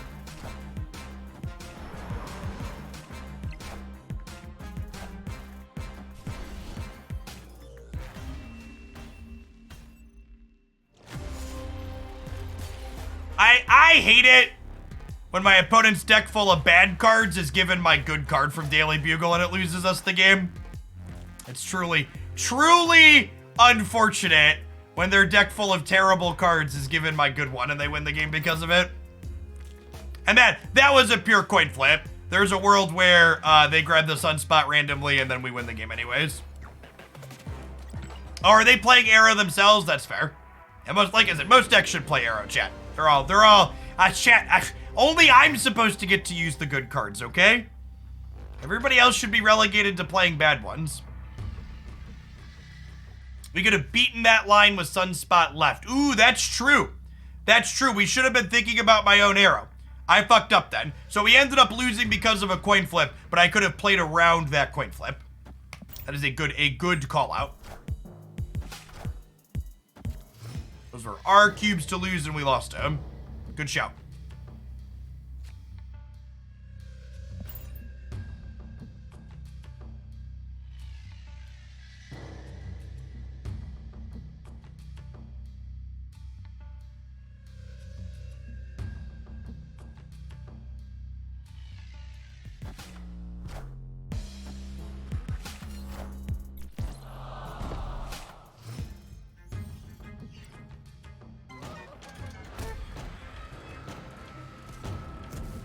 Think we're punting Mojo World to them.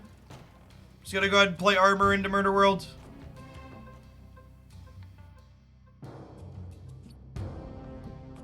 You know what we could do?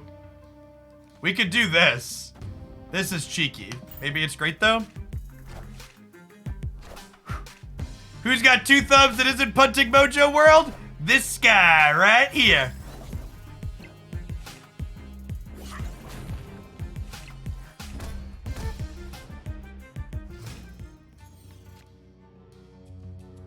Okay, so we have to play 2 cards here on the last turn then is how this works out, right?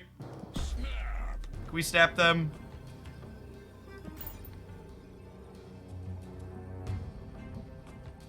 No, wait, not 2 cards. We want to play 1 card here on the last turn. Then we just need to beat their stats. Yeah, if we play 2, she ends up back over there. Titania Math. Tricky, tricky.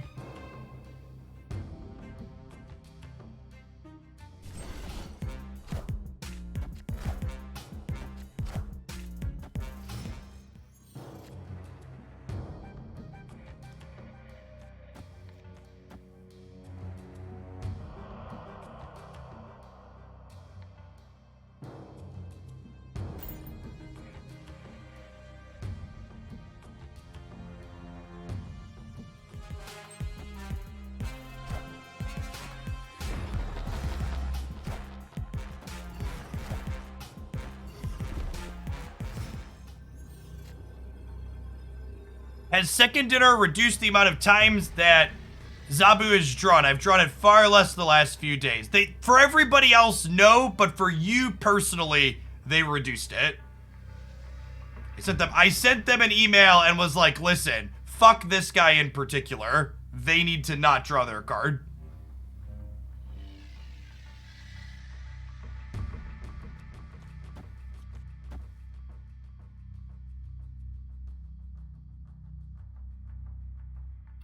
Arrow's 10 points of power mid.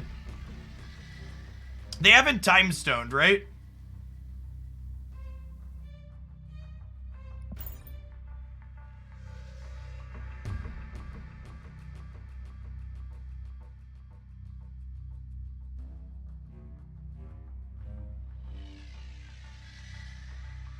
We're technically winning the right as well here.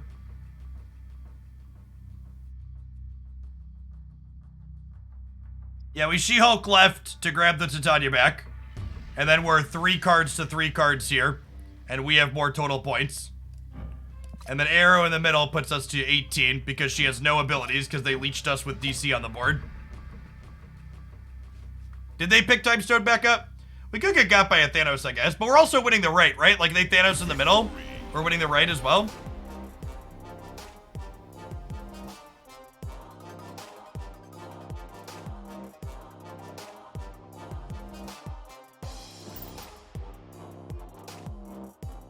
Shuri Viper was more stats. Did I have the resources to Shuri Viper?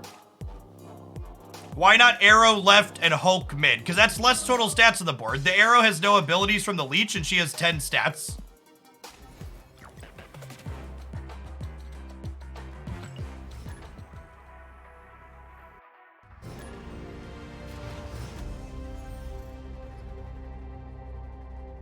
I didn't have enough energy to Shuri and Viper, chat. What's the next deck for the new? I don't know. I gotta look through my list. We're gonna do something without She-Hulk. We played She-Hulk for the last 2 hours now. So we're gonna do something, I think not Shuri, not She-Hulk for the next hour. Try and make sure we get some variety. FIFA Bad, thanks for the brand new prem, appreciate it.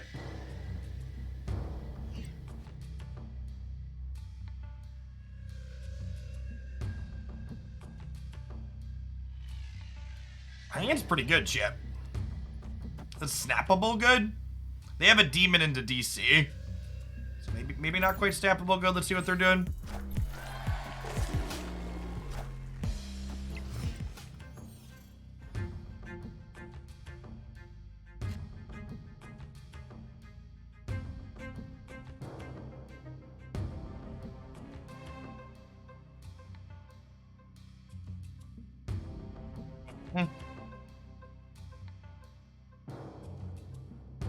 I think I'm down to Moon Girl this turn. It means we skip our draw, but we get 2 copies of each of these.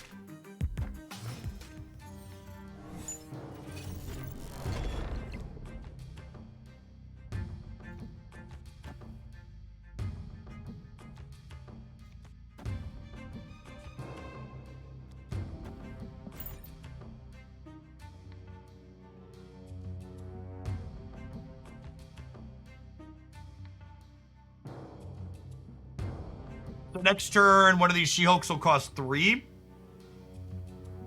It's probably just a pass single, though, right? Is it?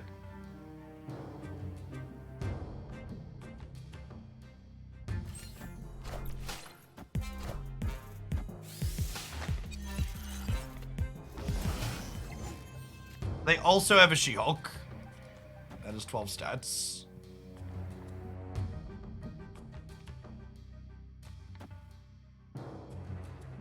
I think I play the demon out in case we draw Titania or another 1-drop next turn. So we could go Arrow plus whatnot.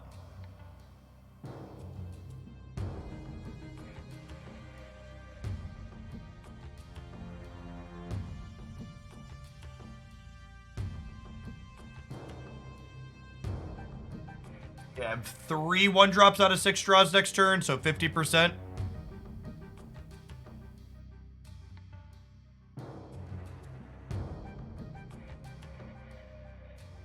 To the folks saying wrong order, I'm not playing Taskmaster next turn.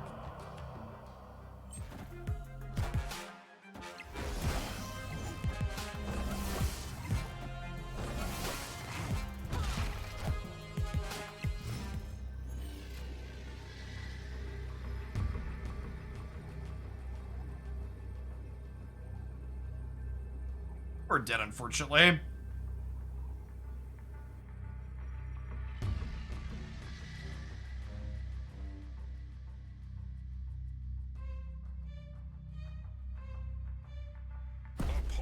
Yeah, I definitely don't think I managed my hand and resources efficiently this game. Escape. The Taskmaster and Arrow definitely make some of the Moon Girl draws clunky. This build's very different from...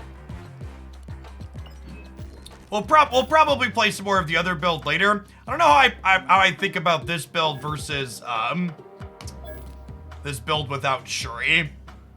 I think I lean in favor of the one without Shuri, but it's close. They're both this deck wasn't bad. It was just kind of different. Getting to add Arrow into the mix is definitely a powerful thing to be doing. It was less about She-Hulk's, more about that. All right, non-subs, I'll see you in 60 seconds. when we get back, what do we want to play? What do we want to play?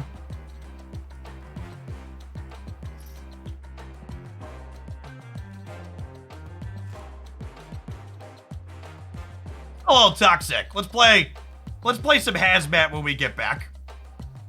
See you in a bit.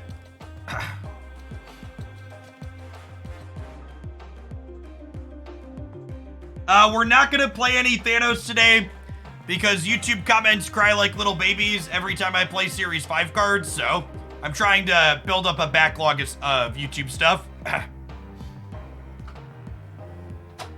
Because we had a pretty major patch, I had to delete all my pre-existing footage because I don't like posting games of old metas after the fact. So, I need to... Between yesterday and today, I think I'll have like a week's worth of YouTube deck highlights good to go. And then we'll probably get back to doing some viewer submissions and some repeats on old favorites next week. Yesterday and today's goal is to like build up a log of stuff for that. No negative today. We'll probably play negative today. I want to play I think we'll probably play a little bit of this at some point today. Not next, but at some point. Want to try Zabu in a more stock shell. I am mostly waiting on Ghost before we really start playing Valkyrie. I think Ghost makes Valkyrie significantly better. Valkyrie is a card you really don't want to have priority for going into the last turn.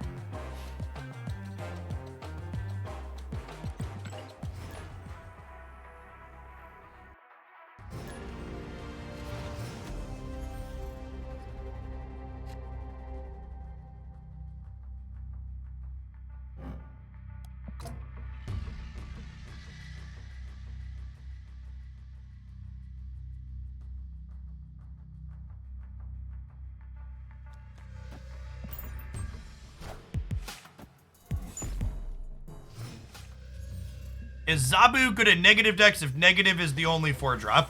I don't think we know the answer to that question. I think that question is one of the things we need to be able to try and figure out by playing games.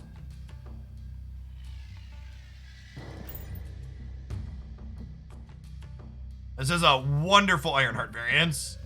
I think this is the best one currently in the game. I think there's an unreleased Ironheart variant I like a little bit more than this one, but this is the best one that's currently available, in my opinion. You want to magic the altar? I don't know. I might use the altar again at some point.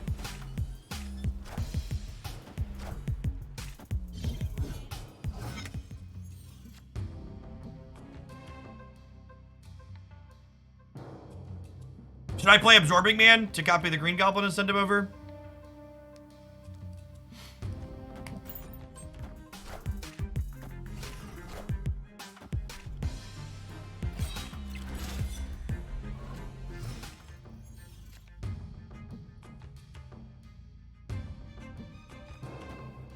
Oh, Wongers!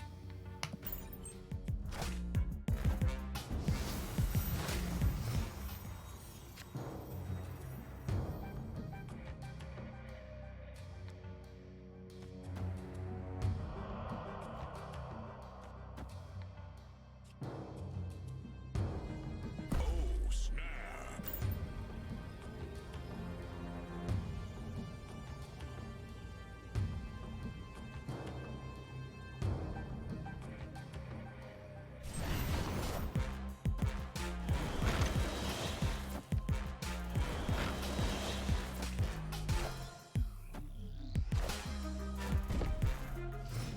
Sunspot's pretty good. Oh, you know what else is pretty good though, chat? Ironheart and Odin. Ironheart is in this deck for games like this one where you don't draw a Hazmat. She is our fallback for the games where Hazmat refuses to show up.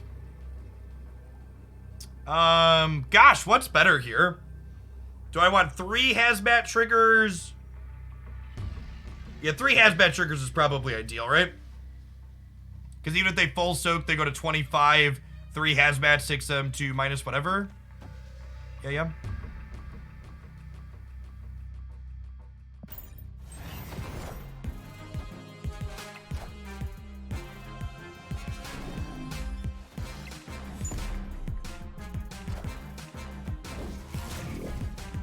Switch those two for stats. Absorbing Man does not trigger twice on one. Hazmat does.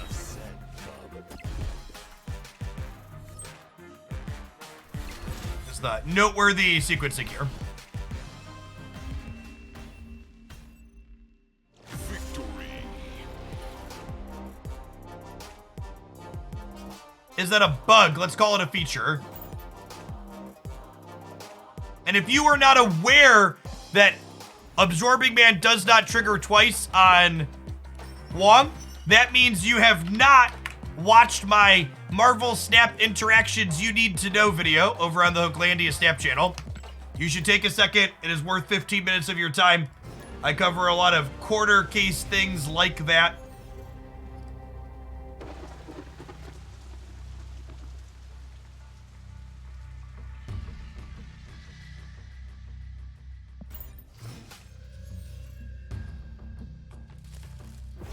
This might be a tempo carnage onto the island.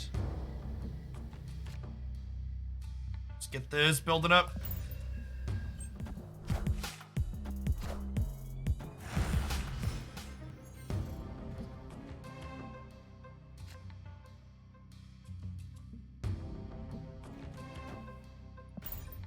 Debris here, and then Viper the Rock across in the middle. Sounds lovely.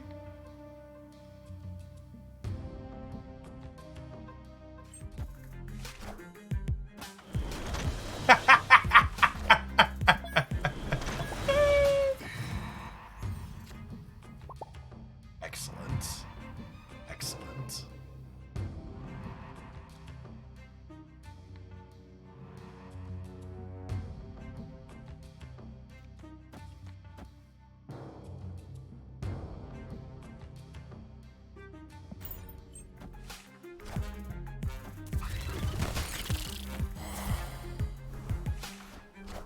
In a giving mood, have another rock.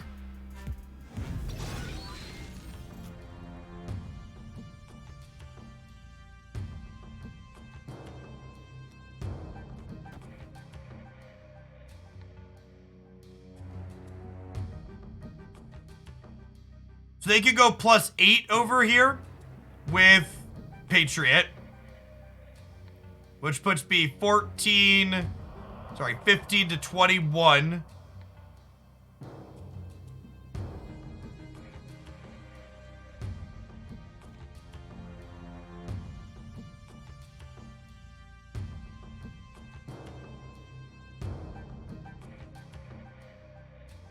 Why would I magic, chat? I don't have space to do anything with magic.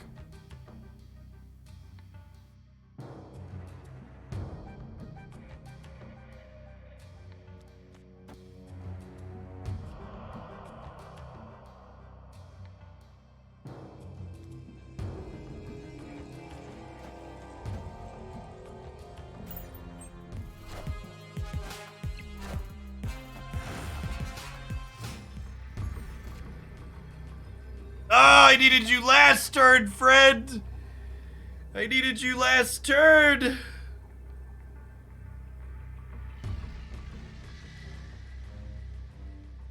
Rats.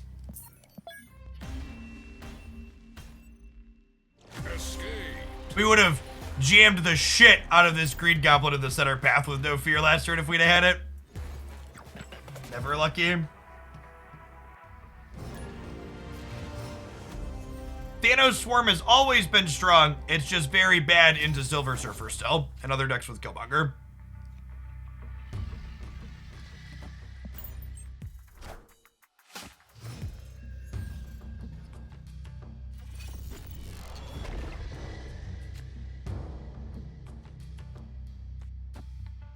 Yeah, I think I'm fine just playing Carnage on 2 here to clean out the hood.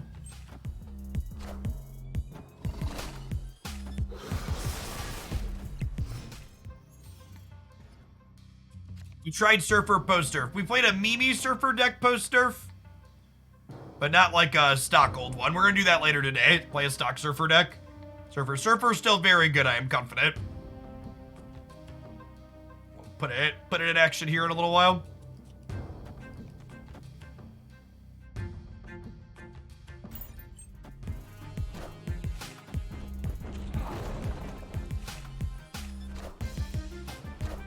Okay, that worked out at least. Could have gone much worse.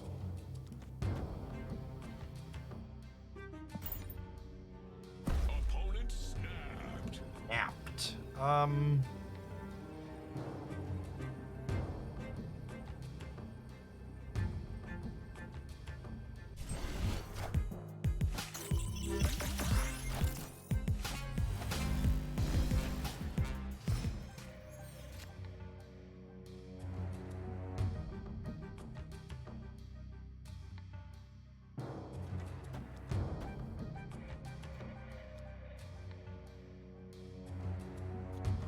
Oh, it could be a Killmonger snap. That's a good read.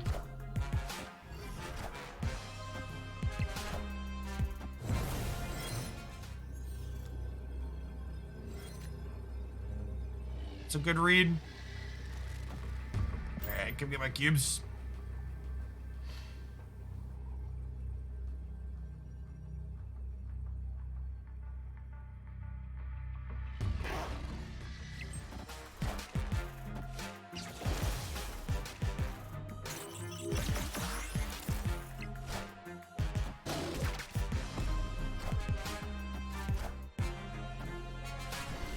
Still, this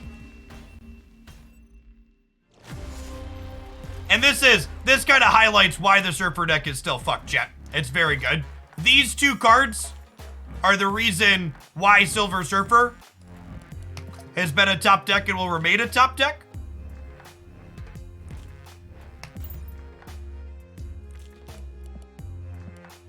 Does Hazmat get better with Ghost? Oh, you know what? Hazmat does get better with Ghost. I'm gonna shelve this deck until we have Ghost. Let's do some negative. Jeff, can I replace Super Skull or Valkyrie? And what can I replace them with? You can replace them with an ounce of critical thinking by finding your favorite other card that has less attack than it does cost and putting it in those slots.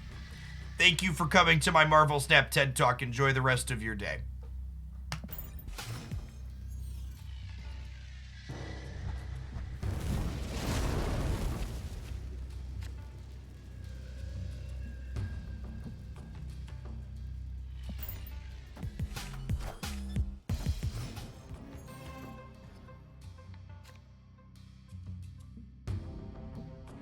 Okay, so we get to Psylocke into Sarah here is lovely. We got a free Limbo. Enough said, bub.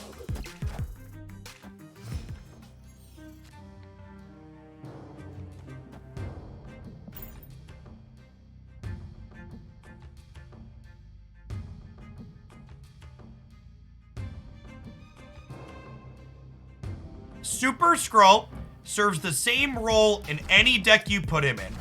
Super Skrull is a tech card, which means it is a card that serves to try and be good against particular things you expect your opponent's archetype to potentially be doing. Super Skrull is not a card you put into your deck and build around. It is a card you put into your deck with the hopes that it will be good against the decks you are going to play against. Previously in this archetype, I played Rogue in this slot, because Rogue serves a similar role of interacting with your opponent's ongoing cards.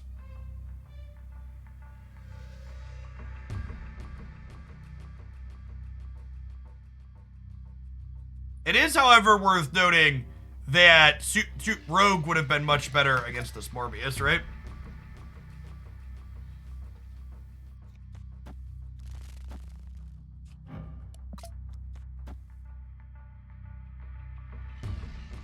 My body is ready for Jubilee to hit negative and then Odin to flip the negative again.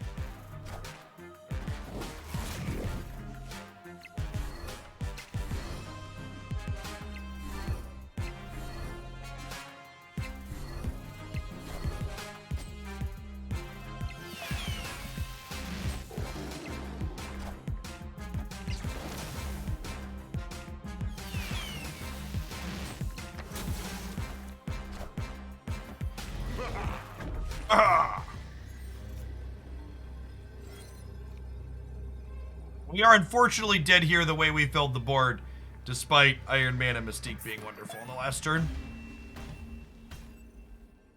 Escaped.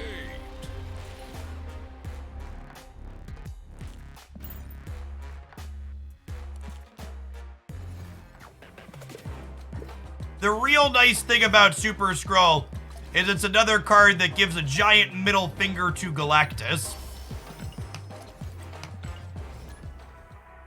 Because it beats their null draws.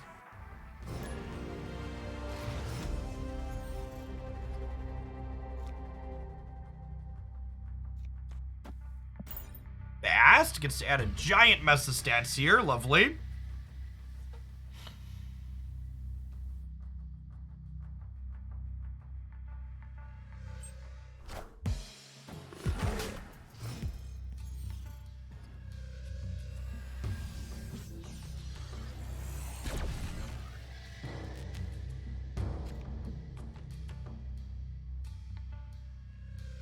So, when I don't have Mr. Negative in my hand like this, I don't like to run out Psylocke aggressively because the 1 in 6 or 7 chance that we draw him here is low. And if I draw Sarah or Magic, which is more likely, I want to be able to Sarah or Magic on turn 4.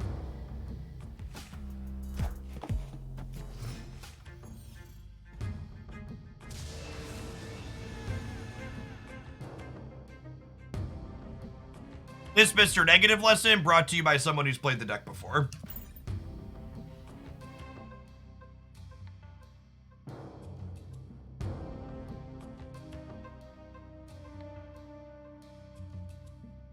This archetype is the best archetype that I frequently have people leave comments on the video. This deck isn't good, I picked it up for the first time and I couldn't win with it.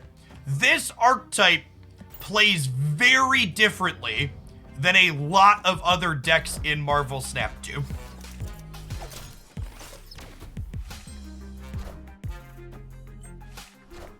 And that's unfortunate.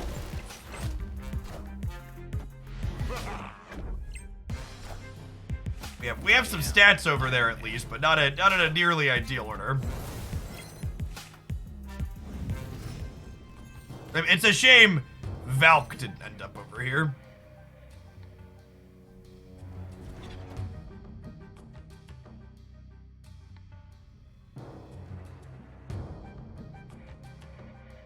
I think I just Mr. Negative at this point, right? And then we'll Valkyrie here on the last turn. Have a bunch of stats.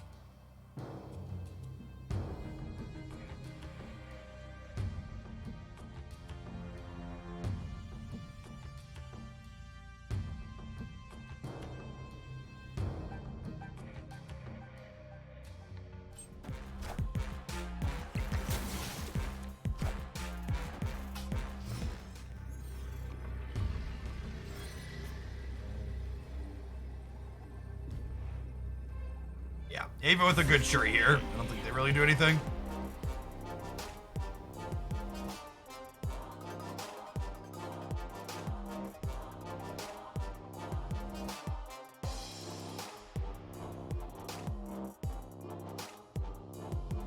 Is stock negative better than Panther negative? I don't think we know the answer to that question post Zabu. I think before Zabu was a card, I liked this, something close to this is my favorite version of Mr. Negative. But I think Zabu being an additional accelerant changes the dynamic entirely. You're trying to understand why they retreated, because they couldn't win 2 lanes. Their deck plays one big thing per turn, and I was going to be ahead in all 3 paths. So they left because they couldn't win.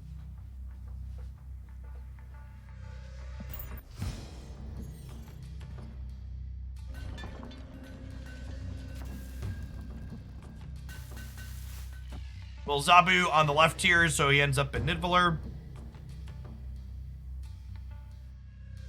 Can Jubilee pull Magic on turn 6 and generate a turn 7? She can.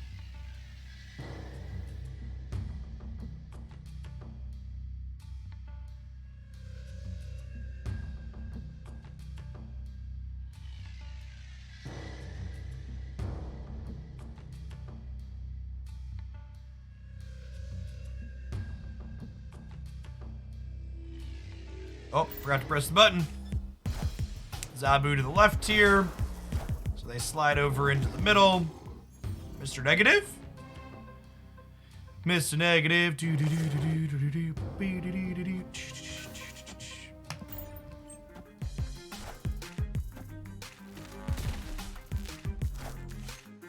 That's right. Our deck's pretty rancid into Galactus anyways.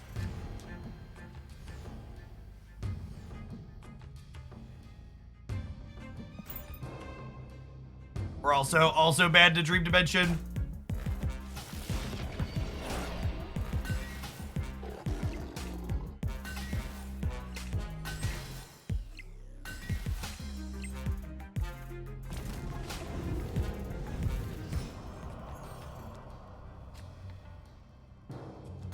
Literally unplayable. In case anybody was wondering.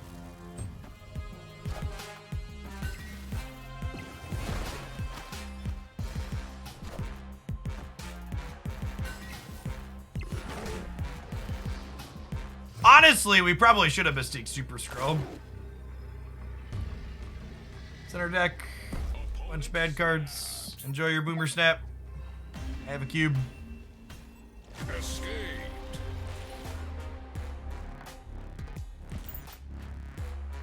It's my confidence level that Darkhawk will downgrade to Series 4 at the end of the month. High. The downgrade uncertainty is over which Series 4 cards are going to drop. Darkhawk and Zed are almost certainly going down at the end of the month. They're going to swing in.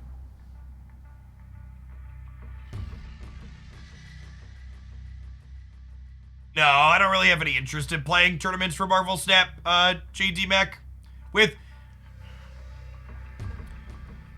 There aren't any community tournaments for Marvel Snap that have any meaningful stakes that anybody is playing for. They're all vegetarian tournaments so far. And if you don't have real stakes for the players to play for, they're not really competitive events that you're getting anything meaningful out of for the most part, in my opinion. S tier on the left. They're all streamer tournaments. They're not even all streamer tournaments. There's like community run tournaments going around too, but like they're just like, you know, a $50 prize pool or a $100 prize pool, right?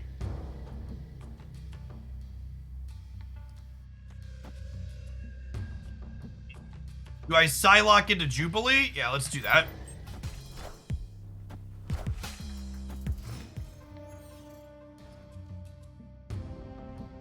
What if the line is where people start trying?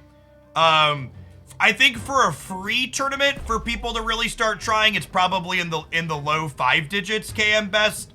I think with an entry fee, it's probably somewhere in like the $50 to $100 for an entry fee.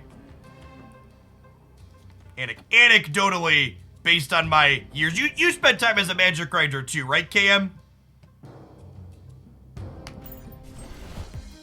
And somewhere in that range feels like where the grinders start to show up. No, you only played Arena, really? Okay. Yeah, my Magic grinders days that make me think like low 5 digits or some kind of more than nominal entry fee.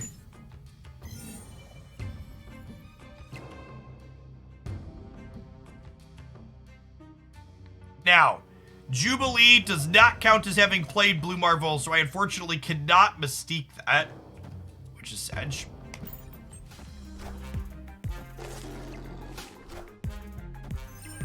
Thank you, love. Do you believe in magic? And turn 7. Take your wave and fuck right off now. Cause there's a turn 7. Be-dee-dee-dee-dee-dee-dee.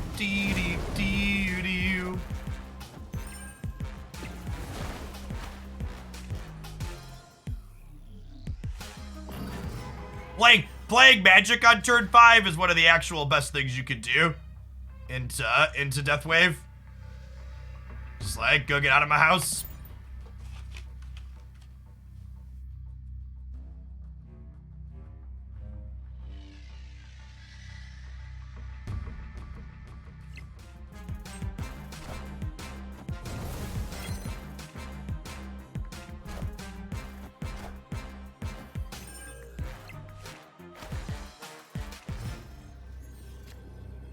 Mr. Negative is really shy today. He is. He is.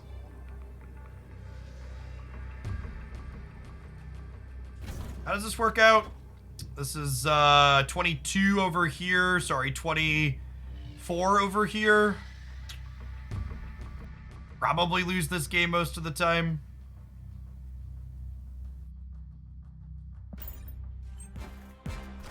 Yeah, it's unfortunate.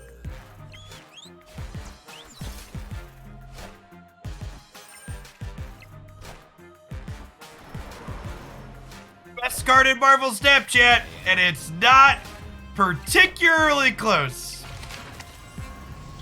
It's not particularly close.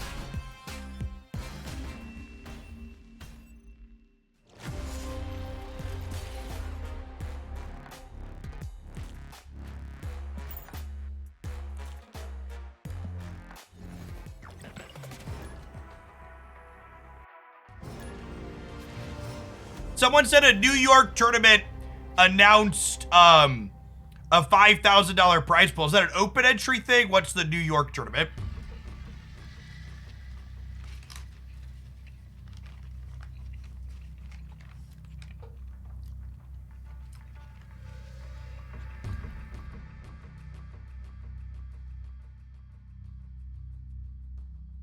$1,000.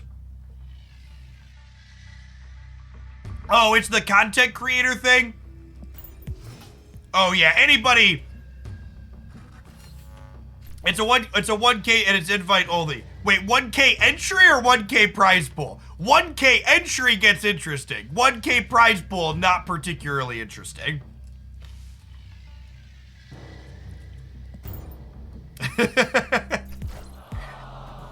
1K entry fee. Now we're talking. That's a competitive Marvel Snap tournament I will definitely watch.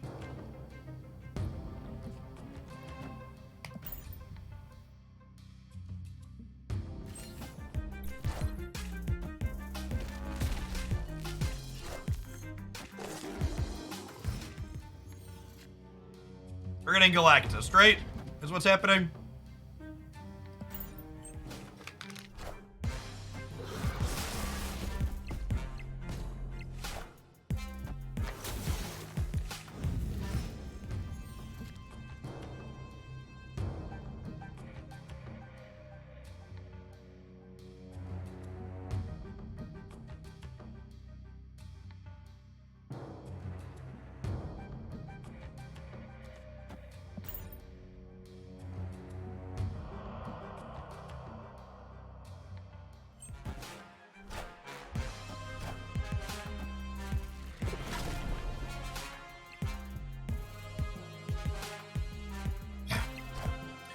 Jane Foster in Mr. Negative, I agree, is incredibly fun.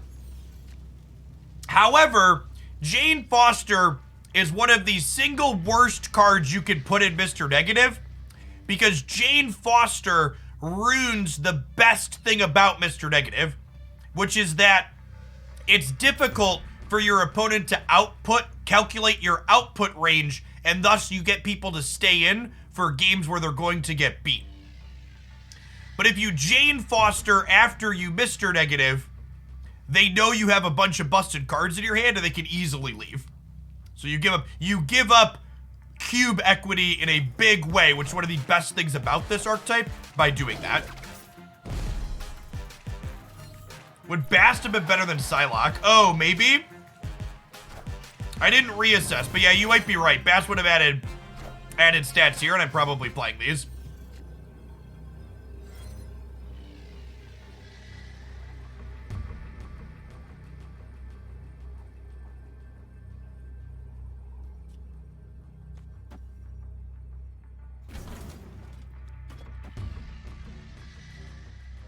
What do we think of this? Jubilee is going to hit Valkyrie and will win the right? I believe.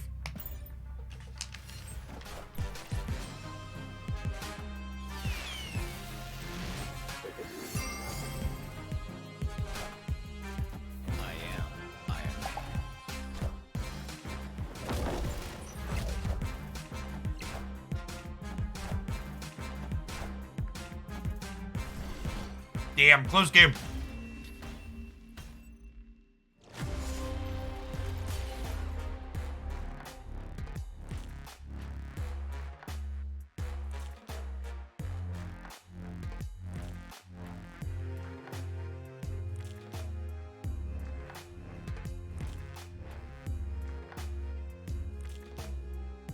I don't think Bast wins it, right?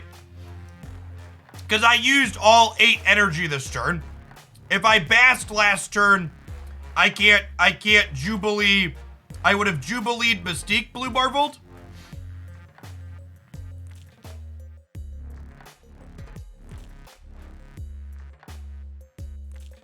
I could have abandoned Mojo World and played for left. Could have been a line. And maybe that's the better line. Is abandon Mojo World and play for the left. If you're interested in playing the opponent's deck, there is a highlight up on my YouTube channel from after Wolverine was buffed, playing almost that exact archetype.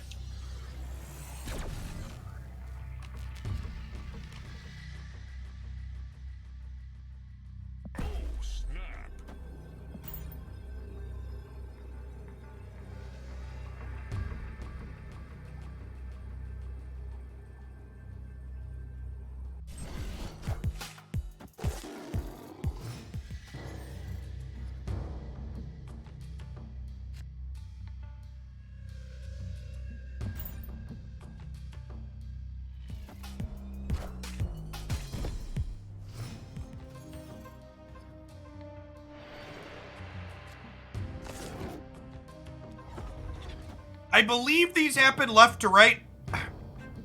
So if I play negative into Hala here, he should blow up and then things should slide.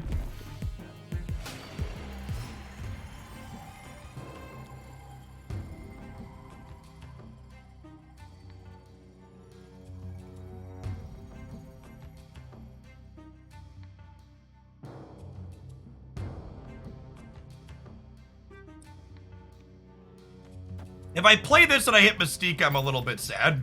Any other hit, we're pretty happy with. That's great. Yep, Hala happens. I believe locations at end of turn resolve left to right, with the asterisk exception that the location that switches the position of locations always happens first currently. That's the one, right? Starlit Citadel? That's the exception to the rule, right? Is that one happens first? It is very silly, yes.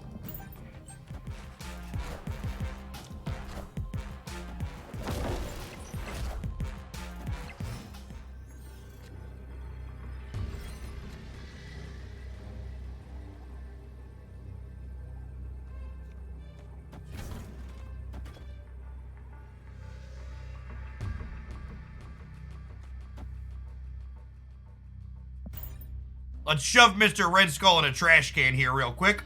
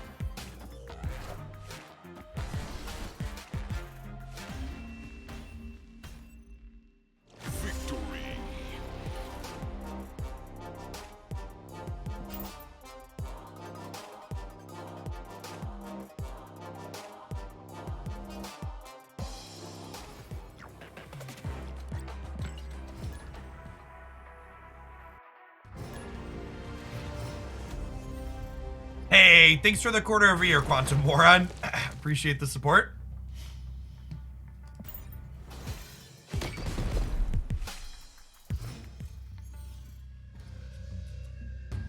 Accelerant.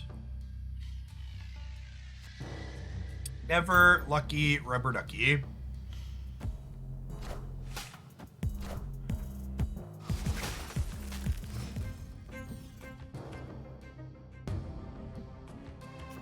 Got my first gold foil. It's a Darkhawk. A tried and true Spike, eh? I've actually been really happy with this headset. I was a little weary of buying another high-end headset after having such a terrible experience with my SteelSeries headset, but this Bose headset was well worth the money in my opinion.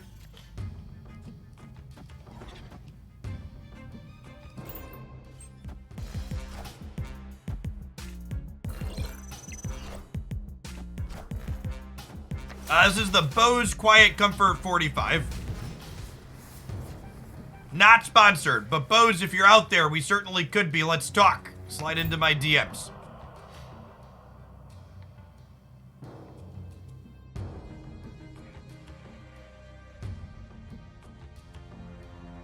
The SteelSeries Arctic 7 Nova headset is the only headset I've ever had in my 5+ years of streaming and wearing a headset all day that caused me physical discomfort part of the way through my workday. And I've gone through half a dozen headsets or so over the years.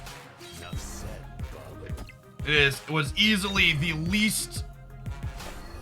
only one I've ever had.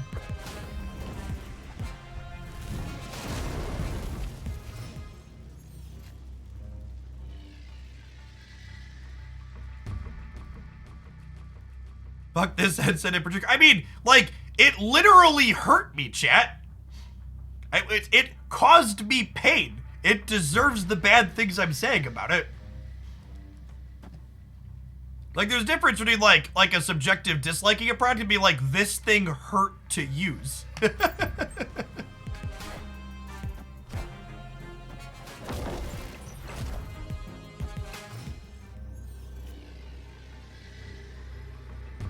I think we're dead here.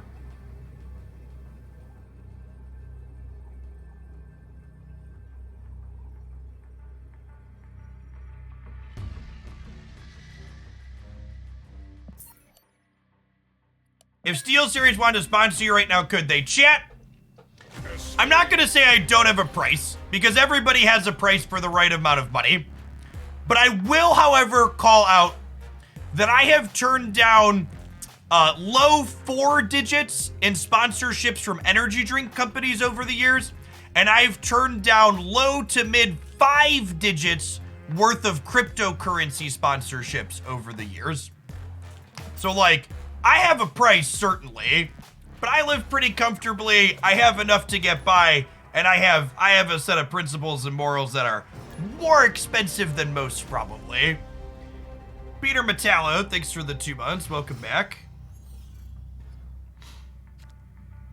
What's my take on cryptocurrency? I just want to make sure I clearly articulate my take on cryptocurrency so there's no room to misinterpret it. Fuck every grifter who is a part of that ecosystem and every influencer and other person that sold the fuck out to grift their followers with that bullshit.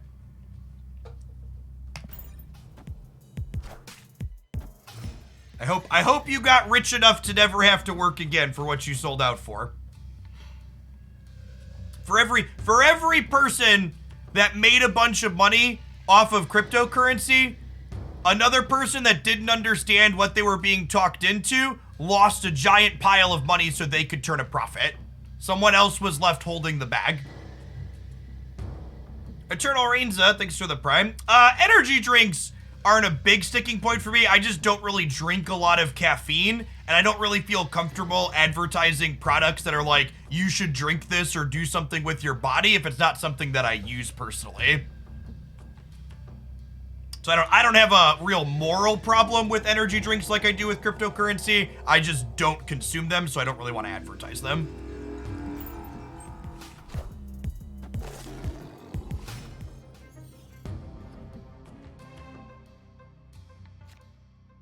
Way back in the day, one of the esports teams I was briefly a part of had a Red Bull sponsorship. And honestly, I don't understand how Red Bull stays in business, because they used to ship me a case of Red Bull every month as part of the deal. and I couldn't give that shit away. It would be like pulling teeth. Like, all right, who drinks this shit and who wants like, who's gonna take it off my hands? Because there's cases sitting in my front entryway and I don't want them. Cancelled. Thanks for the quarter of a year. Welcome back.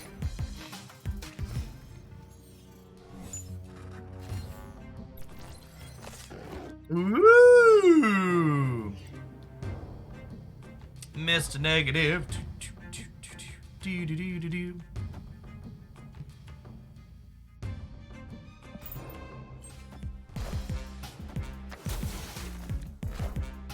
I just took a 200 milligram caffeine pill. I don't drink my caffeine anymore. I have ascended. Truly the next level.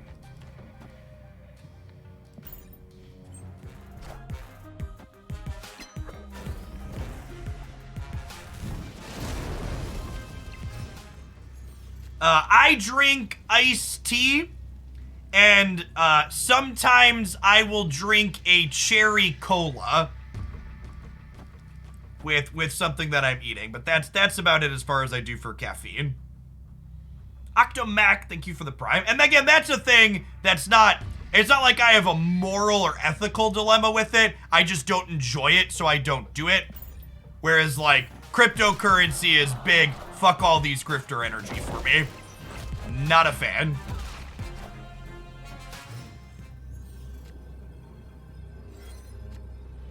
Okay, so the last card that I played was Blue Marvel, playing to the out of drawing this. So we'll go Mystique here, into Valkyrie here, into Bast here, and just give up the center.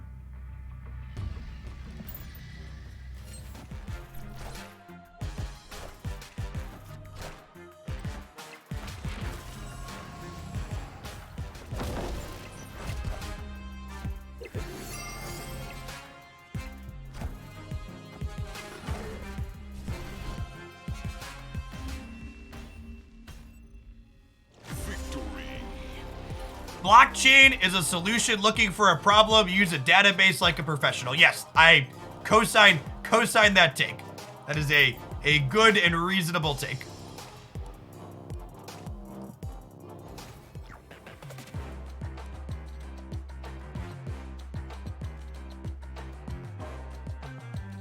Usually I play Rogue instead of Super Skrull in this deck. Skrull's been okay. Skrull and Rogue are like good against some of the same things and better against some and worse against others. Like Rogue's much better into Morbius, but like Super Skrull is like insane for diet shakes. Things like diet shakes or cryptocurrencies, things that I have like a moral ethical dilemma with. Like the sponsorship money has to be like life-changing, work is optional now amounts of money. At the point where I'm at in my career. Are we snapping here?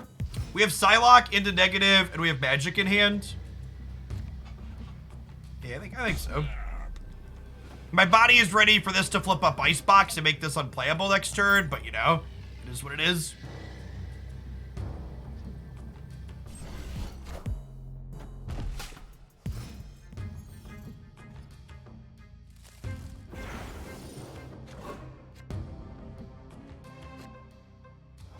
Well, unfortunate that we drew Mystique here. Silly Nova Roma. We are flipping Skrull, Blue Marvel, and Sarah, though. So that's nice.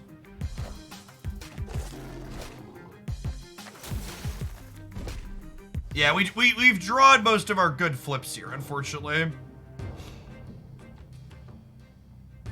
That being said, Jubilee has all banger hits in our deck right now, so let's go ahead and flop her into play. Even Bast is a fine hit with our current hand.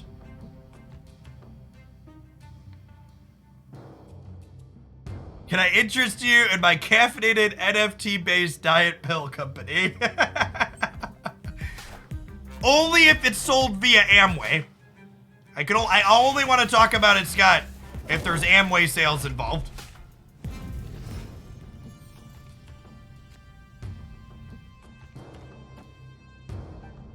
Okay, so we have Valkyrie to turn off whenever they Shuri. Or having Valkyrie into Shuri feels good.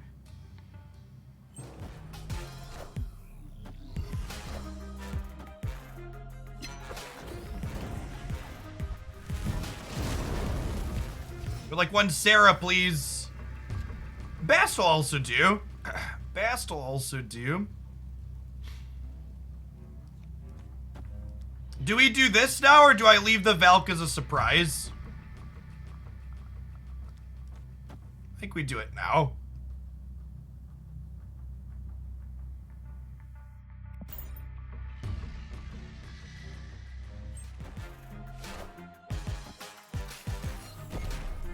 That's a reason to wait. That's a reason to wait. Oof.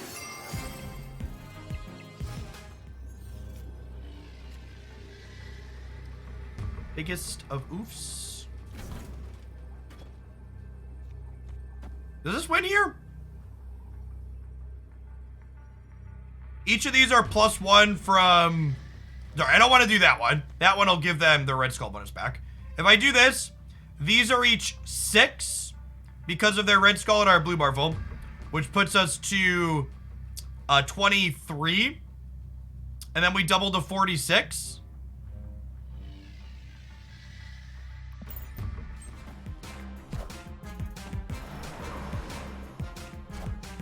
Oh, we're so close. Best card in Marvel Snap, chat.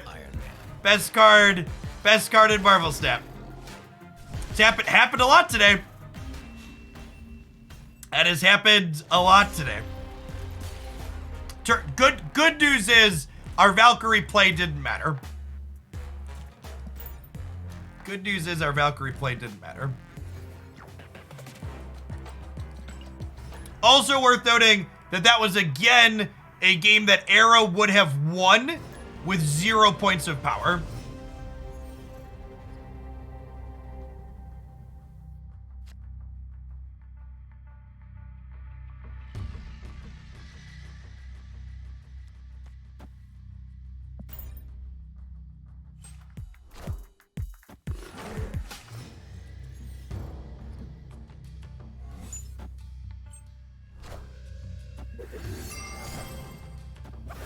Priority diffed.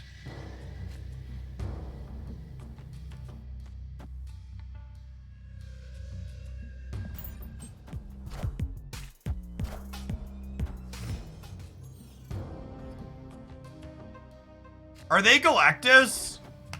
I was gonna snap because our hand is good, but they might be Galactus, right?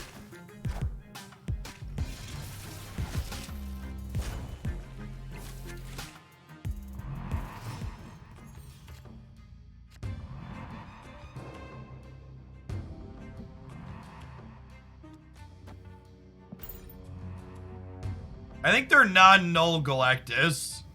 This looks like there's been some honest Galactus lists going around that like build up and play it on turn 6.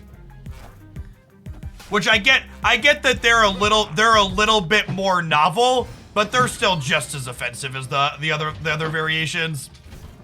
It's still, my deck doesn't function because my deck's built to play a normal game of Marvel Snap. And the rules have now changed.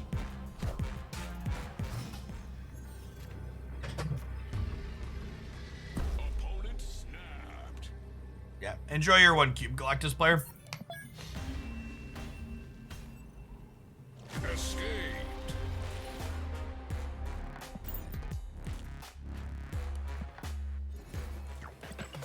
I didn't scroll left because I shouldn't have played the turns out. I should have just retreated because our deck is polarized and close to 0% into any Galactus deck, like most Marvel Snap decks.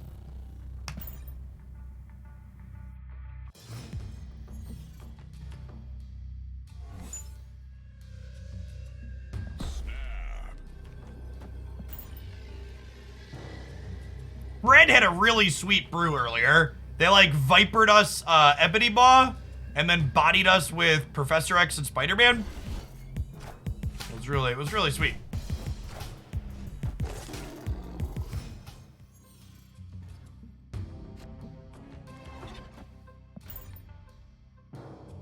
What's the best counter plan against Galactus?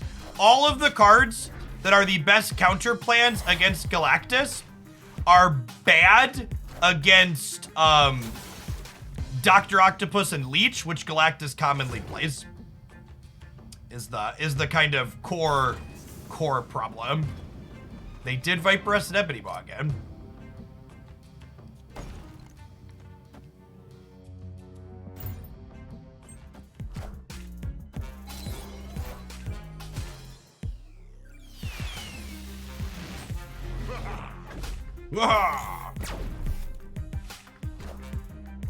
Wind, aid my hand.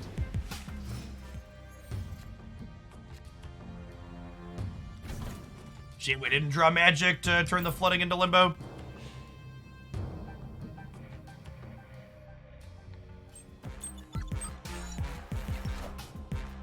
I am Iron Man.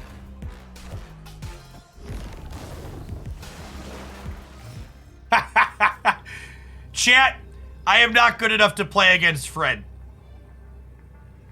They deserve all of the cubes.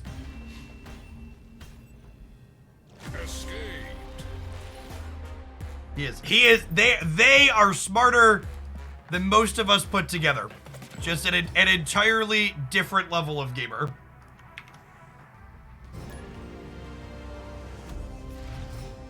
Fear their power.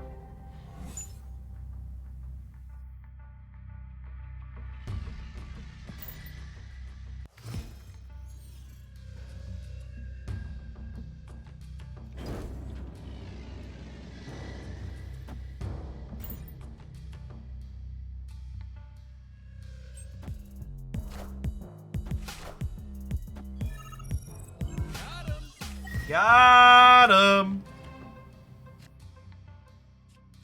We are playing Marvel Snap. Fred's playing 18 Chess Moon. I'm gonna snap the turn 3 Sarah into Sinister London, or turn 4 Sarah into Sinister London.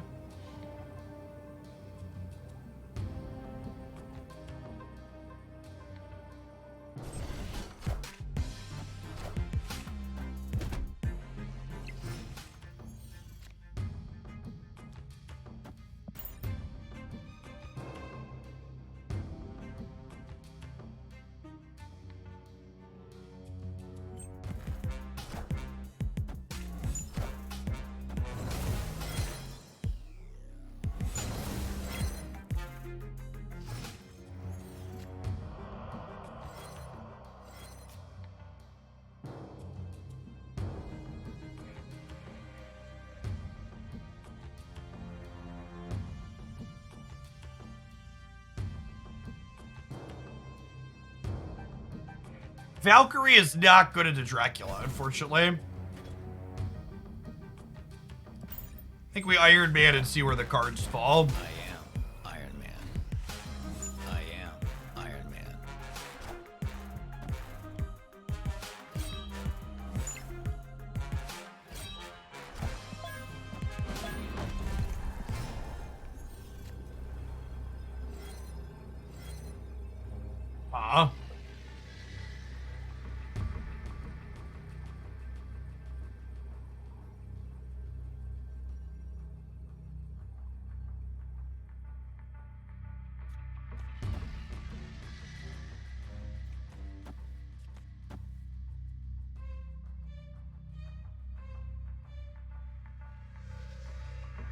Did Ben Brode sponsor your complete pull 3? No.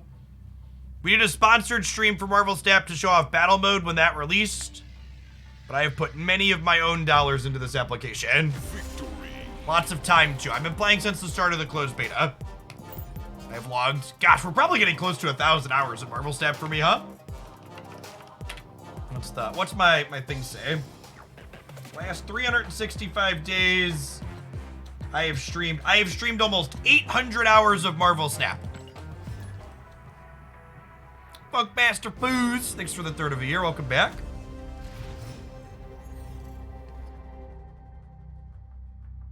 Closed beta till now is 1 year, not quite, but 1 year. Looking at my metrics for the last 1 year covers all my Snap time. That doesn't count for mobile hours. I'm probably close to 1,000 hours with off-stream time.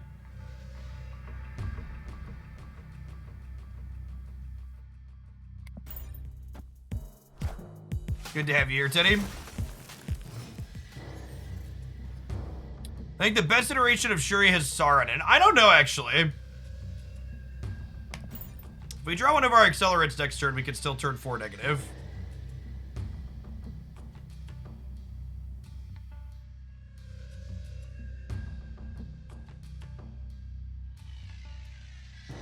Iceman doing what he does best.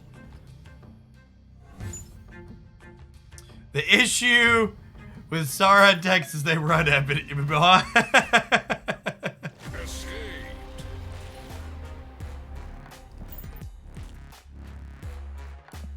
Dude. I don't even think it's fair to say that Zabu was nerfed. After playing with Zabu a bunch the last couple of days, I think Zabu was a quality side grade. And it's just good in different decks now. I don't know, like, what tier it's gonna end at or whatever. It's like, it's not as polarizing as a card. I think that's my take. New Zabu doesn't feel as polarizing as old Zabu, but it still feels good and strong.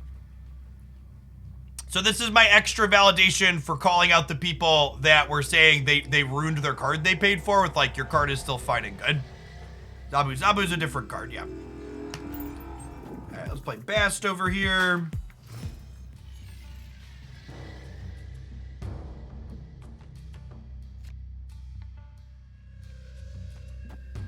Oh, snap. I don't always snap, but when I do, it's because I have a 3-power Mr. Negative on turn 3.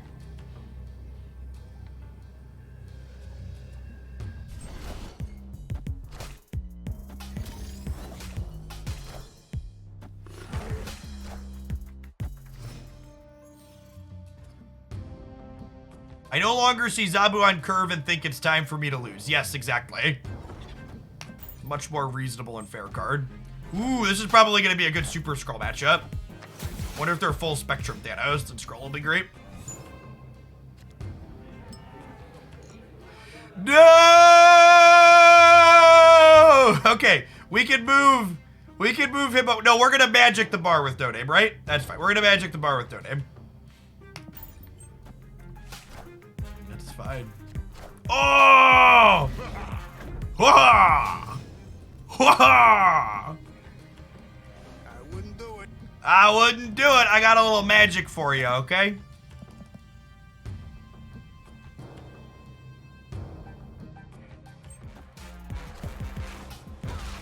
Alright, we're hoping to draw Valkyrie to deal with the left tier.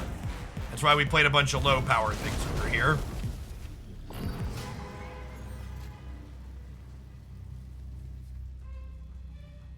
Okay, so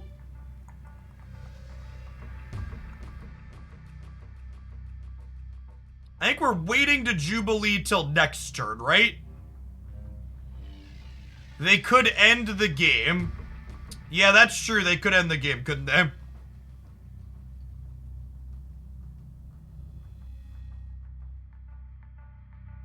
That's troubling.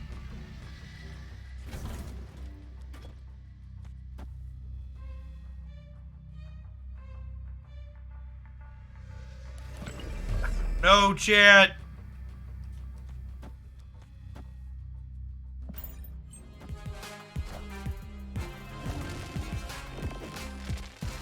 Harsh but fair.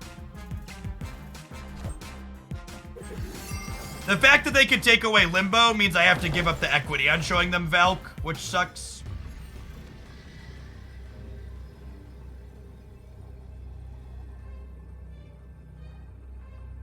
Now, as a quick lesson for everyone at home, it's important that we Iron Man before Jubilee. Why?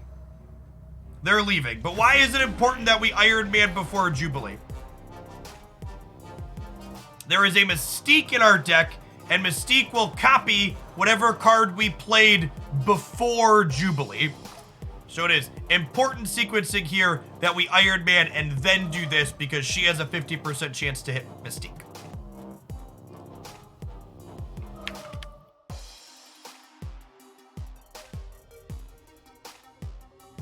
All right. Looks like it is the top of the hour, chat. I am going to run to the restroom. We're going to take a 60-second ad roll. When I get back, we're going to play something else. What are we going to do? What are we going to do when I get back? Let's find a deck and tease it real quick. I got a bunch of things loaded up.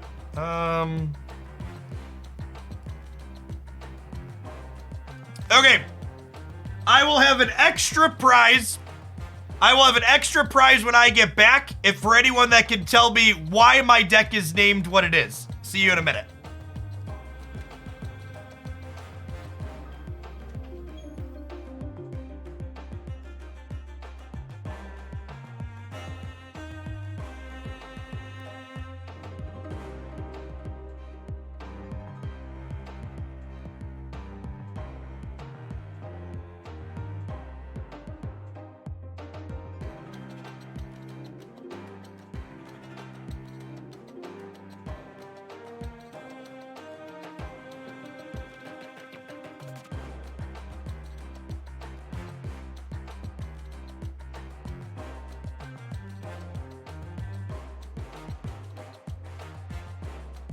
For people who can't read it, the deck is called Zabu World Goes Round. It's right here on the ticker. Zabu World Goes Round.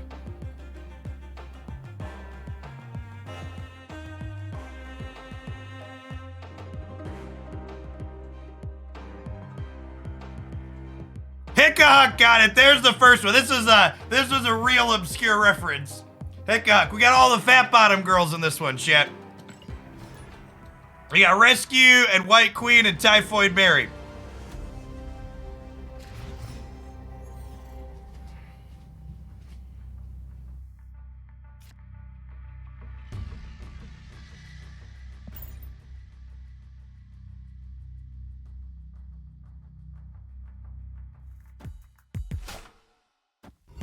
Chow Yun, thank you for the quarter of a year. Welcome back.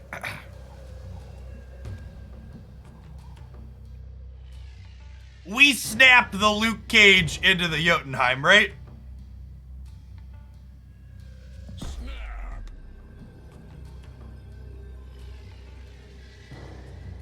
Victory.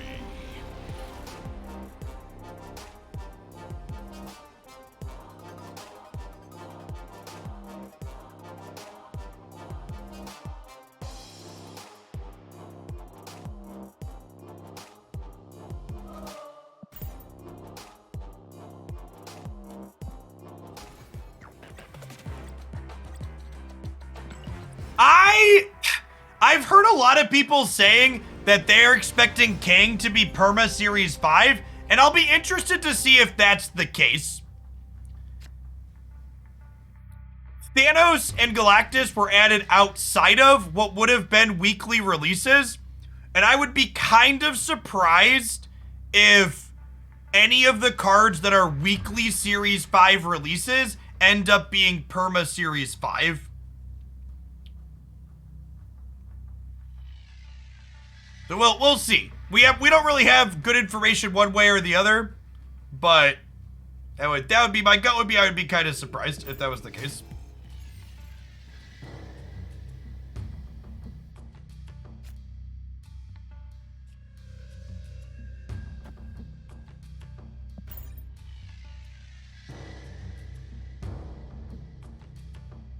So between Galactus and Thanos offer very unique play patterns, and if you're someone that's wondering which of those two should you pick up with your tokens, I would recommend going and watching a bunch of content with those cards. I have highlights with both of them up on the YouTube channel, and figure out, hey, are these cards I think I would enjoy playing? It's not really a question I can answer for you. Hey, thanks for the Prime Liar Child. Appreciate the third of a year.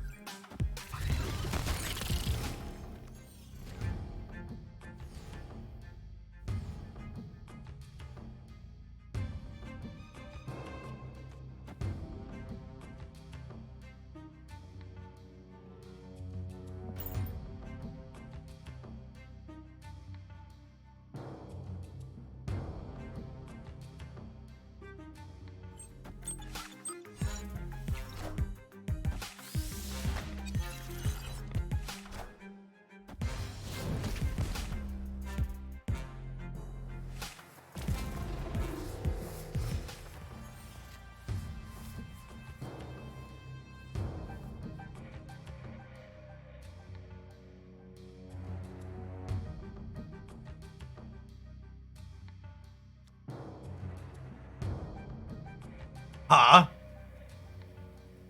I think we're Typhoid Mary this turn into Lizard Hazmat Cage next turn. I'm just not sure. I think I'm playing Hazmat into Bar Sinister. I also think I wouldn't be upset with... I also think I wouldn't be upset with Typhoid Mary ending up in Bar Sinister, though, as well. And only having 3 Hazmats. It's close. It could go either way. I'm gonna do this.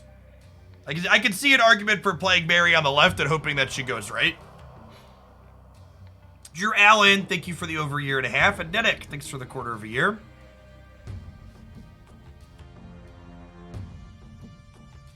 The Beast Bounce deck is one of my favorite decks in Marvel Snap. I'm hoping that Kitty Pride next month makes that archetype more competitive.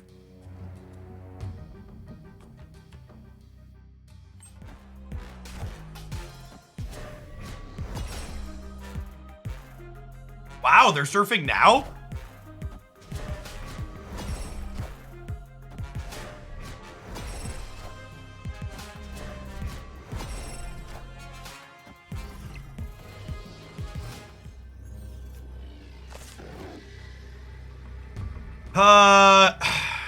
I'm gonna snap them here.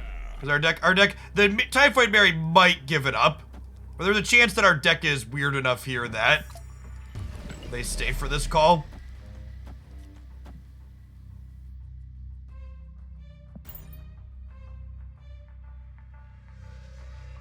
They put us on Leech. Well, we couldn't Leech with the Dream Dimension. We're gonna get arrowed. Yeah, sure, we got arrow. Day ends in Y. We lose to arrow. You know, the usual. The usual.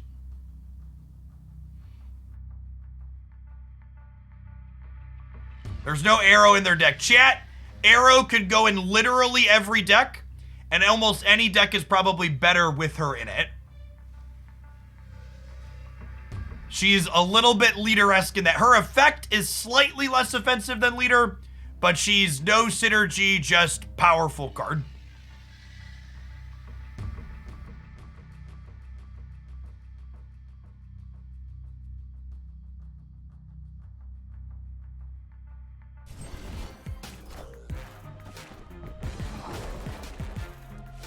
I think we still win. I only get 3 of these now, though, right? Oh my god, does that lose the game? No! Victory. Wait. Oh, we put them to 0 on the left and we won the breaker. I forgot we were gonna put him to 0 on the left and win the breaker. I just saw that we lost the middle. I was like, oh, we have no cards here. We lose here.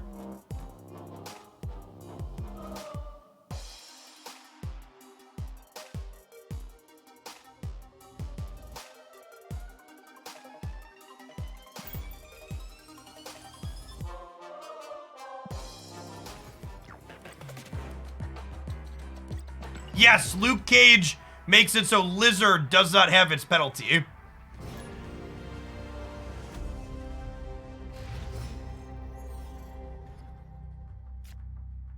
I desperately hope that they adjust Galactus before Nimrod releases, because Nimrod is going to likely make Galactus better, or at least it's going to make it even more popular. I don't know about better necessarily, but it's going to do stuff.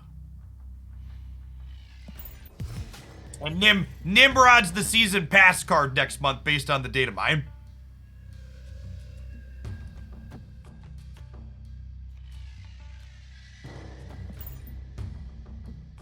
There could honestly be merit to snapping Luke Cage into Necrotia.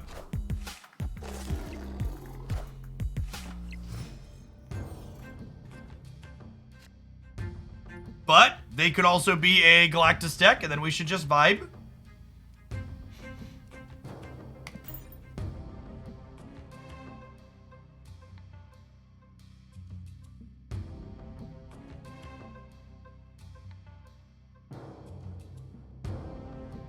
Does Luke Cage work against Scorpion? He does. Luke Cage undoes negative penalties after the fact. Hopefully this is just a Mr. Negative stat, but I'm gonna stay because we have Enchantress.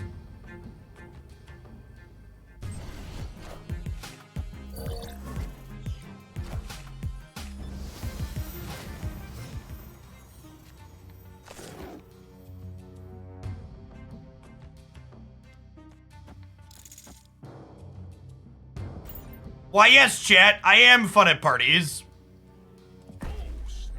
Oh, snap.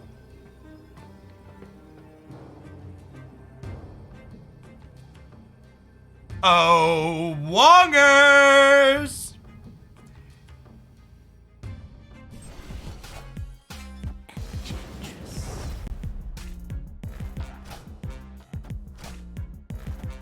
Oh, no. Oh, no. Okay, I feel like I need to post this highlight as a dedicated highlight video to reference for all the people that think Wong is too good.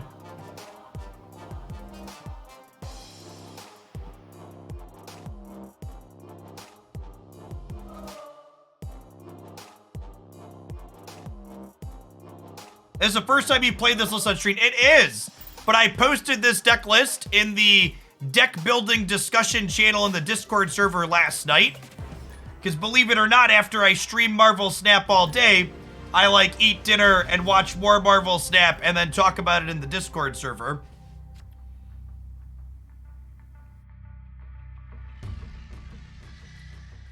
Psylocke into rescue and kills, probably. I'll snap our opener strug here.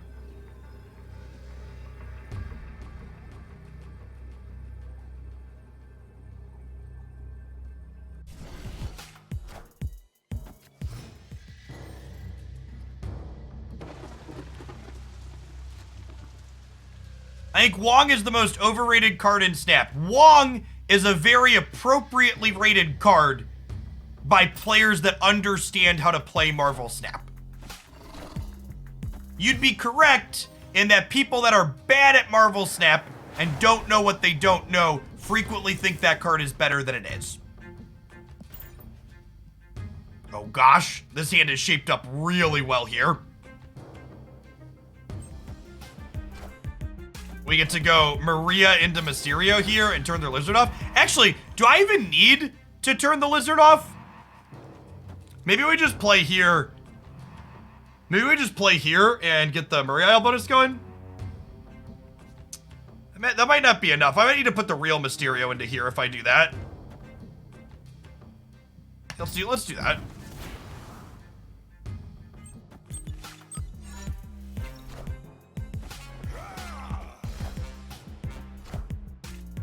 Oh, either way, we're only +3 over there. Baku could get us into trouble, but we also have Hazmat, so if we find Mr. Cage. There he is. There he is, chat. The man, the myth, the legend. I think we just play Deadpool here to get him powering up. Victory.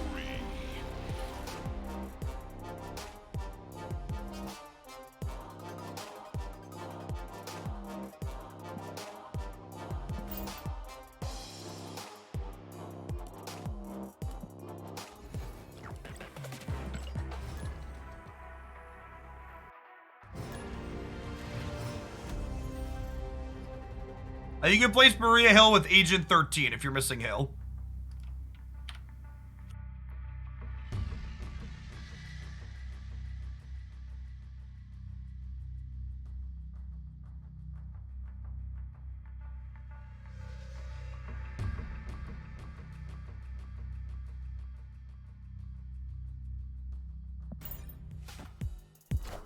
Mysterio technically has synergy with Rescue because it plays to all the locations simultaneously, satisfying Rescue's on-reveal text the following turn without having to commit more stats to her location. Maria Hill is a curve filler for the games where we don't have an accelerant. So if we play Maria Hill on 2, we can play her 1-drop, plus another 2-drop on 3, and then play a 4-on-4, 4-on-5, etc. So this is a game where I have a Psylocke or a Zabu, so Maria Hill's not going to curve fill early here. But she does fit in nicely with what we're looking to do.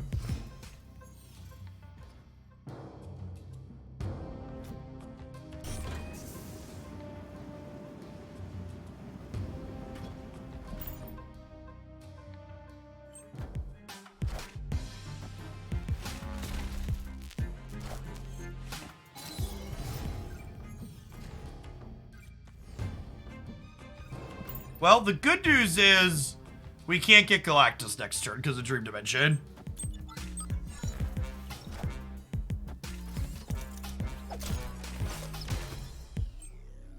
Did Enchantress and Mary go in the right order? I don't think so. Rats.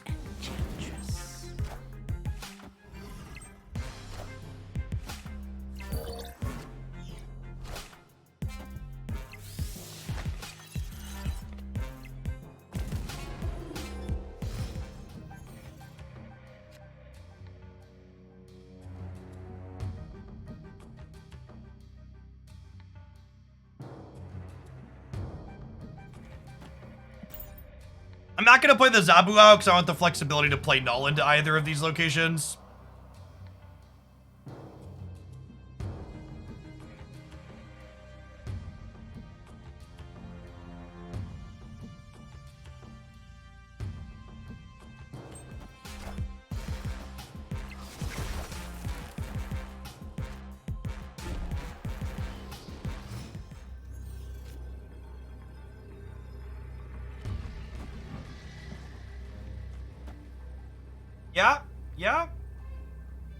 Yeah. Oh, I should technically put Cage here and Hazmat here to have slightly more in the middle.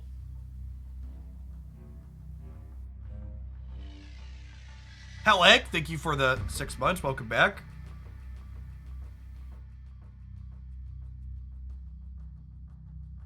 This Luke Cage is going to add a lot of stats back to the board, though, because he undoes Scorpion, and he undoes Typhoid Mary. Victory. Get out of my game.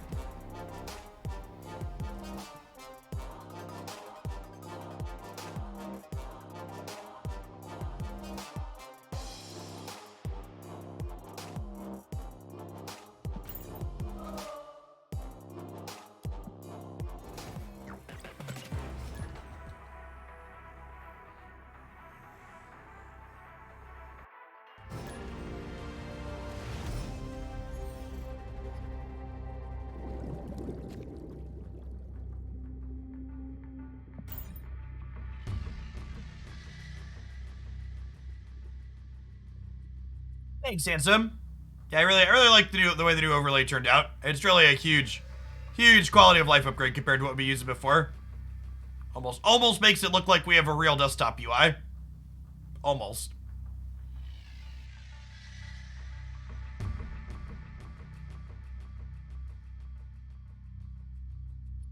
We are going to play a ton of Black Bolt on this channel when Stature releases a week from Tuesday.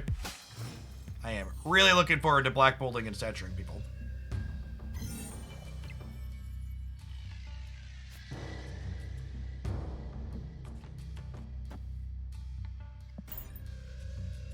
Psylocke into one of our 4s here.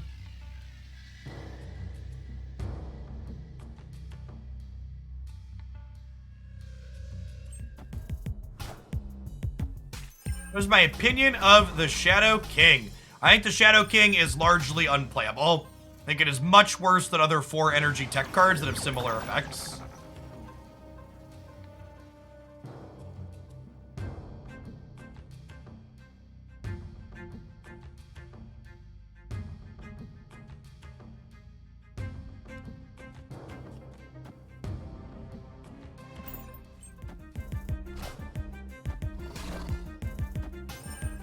I don't think I can snap here, because they could be Galactus with Sunspot Scorpion as their opener.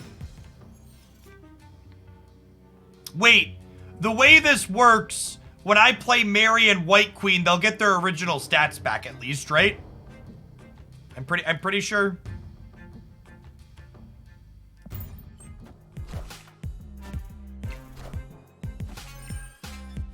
Ah, rats. That's fine. At least Lizard doesn't have his penalty, I suppose.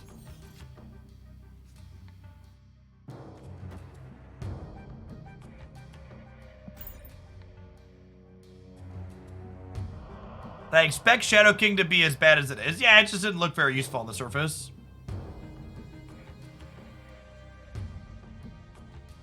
Would you agree that Shuri is one of the best cards of the game? Yeah, after Arrow, she's in the discussion.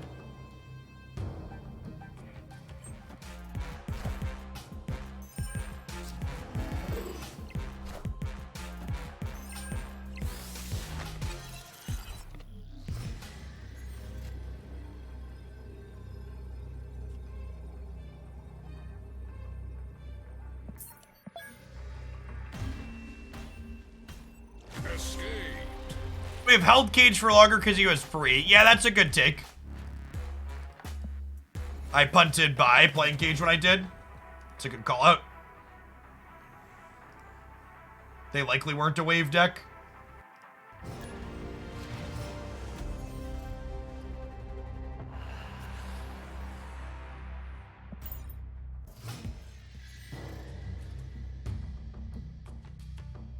Arrow might still be playable at a 5-0. No, probably not. Arrow's probably playable at like 5-5. But anything under that, we might be pushing it. There are games she would still win with 0 power. But those games, there's a lot of other games that she wouldn't still, right? Like her stats mean that the floor of her card is really high.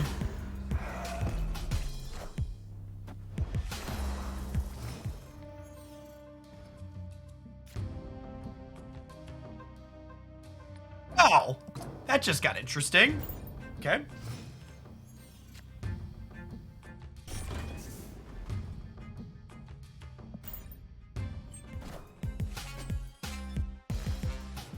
Hopefully the other rescue goes into Death's Domain so I can trigger it with Nova.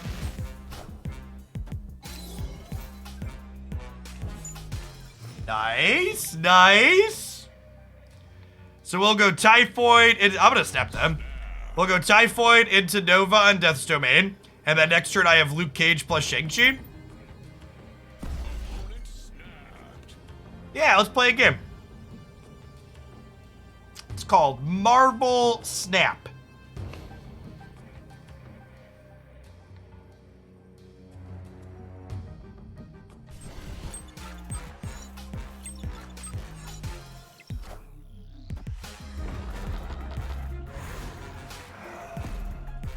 We are, in fact, playing that game. Oof.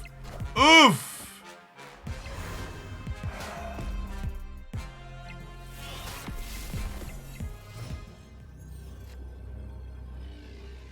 Well, shit.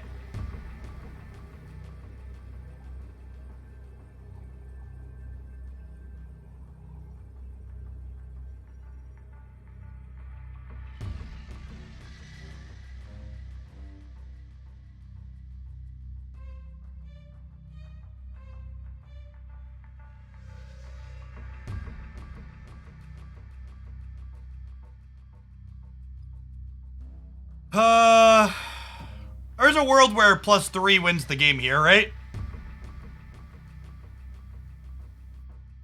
We're going to 20.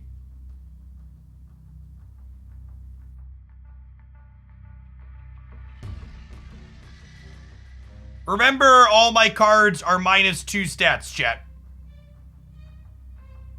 Magneto could get us. All right, I'm gonna gamble here.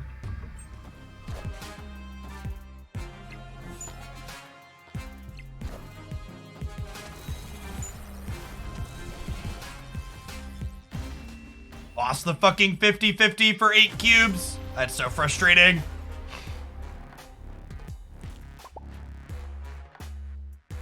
Get out of my game, Leech Enjoyer. Should remember to fucking mute people.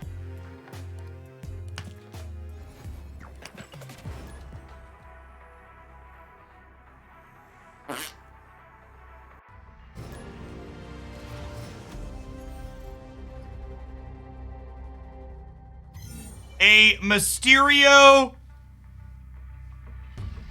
A Mysterio copied by Sinister London always has 0 stats. How are you finding Marvel Snap's collection model? I think Marvel Snap's collection model has areas where it could be improved, but overall it is a very reasonable system.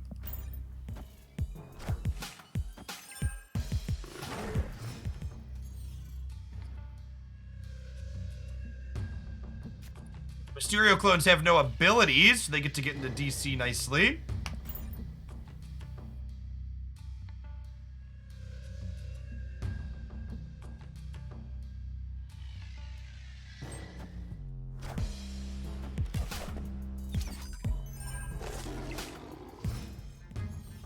Why do you play Mysterio and Maria Hill in this deck? I don't understand the goal. The goal of Marvel Snap is to have the most power in 2 out of 3 locations at the end of the game. So I play cards from my hand to achieve that goal. This could be Adam Warlock in the middle, actually. So let's play White Queen there.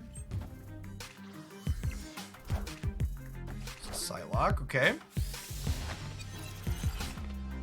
Iron Man. Cool, cool.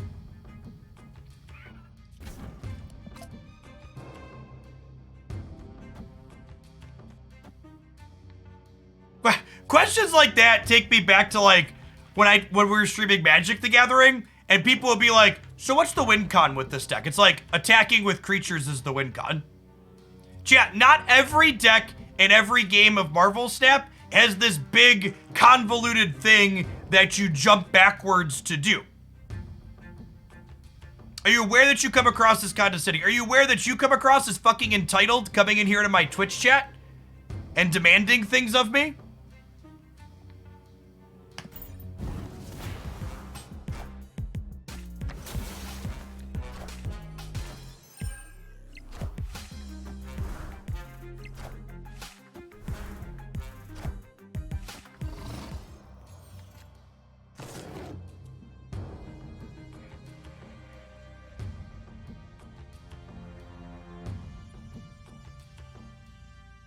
Interesting Mr. Negative build here.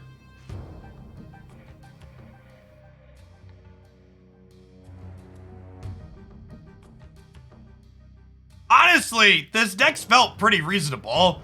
And we're just like playing a bunch of good on-rate cards is basically the idea, right? Like we're using Zabu and Psylocke. Yeah, it's basically a Jund deck, Roth, is a good take.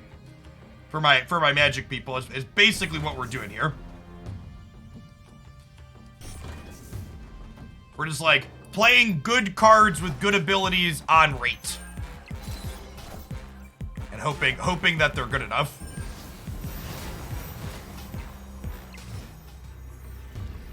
I have worries about the Typhoid Mary Mysterio combo. Listen, I have Enchantress and Cage to make that fine. I believe. You just gotta believe. I get by with some help from my friends, is what I'm trying to say here.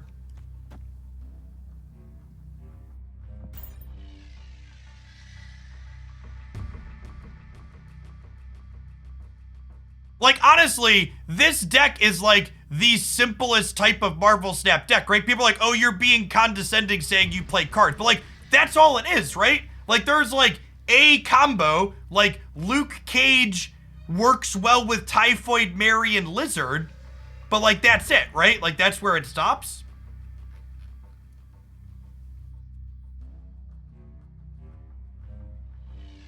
Like, there's not some big convoluted or fancy thing going on here. It's just like good, honest, on-rate cards with a couple of interactive bits in Shang-Chi and Enchantress.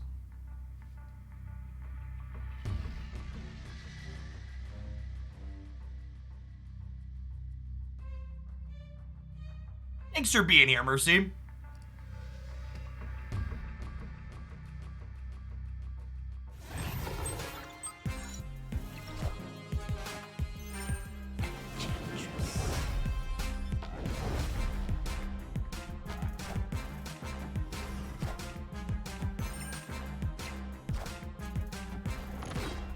Okay.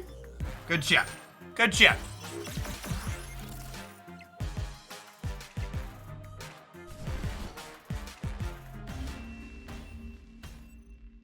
Victory.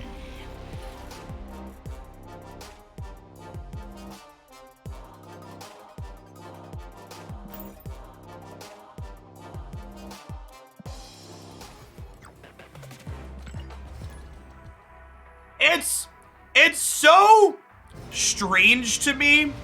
Like, it's one thing to be like, Jeff, I don't like the way you're crass or blunt or straightforward. I don't like the way you manage your chat or whatever. Like, those are things I do, and like, it's the way I manage my thing. And it's fine to like dislike the way I do those things. But the people like the person that just got banned that like come in here and try and make stuff up or say negative things about my wife or my children, like, people on the internet really need some help. Like, what is so wrong in your lives that like the way I play a video game makes you think I'm a bad father or husband? Do I ban a lot of people? Yes. You want to know my philosophy for how I manage my channel? If someone says something that makes me feel annoyed or uncomfortable, I ban them. Because this is my workspace and I deserve to be happy here. So anything that makes me remotely unhappy, I just ban them. Because they don't need to be in my workspace. You can still watch the stream without chatting. And there's lots of people sending lots of messages.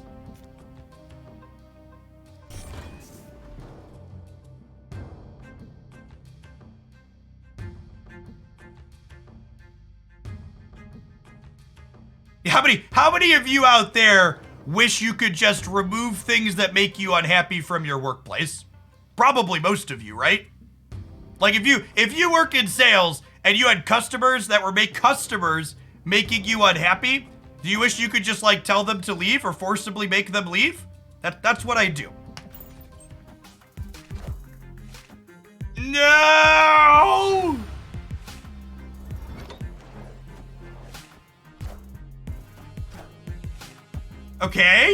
Okay, we got him on the X-Mansion diff.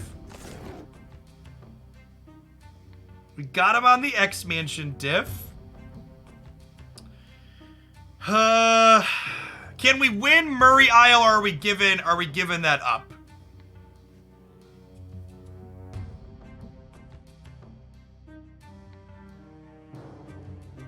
Yeah, Red Skull was their cheapest card. Their hand is stacked.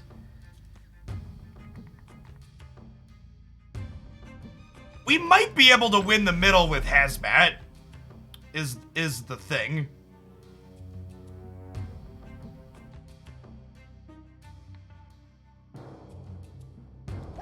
This is +9 here, puts us to 17.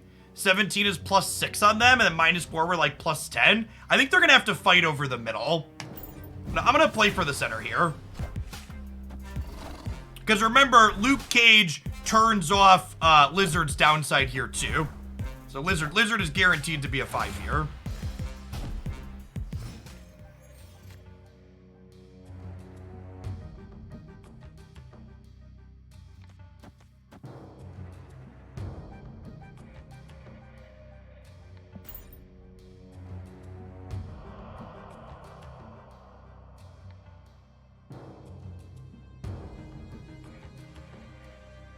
Gallic, thanks for the 2 months. And Requians, thanks you for the quarter of a year.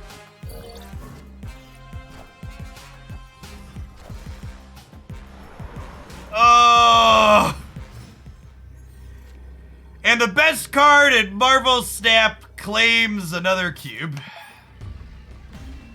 The best card in Marvel Snap claims another cube.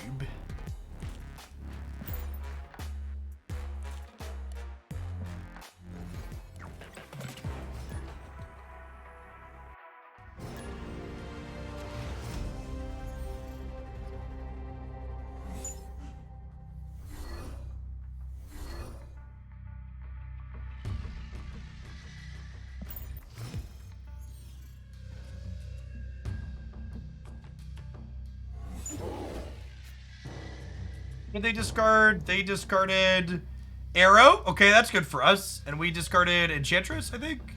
Yeah.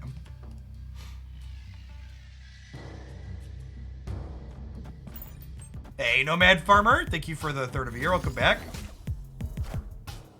Do you have any advice for someone that wants to get into streaming on Twitch for fun? Getting into streaming for fun is the perfect reason to get into streaming. You should expect your channel to have absolutely no one watch it, and if you could have fun while no one is watching your channel, then you should fire on up and start making content. People watching your content and it being successful and doing something is the extra or the exception. It should not be the expectation. Most people that stream do not have are not successful. No, this is my full-time job. I've been streaming as a full-time content creator for a job for a little over 5 years now. Yeah, if you have 10 average viewers on Twitch, you are in the top percentage of people streaming on Twitch. And people like me that are able to do it as a job, we're like a fraction of a percent.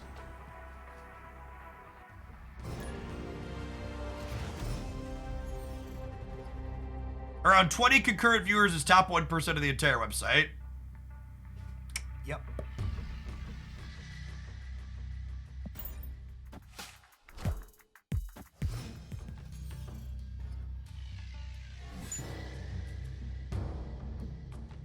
For every insecure incel, like the one that I just banned from my chat saying the easy way to be successful on Twitch is to stream in a hot tub with a bikini, you should know that there's lots of people that do that that also aren't successful. And the reason why you, a mediocre man, aren't successful at whatever you do isn't because a woman is taking your success away from you. It's probably just because you fucking suck. And maybe if you accepted a little bit more accountability about why you suck, you could get better and be better at who you are and what you do in the world. Can never be fully known.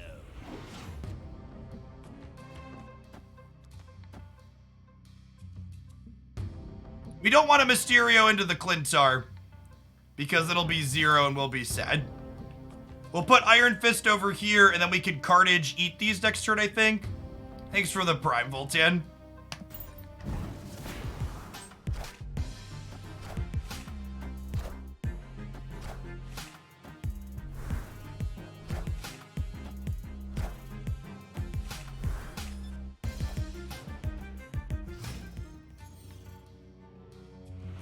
Hot tub stream. We actually had a hot tub at my old house, and they are so much work, chat. Just so much work. I think Dino is a good card. Yeah, Devil Dino is great. In fact, KM Best there in chat a second ago was talking about how they think Dino's probably in contention for talks of the best card in the game currently. And I think they're right. KM Best MS chat. Listen, we play a lot of fun decks on this stream, and we try and play a big variety of stuff. If you want a try-hard streamer that's consistently at the top of the ladder and is working on breaking the best decks, be sure to give KM a follow there. I frequently lurk in their chat in the evenings, and they do good work. Good content creator, good Marvel stat player.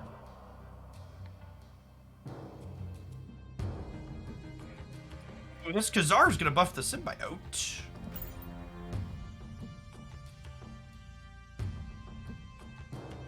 That's true too. People frequently complain about being banned from this channel in his chat.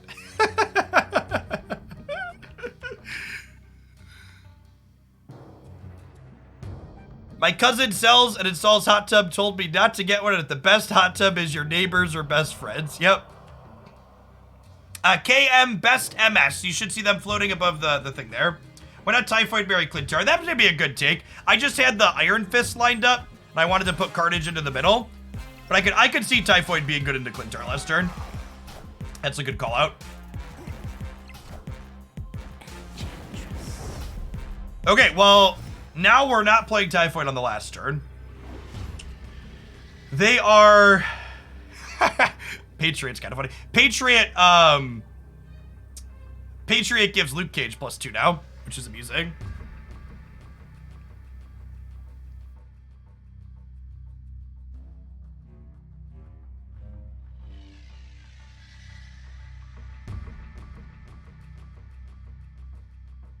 What are the odds this wins the game? Best card in Marble Snap, courtesy of the Triskelion.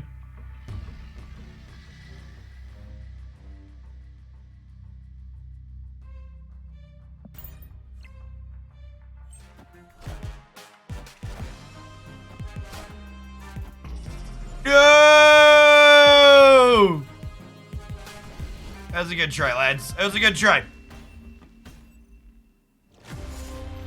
There were some worlds where that won the game. I see you. Thanks for the biddies. This was unfortunately not one of them.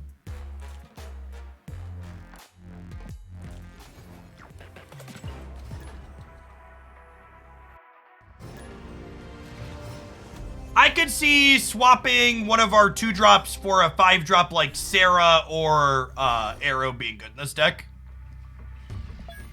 I've been having a good time with this one. It's been a while since we played this like a quality good stuff deck like this. Wait a minute. What does Sokovia discard? Oh, it discards. I was like, how do they have 5 cards in their hand? Sokovia discarded Swarm. Rip.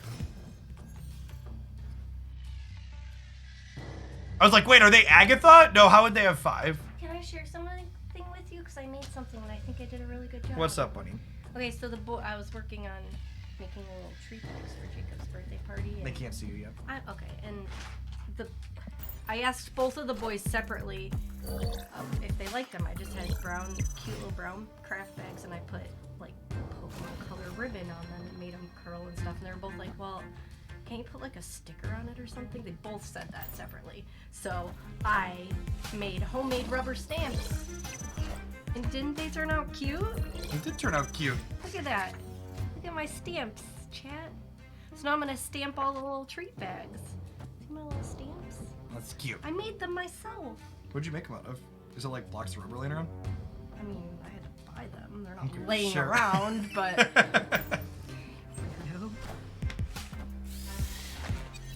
Our oldest son turned 9 yesterday, so we have a birthday party for him tomorrow. Well, we know their Infidon is coming. He'd like you to know it's his golden birthday. It was very important. He said to me, wow, I can't believe it's my golden birthday. That's so cool. I've been through so much in my life. No, he said, I've come so far in my life, were his exact words, because he is the oldest soul you will ever meet. He's so darn cute.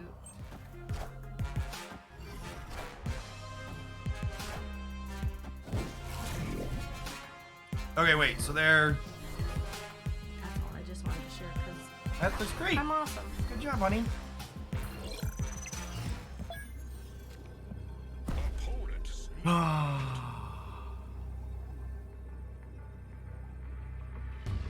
We can't ever stay when they snap here, right?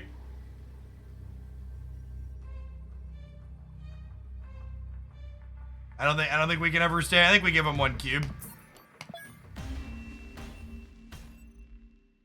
escape. Wagering 3 cubes on the 25 for 75% to win there. I think I'd rather leave. Ooh, infinite split for Maria. Lovely. Hey, Tender Juicy Hot Dog. Thank you for the 2 months. Appreciate you re-upping the Prime. Welcome back.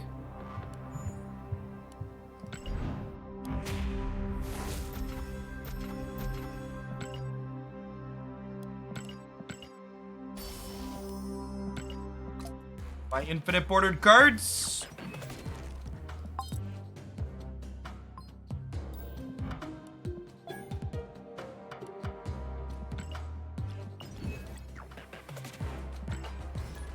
Yes, Tepic, I agree. Not having to reverse the camera because I'm on the other side is a nice happenstance.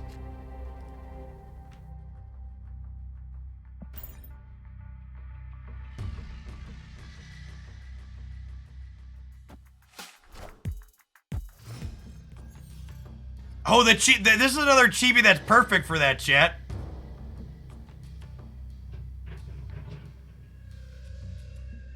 Hello? Who's there? Hello?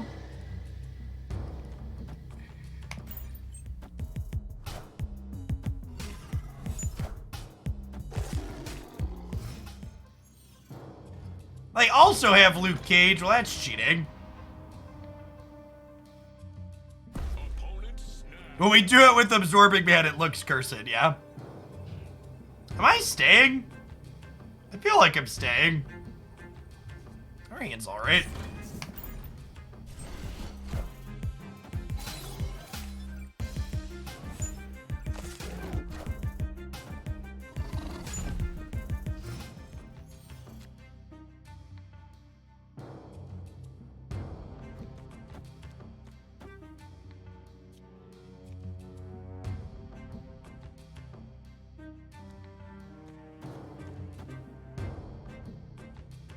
5 next turn.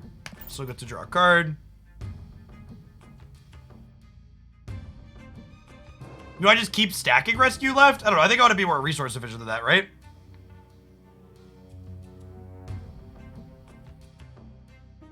Maybe I am just supposed to put the most stats into play, though, because of Cloning Vets? Or because of Rickety Bridge?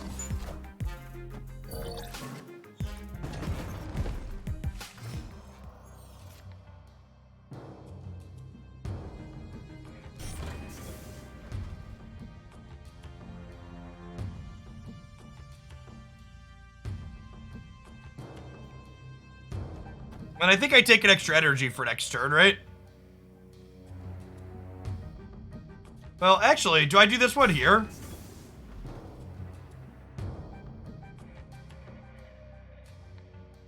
Oh, mines can live on the bridge if we draw one. Yeah, that's true. So playing this in here is great.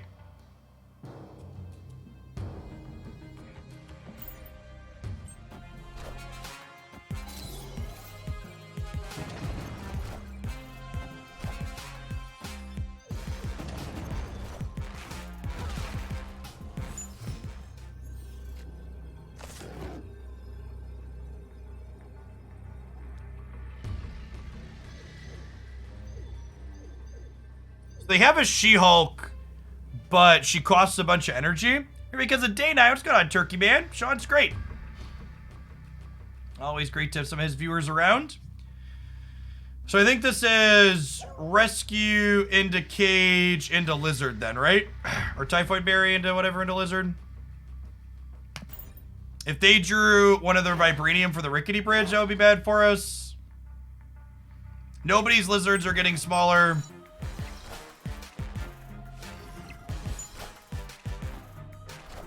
Ugh. That sucks that we lost that flip. Oh, you know what? This is a bad read on my part. I should have assumed they were more likely to play left because of my Lizard than they were to play right, and I should have hedged left. If we would have put Typhoid here, we win the game. I think I should have gone Typhoid here, Lizard here, probably. I think hedges this better, because the rescue is getting bigger too, right? So being -5 here, putting us at 19 would have been okay. We would have still beaten the She-Hulk or tied the She-Hulk. Yeah, I played this wrong. I played this wrong because of what my Lizard made them more likely to do. It was also lucky that they drew their Vibranium and we didn't, but looking back at it, they were more likely to play here because of this, and they didn't know we had our own cage.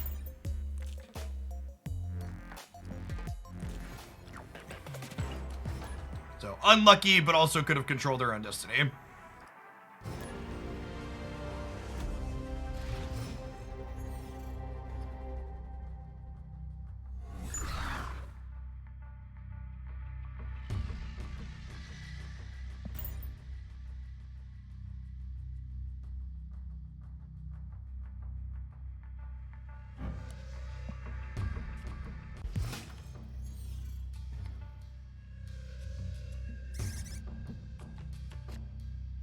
We snap? I think we snap, right? Like the board's full of crap and we're a hazmat deck. Like this hazmat is 7 stats at a minimum here.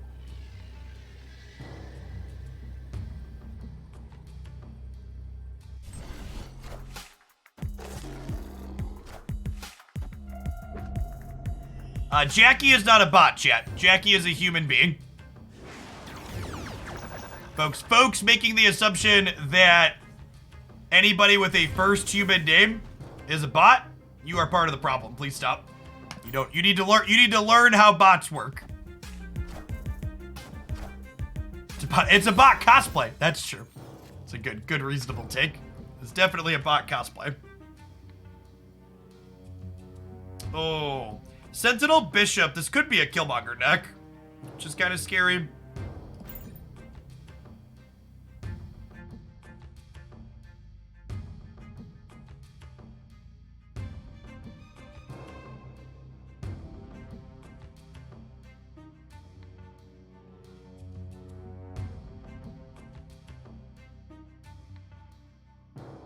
Yes, since they added the ability to change your name once a month. There is a higher density of people changing names that are more similar to bots. This one's been really sweet, Jungle Spider. This is definitely one we're gonna play more of. Yeah, I don't think we can beat Killmonger here, unfortunately. That really sucks.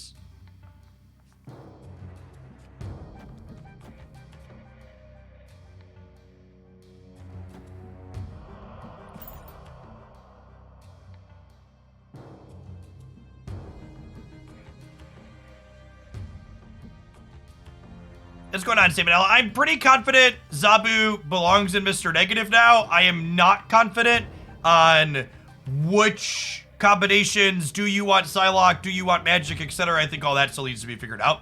There will be a Mr. Negative highlight on the YouTube highlights channel tomorrow morning as the deck. And we'll certainly be playing more of it on stream.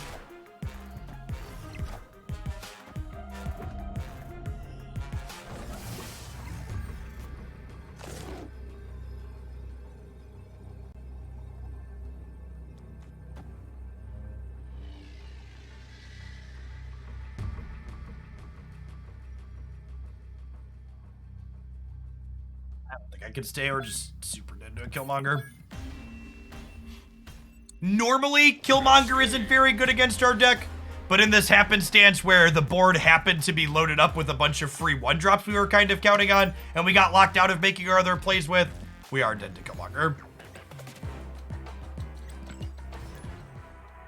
Bast is not optimal inside of the Black Panther negative deck, which will actually be the highlight tomorrow. So if you have Shuri and Black Panther for your negative deck, you don't want Bast. If you're not playing Black Panther, you definitely want Bast. Is the tracker broken? Doesn't look like it. This is another good example of why I like Maria Hill in this deck chat.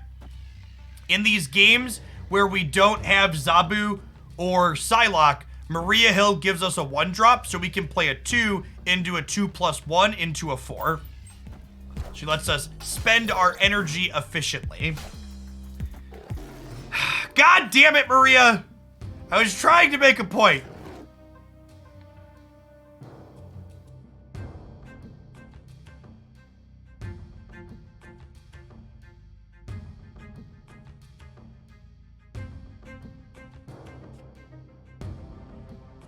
Do I believe we will draw Luke Cage? Copium. Opponent snapped.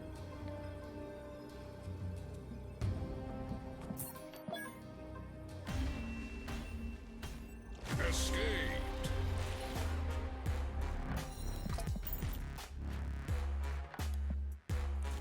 I think with their snap we leave. Our hand's not great. They have a Zabu on 2.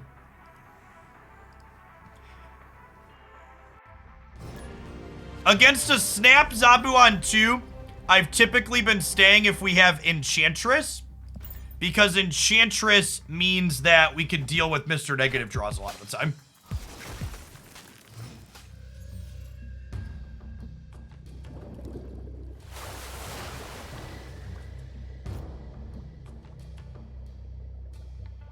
Well, Lamaria means we can Psylocke and then marry on 3.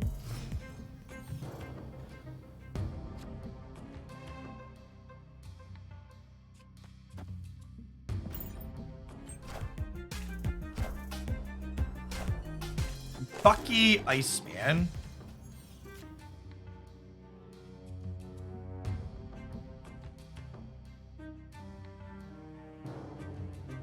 We'll put Mary on the left and fight over this Bucky Barnes path, I think.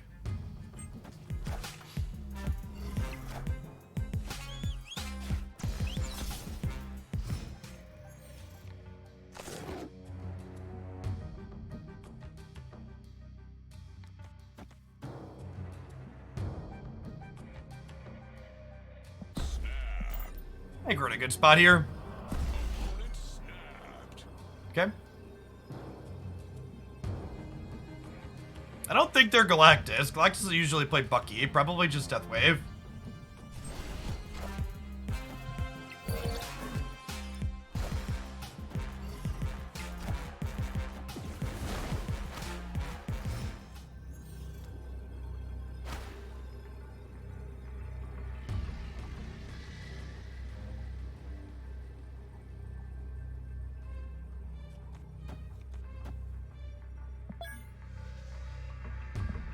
So they can have She-Hulk plus one other?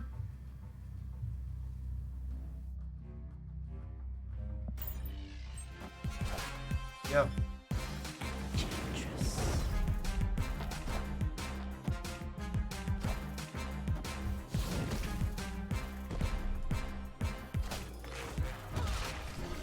Rip.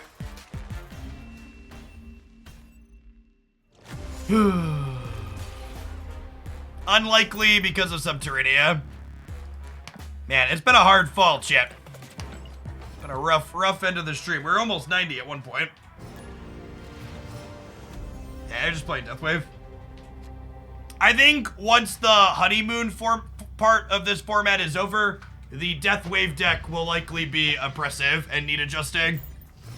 I think the wave She-Hulk interaction probably needs to change.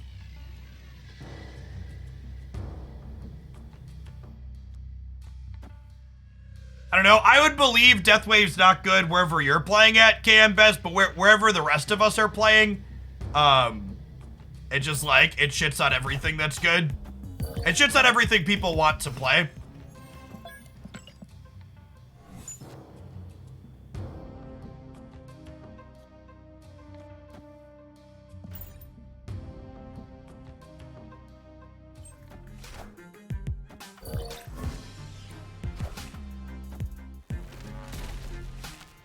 Maria Hill 2, the Electric Boogaloo.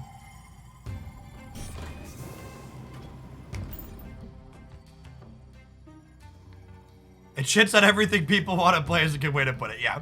Yeah, there's probably other tryhard decks that are gonna do. It's like, it's a Brew Crusher is a big feels like.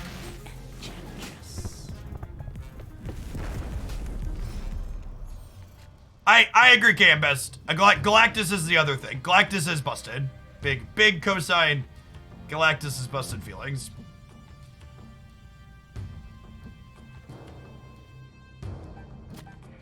Hawk in the middle. Enchantress on the right.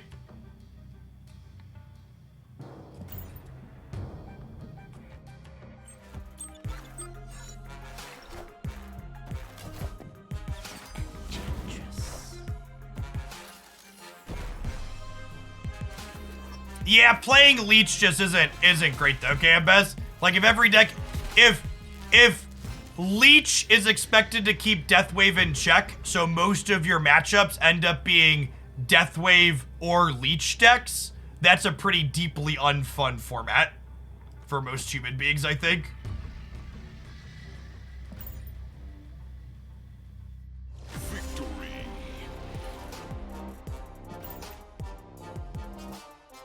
For people asking about the Deathwave deck, I find the Deathwave deck very boring to play, and I do not have a recent deck highlight on it.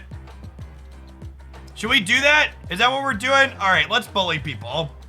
I can tolerate it for now. You're right. I should probably post a video with Deathwave if we're gonna keep talking about it. Let me grab a list here real quick. 60 seconds, chat. We're gonna play some Deathwave for the last hour of the stream.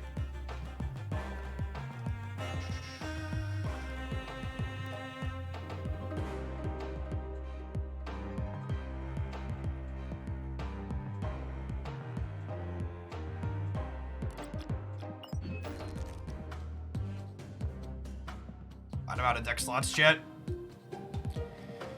I'm out of deck slots, chat. Damn it, Brode. I need more deck slots.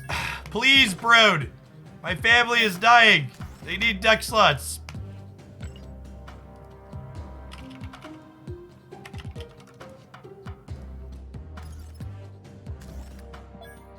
I'm excited to do very poorly with this deck after hyping it up because I don't really play it. We'll see. Maybe we can manage.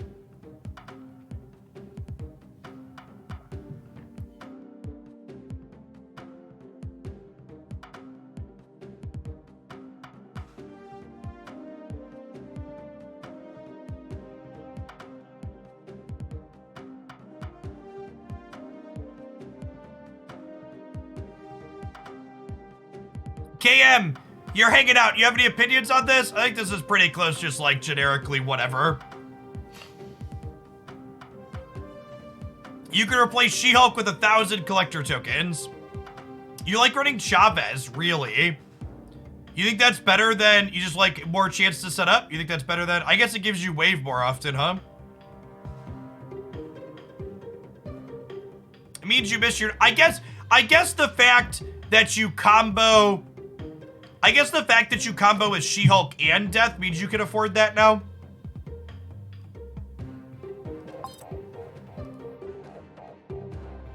When you needed Death, I didn't like this.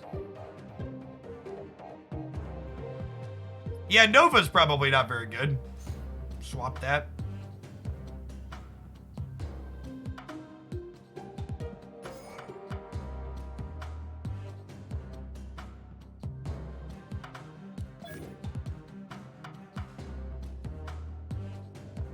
You ever like Squirrel Girl on this deck? Yeah. Well, what do you just like playing other 1-drops?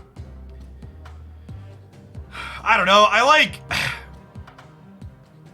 like having 2 cards that let me do the thing, right? So like you need to blow up 2 things, chat. Squirrel Girl plus Killmonger is 2 things. Yondu plus Carnage is 2 things. Moon Girl is completely unnecessary in this deck.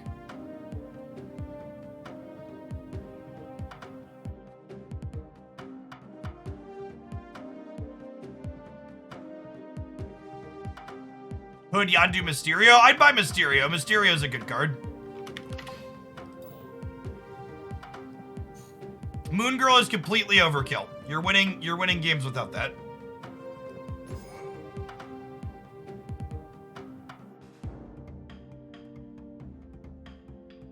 Yeah, that's true. Squirrel Girl. Yeah, I'm gonna play the Squirrel Girl, actually. Squirrel Girl lets you full combo people, which probably isn't necessary a lot of the time, but boy, golly, is it gonna feel good?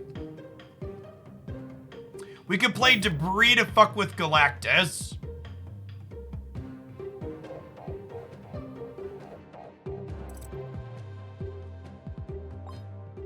That's true.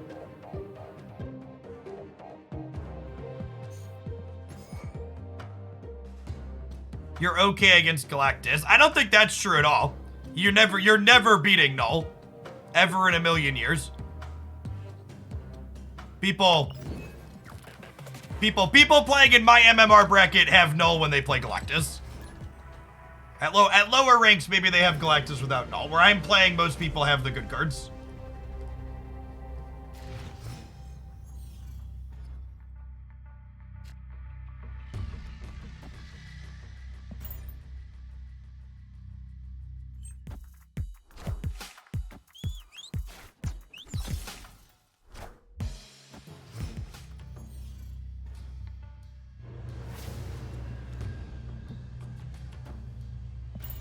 The demon out since Adelan is here.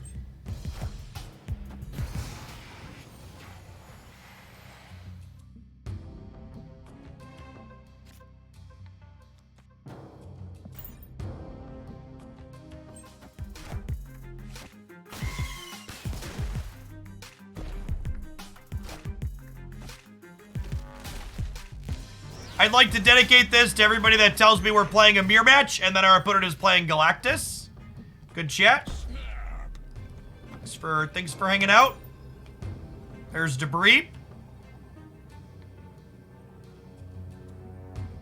Like to dedicate this snap to our gal putting even more gorgeous rocks onto the board.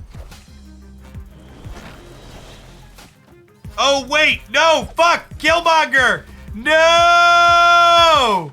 And this, guys, gals, and non-binary pals, is why Galactus is deeply fucked and needs to change.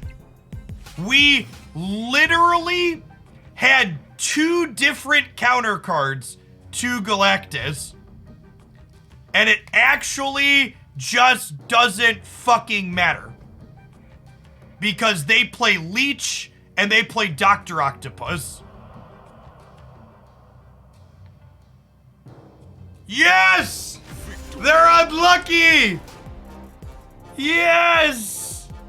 Yes, I take it all back. Galactus is fine. Fuck Galactus, chat. What an awful game. What an awful game of Marvel Snap.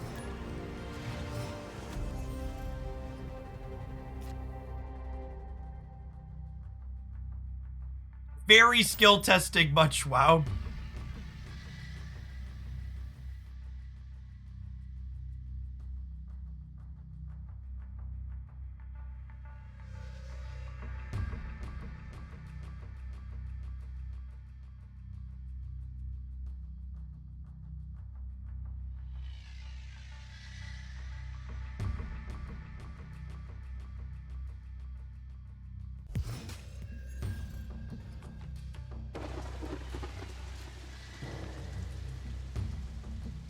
Subbing Chavez for Magneto in this deck is not good. This deck is not playing Chavez to play a big thing. This deck is playing Chavez to be able to draw our combos more consistently before the end of the game.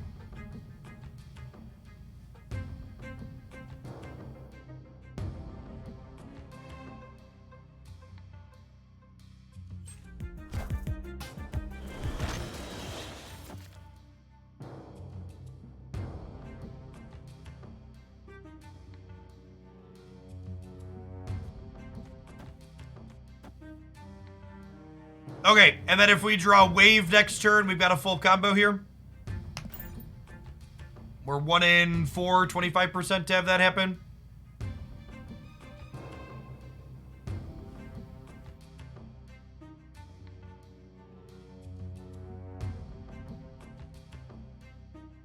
The inked Sparkle Rocks look so good. Sad we have to blow them up.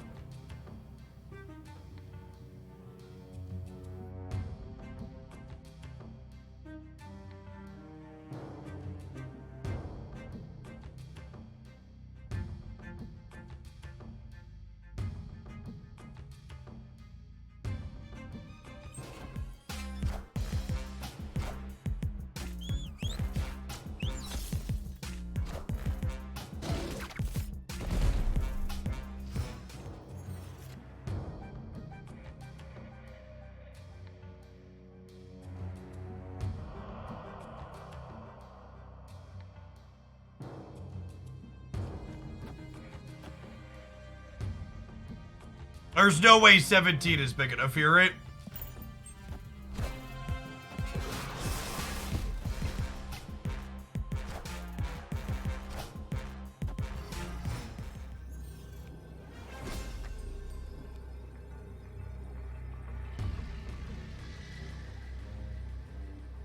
Just never win here, unfortunately.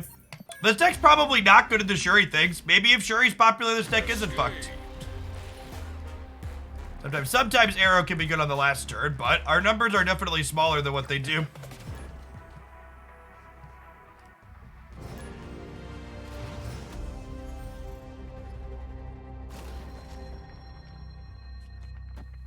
I would believe, KM, that this deck is only really good into the variety of decks that I enjoy playing while being mediocre against other really good things.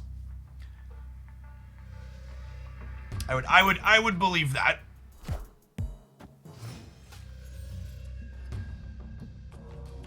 This deck has basically always felt overbearing against anything remotely fun that I want to play.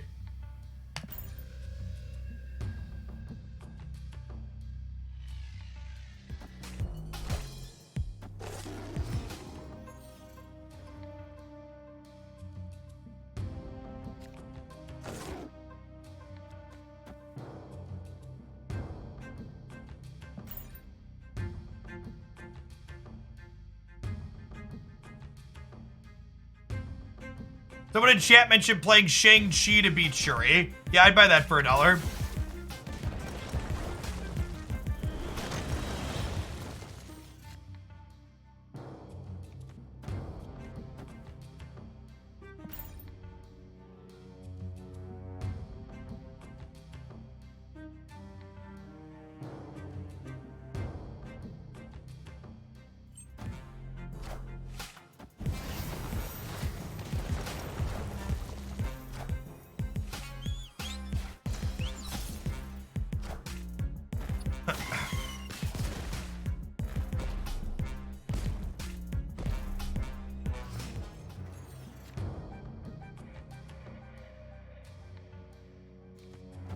We arrow whenever they play this turn into the Nexus.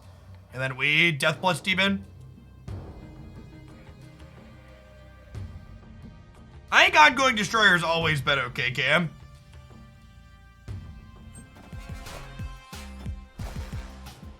I am Iron Man. I am Iron Man.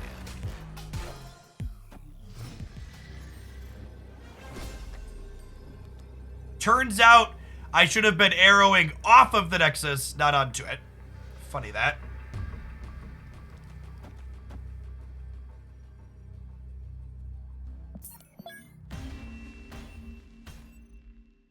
Escaped.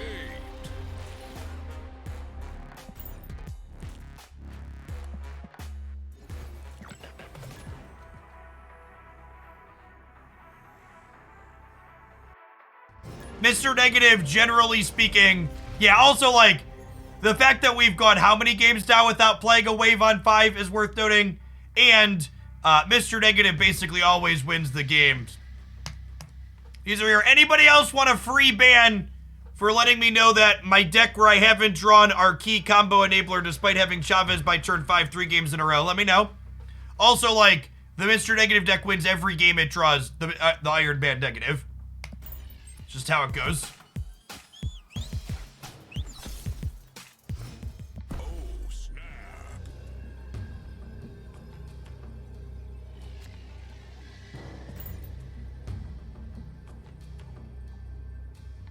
Victory. Herp derp, see our decks busted. We won on turn 1. It's really, we won on turn 1 because our deck's good. No, we didn't.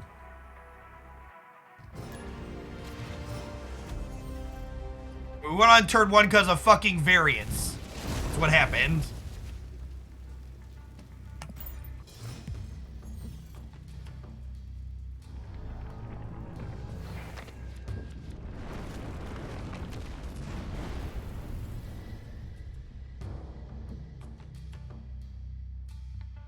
Six, 12, 17, 27,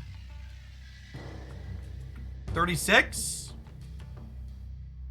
Is every other deck Galactus? At my MMR, I play against more Galactus than anything else. It is the single most popular deck in Marvel Snap at the high ranks right now.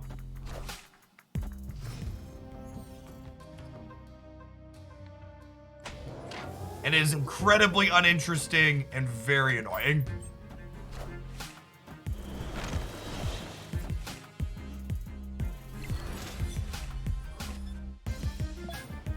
Just hit the 1 in 5 on their Apocalypse.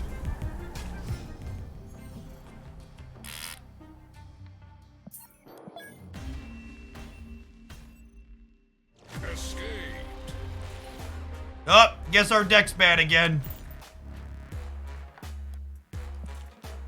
This deck is not playable without wave. Honest, non-wave destroy decks are not competitive in Marvel Snap. They've not been competitive since they nerfed Nova.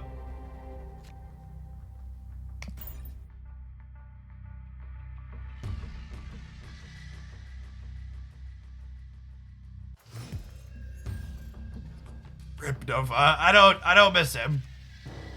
I can't say that I miss him. I'd be lying if I did.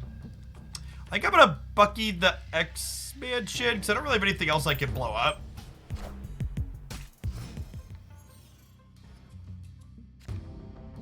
For people that are new to Marvel Snap, I am not talking about the -1 power change. During the Marvel Snap closed beta, Nova gave +2 to your board when it blew up.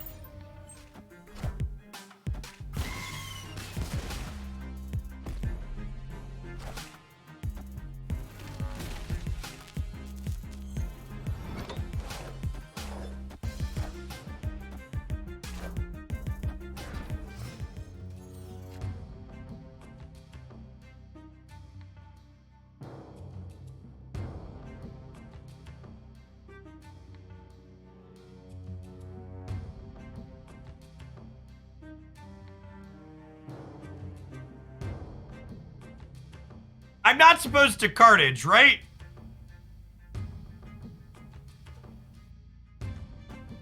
Or Killmonger? There's no way we Killmonger, right?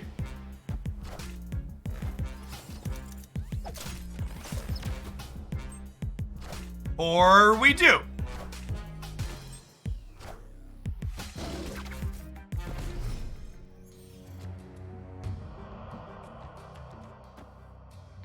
Are they Galactus? No way, right? Because they would have electrode. If they were Galactus, they would have electrode the X-Mansion, right? Oh my god, they're Galactus. No, Dr. Doom. Okay.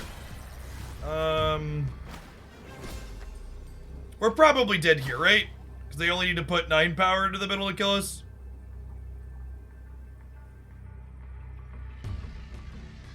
That X-Mansion is a great example of how fairness works. It looks fair, but it's actually not. Just like tax rates.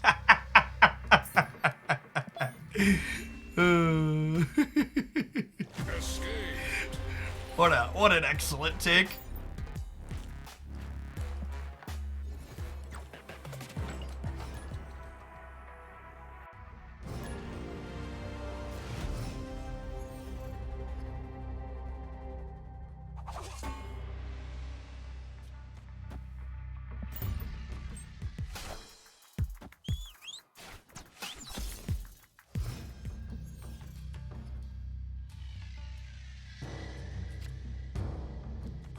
It is Fred. Let's see if our bully deck can be better into what they have going on, huh?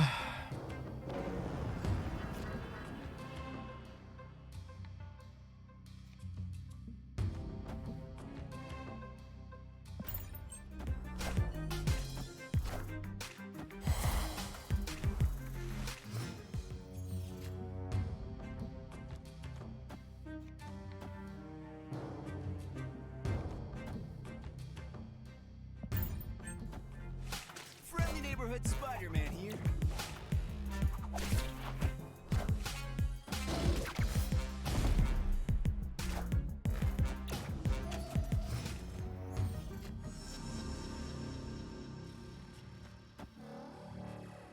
Do we Chad snap into the Daredevil chat?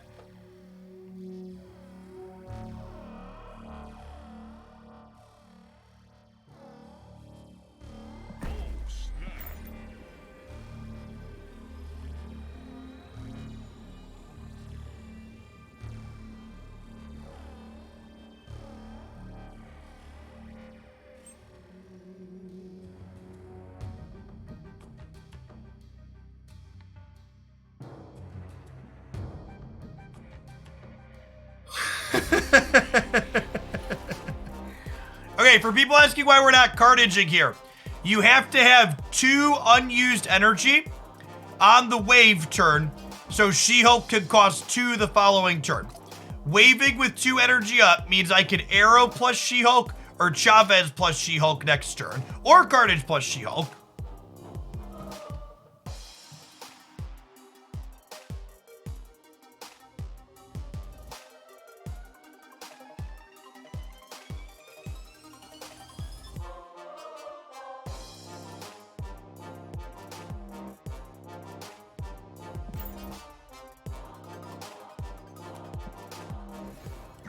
It's interesting how Fred's really sweet deck that generated a lot of interesting games against our sweet decks earlier just rolled over and died against this pile. There might be something to that.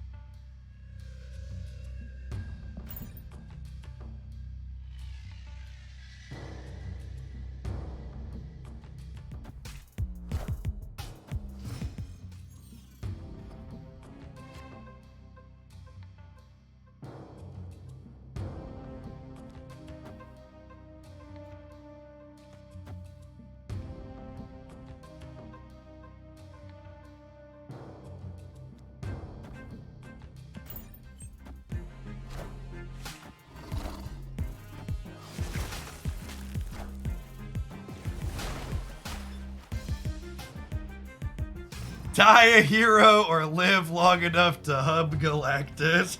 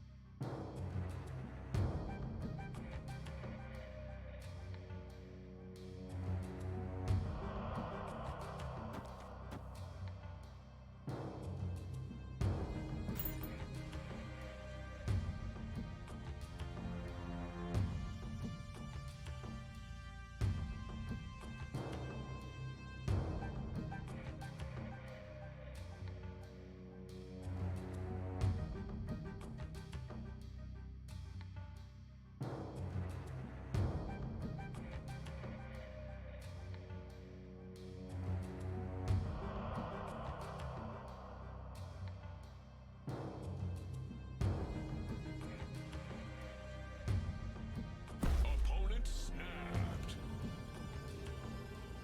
About to get Spider-Man?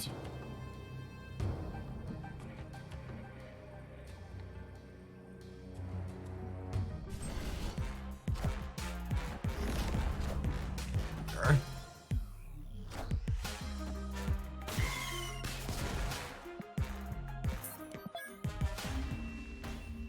This is shit like this is why I can't actually play Galactus. Like the games are just so dry. It does serve us right.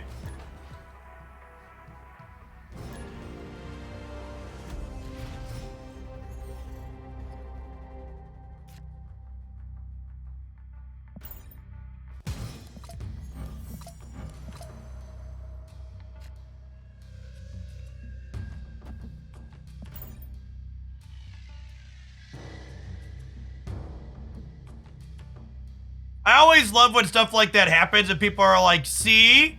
Galactus is beatable, Jeff. It's fine. Yes, chat. Every game and card that has ever been changed ever lost a game at some point. Card games have an incredible amount of inherent variance to them. If the only low IQ thing you can muster up for why something is okay is, look, it lost a game, maybe you should accept that the conversation about game balance should be left up to someone not you.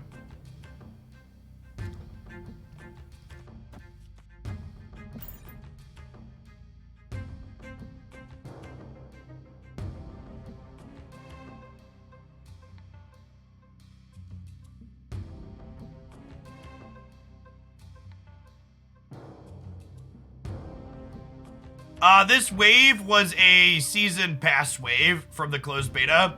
I wonder when they're gonna rerun those. They promised, they said they were gonna rerun the closed beta cosmetics after release, but they haven't run any of them yet.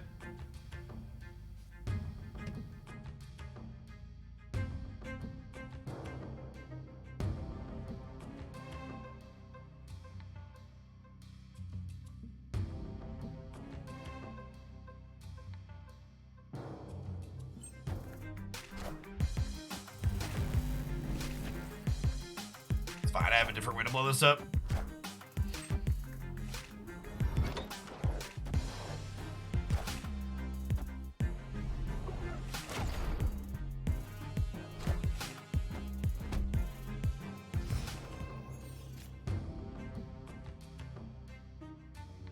Yes, that is a well-articulated and good take on it. Well, actually, do we go for the super high roll? If I go, oh, I'm not gonna be able to high roll because of Mindscape. Actually, that's sad. We actually just can't combo at all because of Mindscape.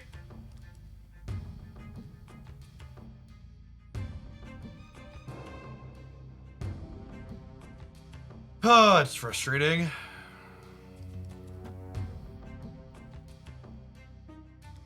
If I only Deathlock, we could She-Hulk next turn. Yeah, that's a good take. That's definitely the play.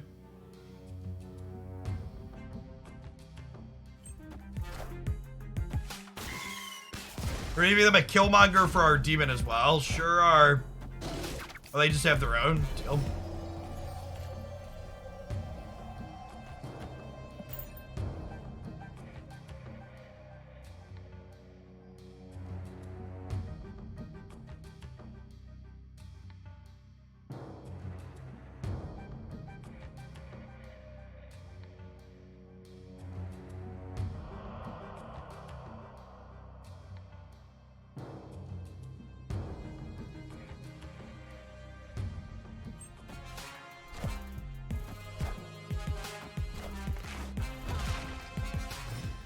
Orm and Vulture. What are you cooking, opponent?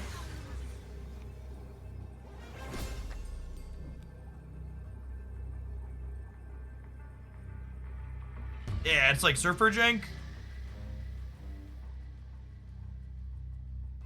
Oh! This is the deck Mogwai was playing. Yeah. This is the deck Mogwai was playing. Okay, that's the Shang-Chi.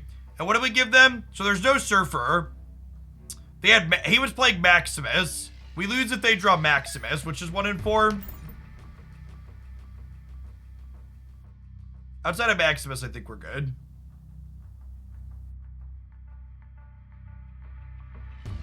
Opponent snapped. I'm not gonna give you an extra cube. Escaped. Well, they discarded Maximus. Is that true? Oh, they totally did. Did we have them then? Was that a bluff snap?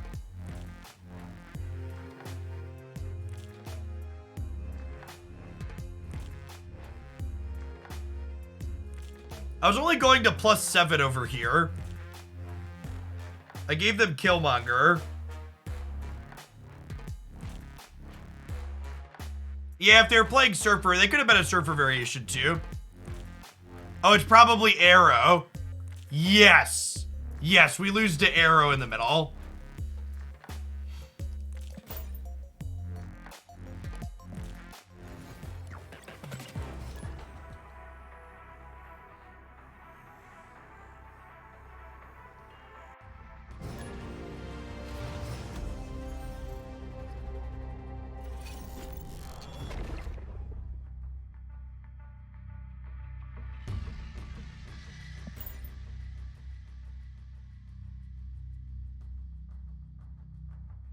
I think it's gonna be the last game with this deck. I'm just very bored. I believe Cam's argument that it's probably fine. And that it just, like, beats up every deck that I enjoy playing. But generically, it's going to be fine.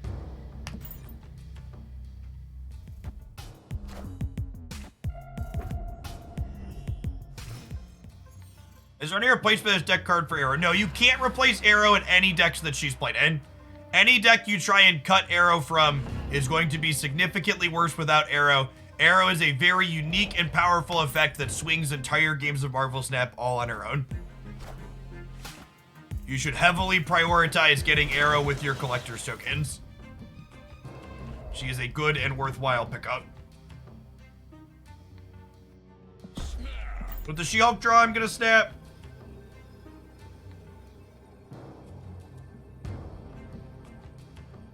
We're 1 in 4 to draw Death next turn and really go off.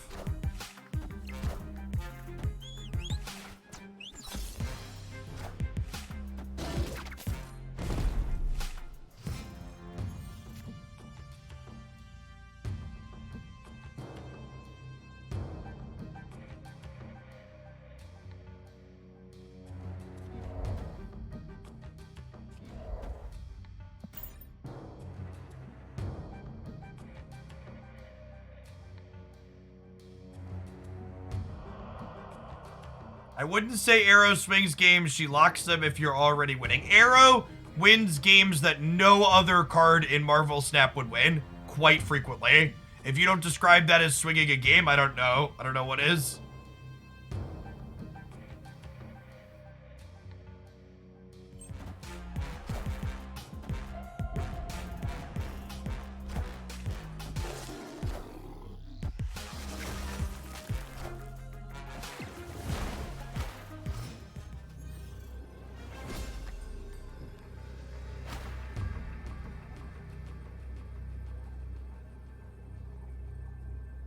Speaking of,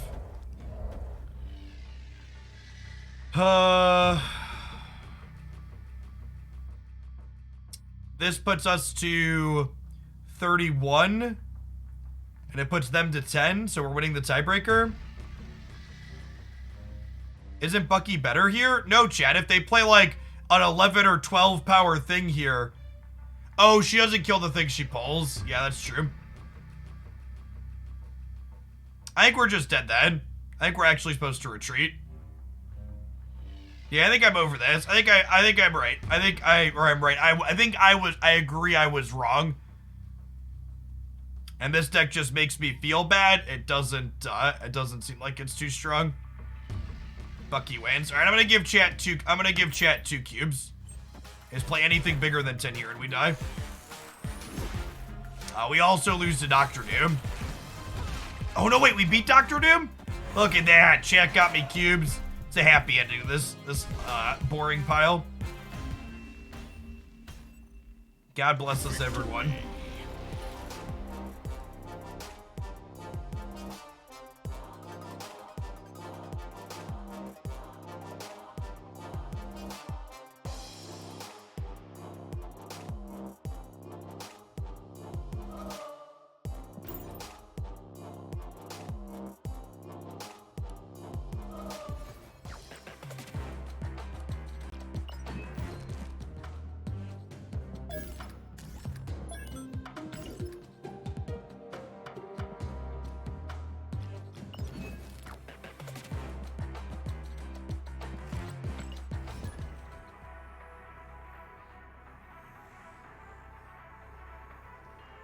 I demand you return those cubes to chat. No, they're mine.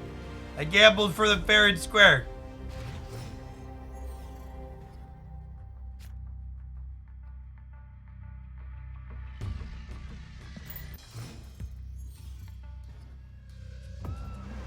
So the basic idea behind this Surfer variation is we want to play a 4-drop plus a 3-drop on the final turn.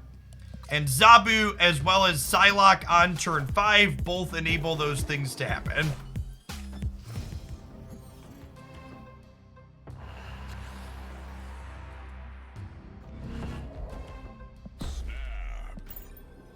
Step into my office for a second, Angelo. We have something we need to talk about.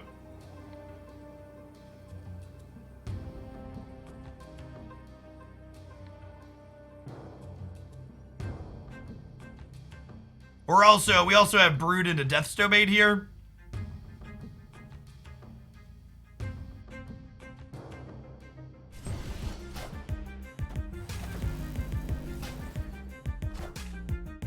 Wind, aid my hand. Okay, and then I get to Juggernaut you out of the flooding.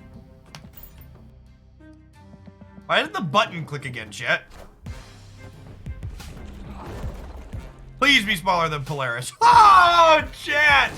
Oh, in the ground! Guys, gals, and non-binary pals, we got him. Got him.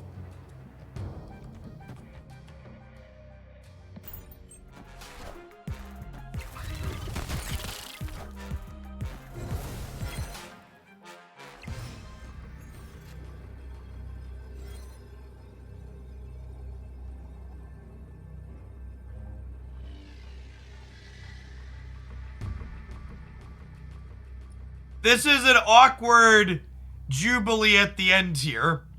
If I Jubilee into Wong, I want to Surfer second. If I Jubilee into Absorbing Man, I want to Surfer first.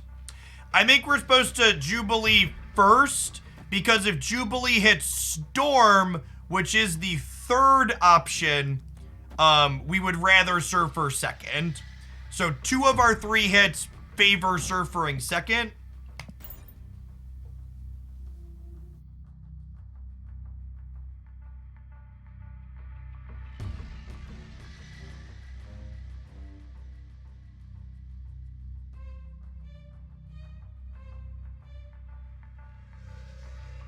I'm ready for Absorbing Man. Me too.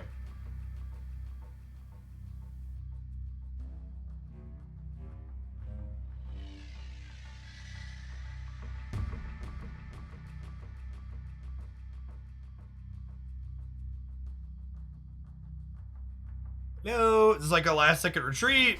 I'm just like taking all my time. Oh, Wongers! Oh, Wongers!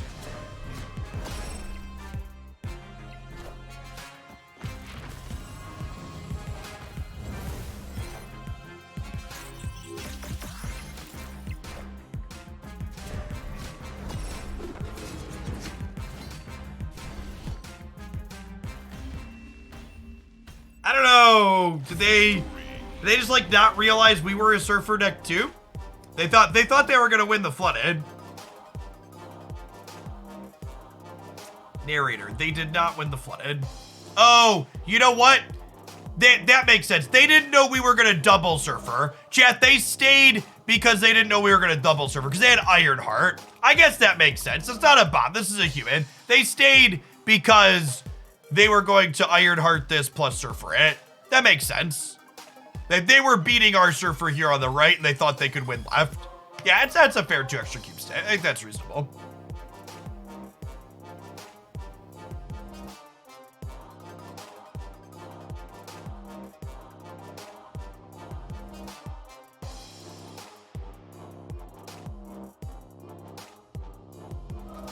There is not a stock negative deck anymore. There's a lot of things that need to be tested in negative with the addition of Zabu helping you accelerate. I will have a negative highlight up on the YouTube channel tomorrow and probably another one next week. We'll continue playing it off and on stream. But there really isn't a given stock list at the moment.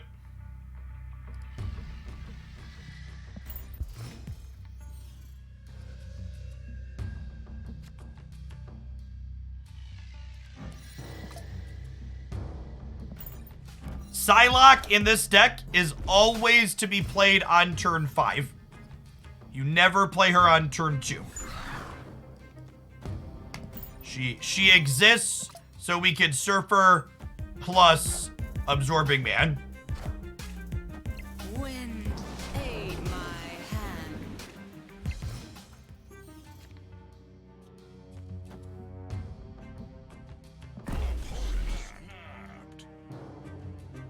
Well,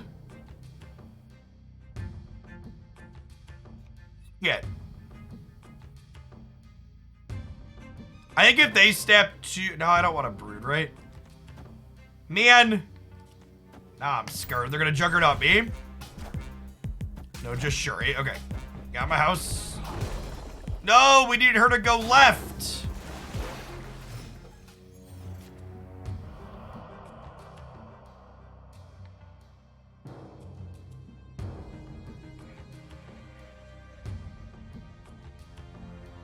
Shoot. Are we dead?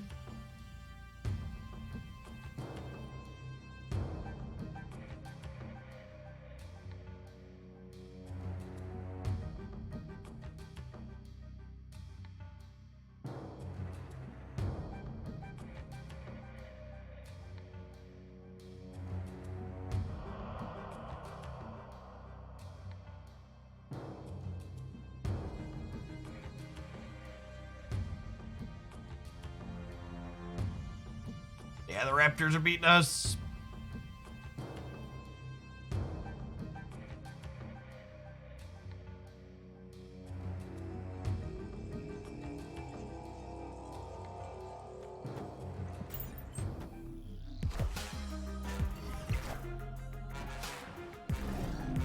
Okay, so the line here is...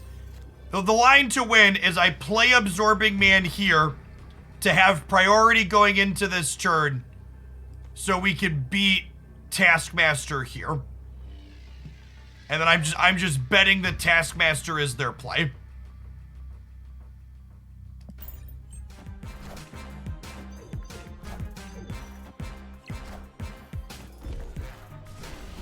All right.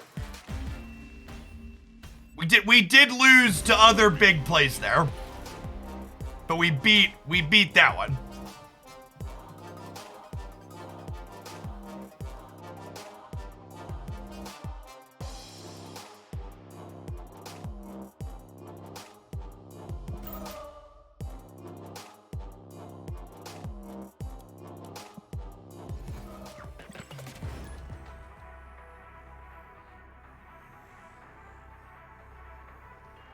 I still look at my shop. I am waiting on 2 different variants. I'm waiting on an Angela variant still, and I'm waiting on a Storm variant.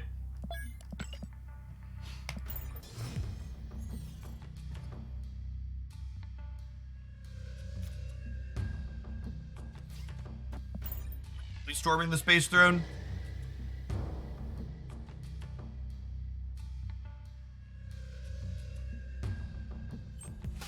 Which Angela? I'm waiting for the Dami Mommy Angela variant.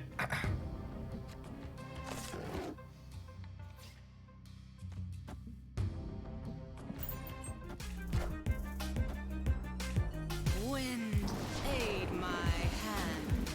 Okay, so if I brood the center, Wong goes here and here, and then Surfer and Friends really pop, right?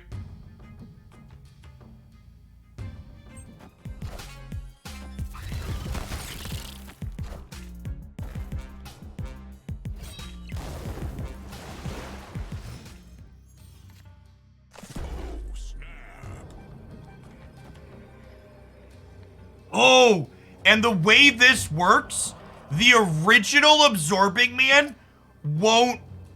Okay, so the way this works, yeah, this is a weird interaction. So, base Absorbing Man doesn't double on Wong.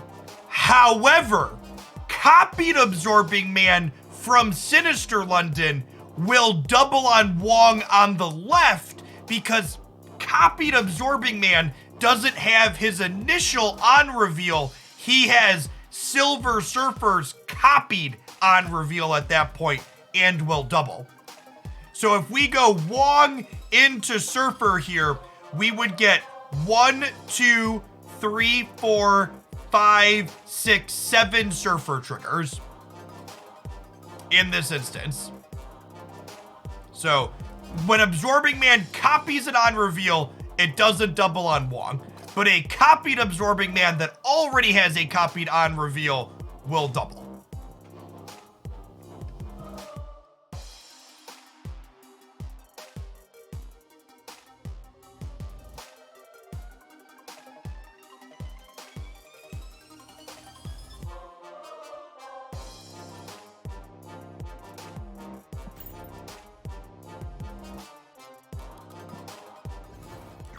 Yes, same thing if you were to copy like Absorbing Man on say cloning bats. The redeployed one would then double up later.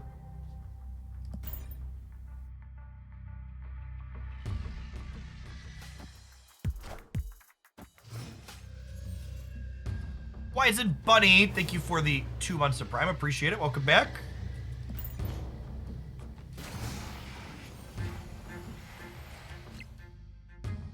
Right on time, Zabu. Welcome to the party.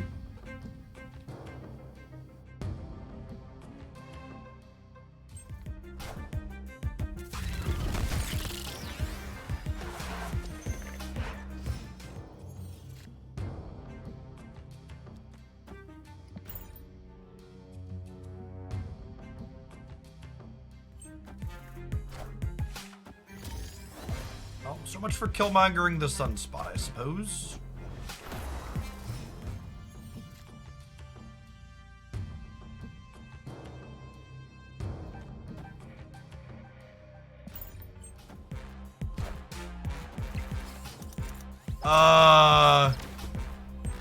Thanks? Wind, I think? aid my hand. Let's draw Surfer.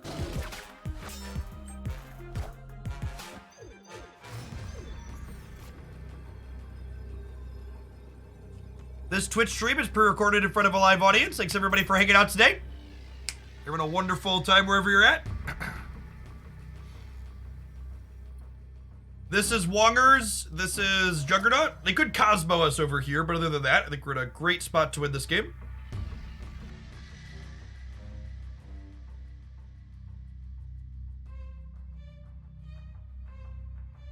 One of the things that's really nice about this build is we had 2 chances to draw Silver Surfer here. If we missed on Silver Surfer, we could draw Jubilee to give us another shot at drawing Silver Surfer. is what this deck's looking to do.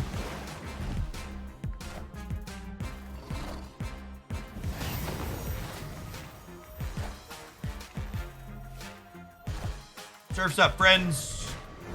It's win-win tie. Win-win tie sounds great. Victory.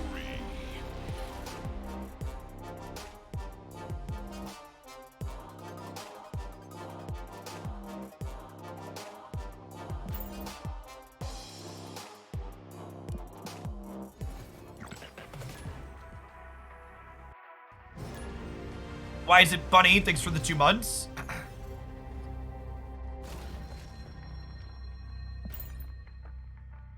Playing games with Silver Surfer really hammers home how good the nerf was, because this deck is still very, very good.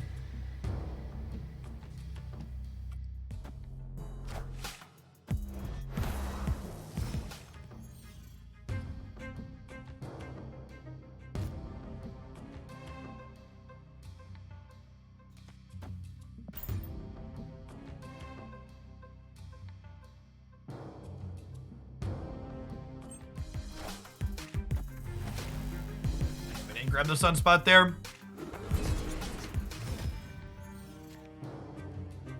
Oh my god. We could Absorbing Man the sunspot. No, now we just Killmonger.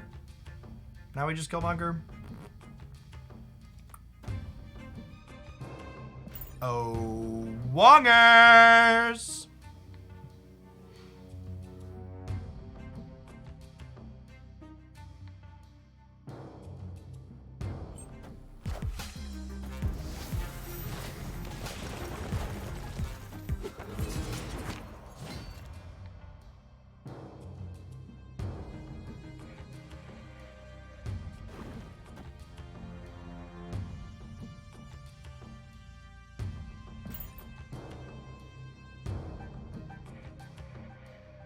I'm planning to do a February version of my favorite Marvel Snap decks. Those are my favorite piece you did last month. I am for sure. They just need to, it's probably going to take me a little bit longer to figure out what those are, though. I think we're dead here, huh? Not great locations for us against their big deck. Normally we can outsize these things, but not in Warrior Falls or Sanctum. Escape.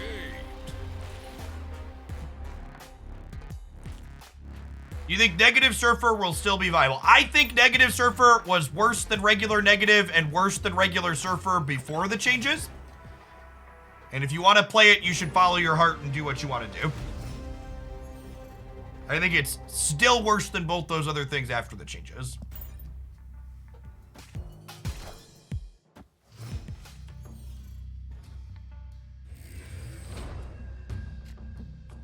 To set a low bar, Polaris is a much better card than Black Cat.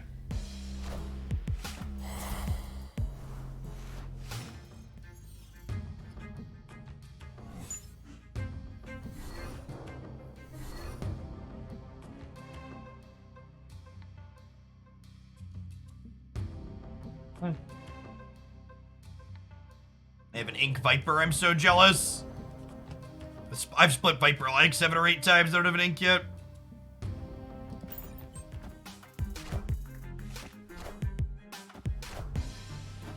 Wind, aid my hand.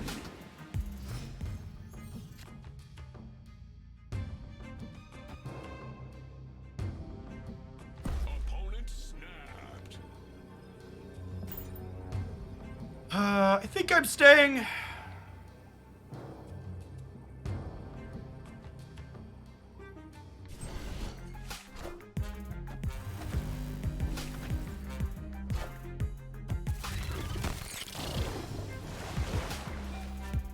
Okay, so a single Surfer trigger wins the right.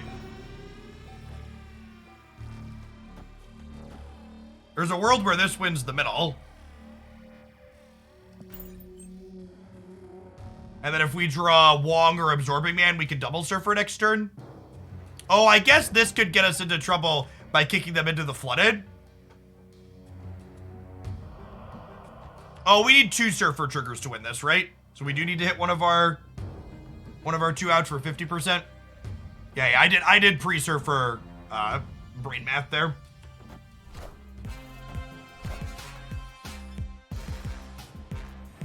Two of our draws are good, one of our draws a redraw. It's the exact same situation as earlier.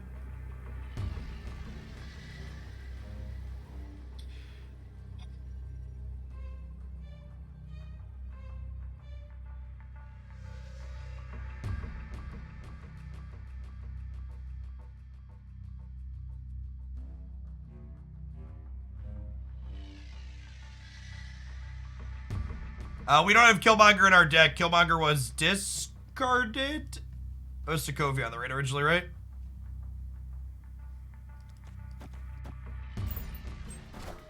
Cosmo didn't die.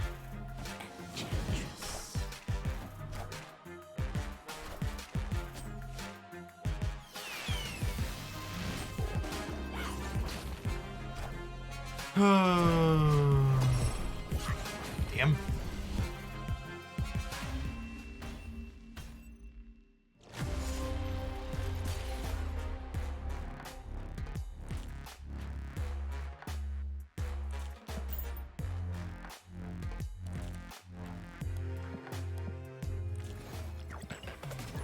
Just super unfortunate that we had 200% wins there.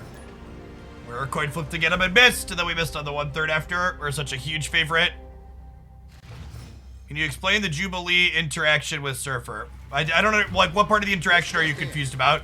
Jubilee happens and then Surfer happens. What's the part that's disorienting to you? Oh, Wong and Absorbing Man. Well, Absorbing Man copies the card that you played before Jubilee, and Wong, obviously, if it comes into play, would trigger the card twice that you play after it. So if you play Surfer first and then hit Absorbing Man, you double the Surfer, but if you hit the Wong and then play Surfer, you double the Surfer. So like we double in two different directions. Jubilee and Absorbing Man does not trigger twice, no.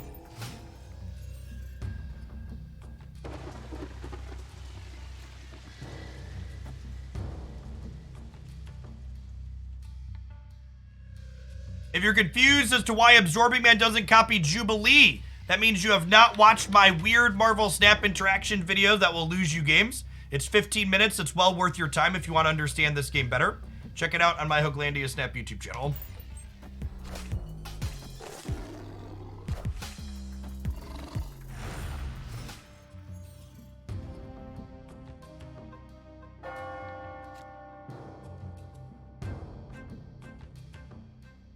So I was going to say we don't want to Jubilee with Surfer because we don't want to hit that till later, but with Surfer drawn, we could just go ahead and Jubilee here.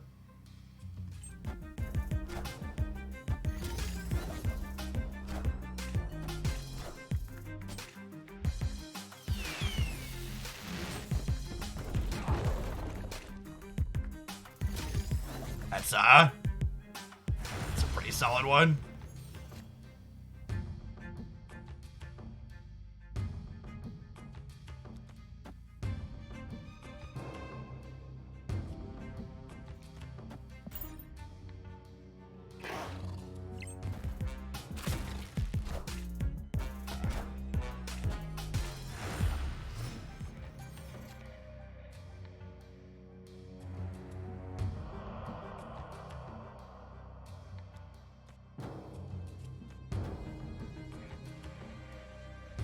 Yeah, I think we do this.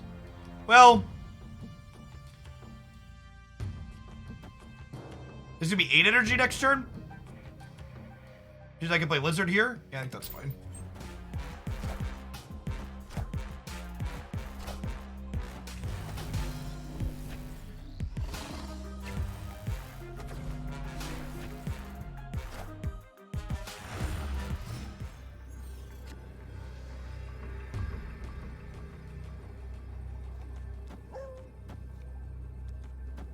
Is this game winning? This is 4. Triggers 4 times, so it's +8. Then +2, I'm getting +12 over here. Should be more than good.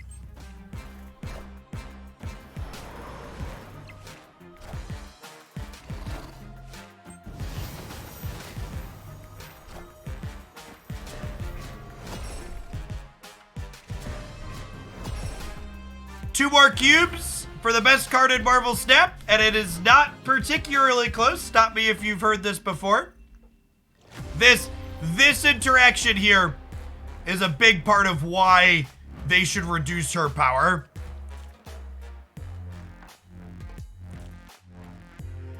Like, if they even cutting 2 points of stats off of her, right? Just like, we would have lost if she was 5 here too, right? How low would she have to have been?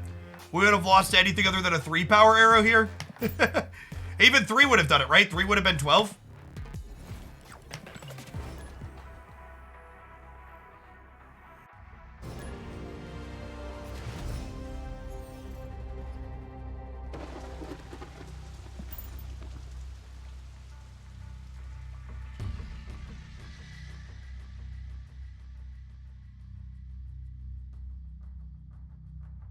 I think changing Arrow to 6 energy would change the playability of the card by a good deal, because a lot of the decks that play Arrow enjoy playing Arrow plus an additional play to lock up the game on the last turn.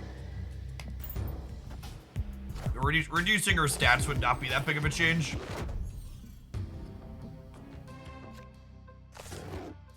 Right on time, Zabu. Welcome to the party.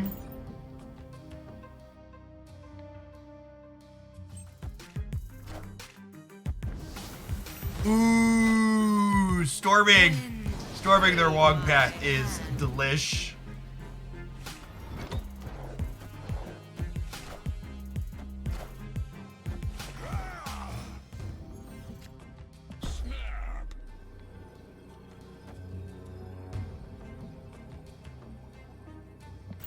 This is another fun interaction this deck has. You could go Brood into Absorbing Man copy Brood.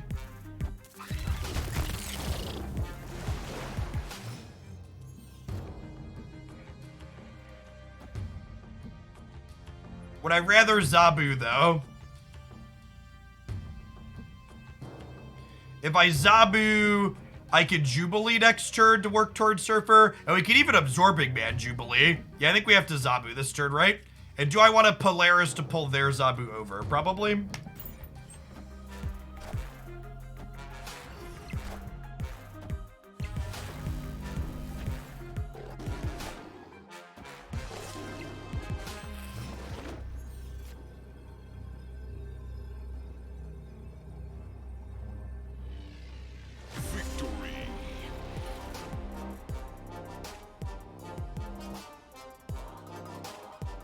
Yeah, we get Surfer into Absorbing Man Surfer. And if we missed on drawing Surfer here, one of the big things this deck does that is nice is we have extra draws at Surfer with Jubilee, which feels great.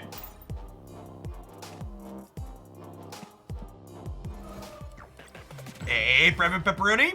Thanks for the 2 months of Prime. Thanks everybody for hanging out today. For anybody that's new, if you're enjoying the vibes, tap that follow button. Make sure you come back again. I stream full time here on Twitch. You'll find me here Monday through Friday from about 9 a.m. till about 3, 4, 5 p.m. Central in the afternoons. It's currently 4 p.m. Central for people not familiar with the time zones. I am off on the weekends. Ego, and this is my Ego played the Zabu. Love it. I do, however, produce YouTube content 7 days a week. So if you want to see, we played a different Marvel Snap deck every single hour today and yesterday. That's like a dozen decks between the 2 days plus. The best of those decks with the best games along with short deck techs are going to be up on the YouTube channel over the course of the next week. One posted every single day.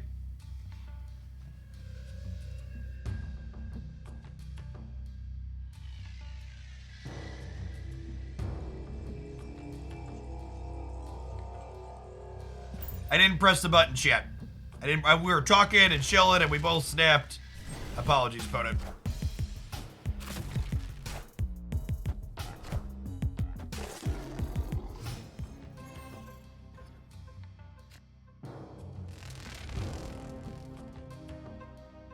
Go committed seppuku, chat! Ego, no! You have so much to live for! Wind, aid my hand. Aid my hand.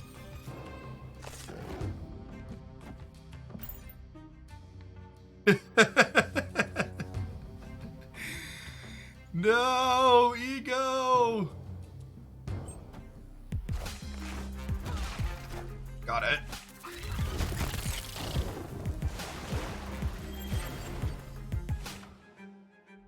Oh, wongers!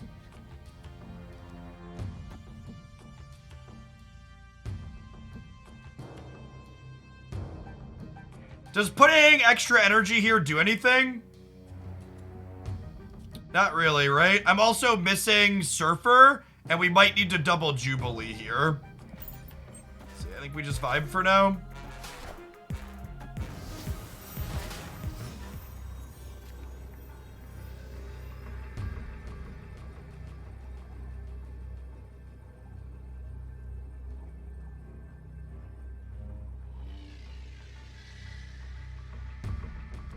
This ties the middle, right? This ties the middle. Puts a bunch of stats here. We're about to get arrowed. Oh, you know what? I should Absorbing Man here in case they arrow us here. Because this is kind of the same either way, right? And this is only -3 here.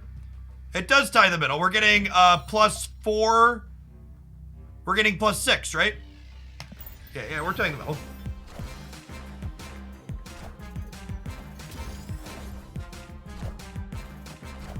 Oh my god.